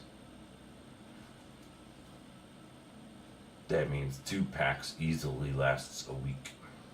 When I first moved in and I would leave the apartment, my first physical how do you put it? Obvious, oh shit, that sucks. My left foot, I got drop foot on my left foot. It like went floppy. And then I inadvertently, when it was floppy and I wasn't aware of it, I jammed it into a wall and I damaged my toes and it jacked it up pretty bad. So I should have got crutch. I might have even had crutches for a little while, and then I got back down to a cane. Then things got better, and then I got to the point where I was okay. And when weather was nice, especially last summer's fall, when it was okay weather, I knew I needed to make it a point to force myself to walk like 3 miles a couple times a day. And like, I have a difficult time doing something without a reason to do it. And oftentimes I need a secondary diversionary reason, if that makes sense. For example, the reason for walking is that the exercise and the circulation benefits my condition. But that's not enough reason to go walking, unless I say the reason to go walking is to smoke a cigarette, because that then, or smoke a joint, so that then disguises the real reason, as you see. But that puts 2 reasons on the one activity. The third reason might be for random potential interaction or socialization. I don't do that a lot. I don't seek it out ever, really. I think maybe that by saying that, there's sometimes I do, but not usually. But when it happens, I don't turn it off. I don't like disengage from people. If I automatically somehow connect or engage with people, be it stories or just daily chit chat, I don't say no to it, but I don't encourage it per se. I think sometimes maybe I encourage it. Sometimes I get talky, chatty feeling. But anyway, at times I get little random hints and clues about life from those random interactions. Like, why did that person point that out? And what memories does that bring to me? And how does the reflectional, like, I got to talking with this girl that was at the food bar at the Whole Foods, and I noticed she was refilling the thing, so I was just asking, how often do they do that? She gave me the schedule. It sounded like they do it 4 times every 2 hours. So like they put it out, and then 2 hours they refilled, and they refilled, and they refill, and then that's it. But it wasn't until later I remembered there was a time I was up there smoking a cigarette on the side of the building, and I got to chit-chatting, again, just one of those random happenings, with 2 or 3 kids. She might have been one of them, and I liked that they were kind of punk rock and anti-drug. Like they were, I wouldn't say they were straight edge, because they were pro-drug and psychedelics, but not anti-drug yet. I don't know how to put it. It's like if you think all drugs are psychedelic level, then you might think they're all good. But or when you have experiences with psychedelics or other drugs that are a scary or negative experience, you might assume that the problem was the drug. The weirdest part is the good drugs won't try to convince you otherwise. The bad drugs will always say, no, it wasn't the drug, it was the set, it was the this, it was the that. But it's almost always when it's that drug. Like, those to me are hard drugs because they're designed to make you habitually addicted to it. Opium dens happened in China to control Chinese and British and other deals long before the United States maybe even existed.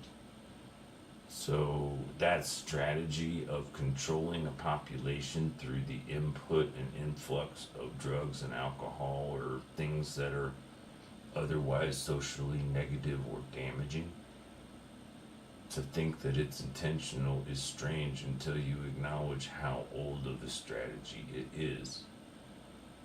Then you recognize the strange part is in my lifetime, there's been documented proof that essentially, if not before, since Carter left office, the CIA has been running everything, right? Because Nixon put Bush in control of the CIA, then Carter was the president, and then it was Bush, and then Bush, and then Bush Jr., and then a paid-for, bought-out Republican pretending Democrat Clinton and his wife that was really running the show, who's for sure a Republican and a wolf in sheep's clothing.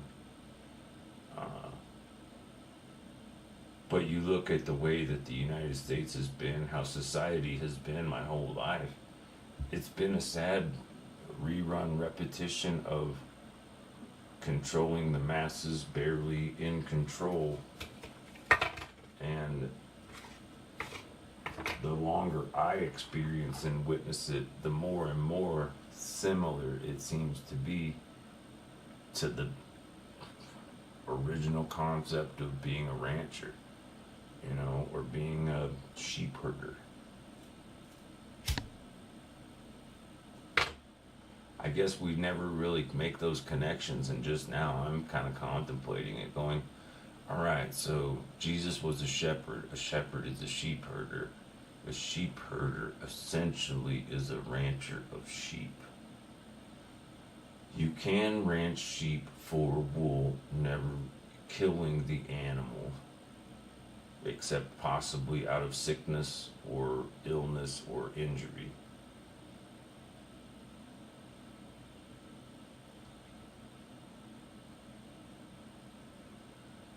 And I really don't have enough knowledge to understand the reasoning and or differentiation. Like, for example, are goats male sheep, or are there male and female sheep, and goats are a different kind of animal like a sheep. But we like goats because of their milk, and we like sheep because of their wool. But we like lamb because of the meat, which I think is a baby sheep. And there's also a fancy term for baby cow steak versus adult cow steak, and I don't remember what that is.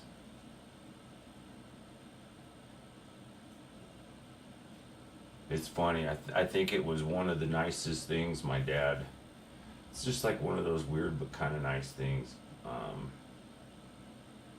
At least once, I almost want to think twice or more. Because when I first moved in with him, he was a bachelor and he didn't probably partake in any holly jolly festivities at all, unless he went to go visit his parents, or was at a work party.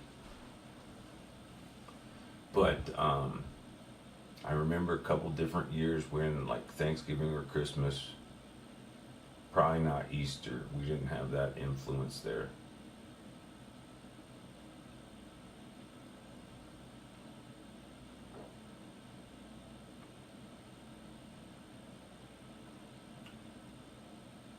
But like a ham one, a turkey.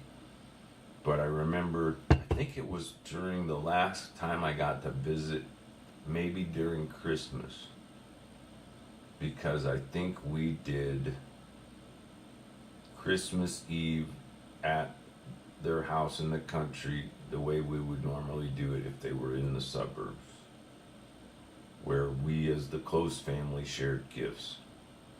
Then the next morning, the step monster took off for the city, and Dad chose to stay there and make Christmas dinner for just he and I, which was cool. But what I was referencing is the Cornish hens. I was thinking a Cornish lamb or a Cornish sheep is you see what I'm saying? The veal is the baby cow. Like Cornish cow would be veal. Cornish hen, because it's a little bitty turkey or a little hen. But the idea was we each had our own little something, and it's a nice memory in my brain. It's sad that his retirement villa, I mean, I guess essentially in all reality, I only saw or visited it twice since he moved there, maybe.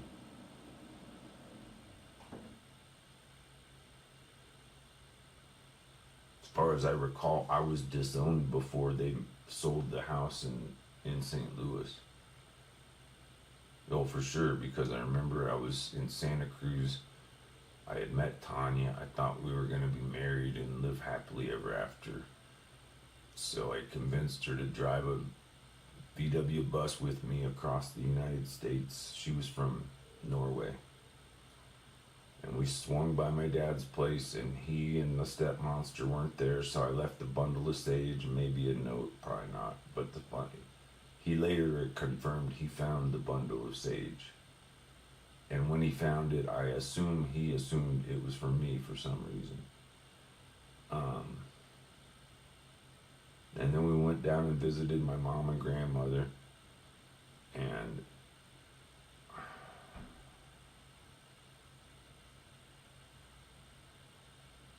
I'm not so positive. I mean, I was essentially disowned from birth.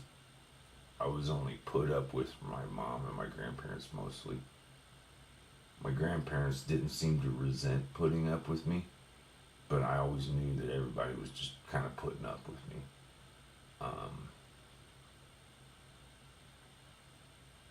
I think my dad was the first person that tried to get along with me, like put actual effort into investing time and energy to understand my point of view and to help me understand his without judgment or authority complexes or, demands or whatever.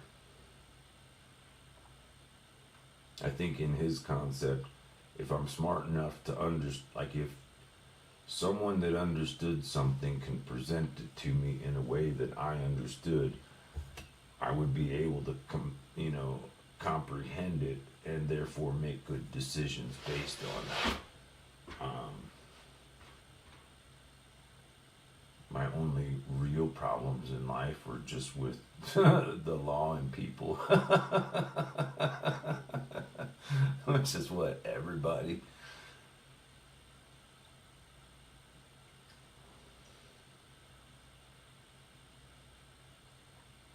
And it's not like I had good relationships with individual, creative individuals, usually spiritually minded types, growth minded types, which it's difficult to grow if you have an ego, because if you have an ego and you think you know everything, why would you even need to try and learn something to begin with? You know what I mean? I met some people that really thought that way about everything or subject matter, and they may have. But it's kind of like the whole flowers for Algernon. Society likes stupid people way more than they like smart people. And I'm just noticing, let me see if I can switch this back on.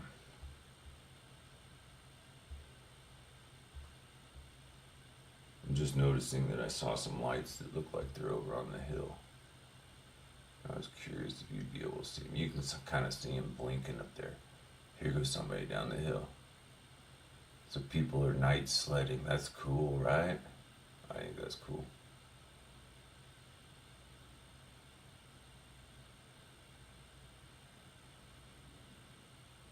The interesting part about that hill, there's a number of interesting things I've considered. If I was younger, I would most definitely get excited when it snowed, and I would probably go there and either on my own accord or with organizing others create specific jumps and ramps and curves and berms and stuff.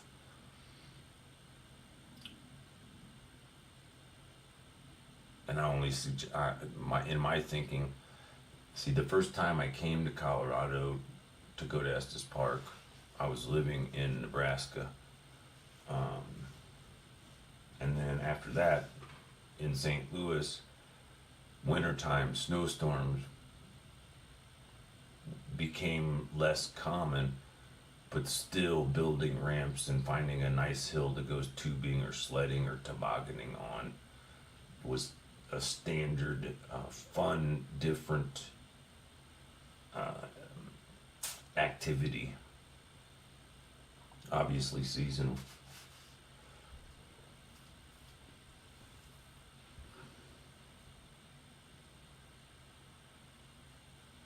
But it's kind of fun in that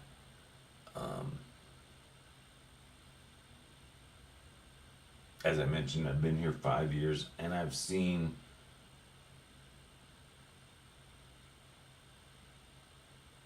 obviously the snow hill, the sledding hill in person on foot, because that's at the base of that hill is part of the trail that goes all around this complex. That if Google Maps is right, could be 1.5 miles to 3 miles depending on the circle or the route that you went, which trail you took. But I say according to Google Maps because those things normally work by bouncing signals off Bluetooth and Wi-Fi radar signals. Even though they don't sign in, they acknowledge that you've passed it. That's how they track what distances. And where it's at is kind of in a dead zone for Wi-Fi, Bluetooth. It's in between it's in the middle of a big park, basically, Tantrum Park. But I also looked, it's past 9 hours, I'm past done, and probably won't started getting tired until I shut up, and it'll probably be a half an hour or so of my brain still thinking I should speak when I shouldn't or don't need to.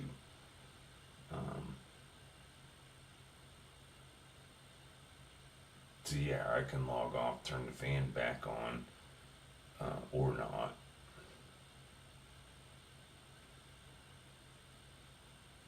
But as a function, it was a nice afternoon, evening stream with a pretty beautiful sunset, and more importantly, something that I can, in the future, I can download that or cut a clip of that and then download that clip and then put it through a program so I can time lapse it.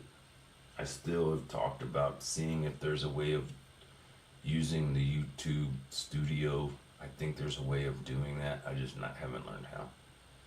That could be one of the first things I learn in the new apartment, assuming that happens in the next week or 3. So, love you, fam. Take it easy. You know how we do it. Peace.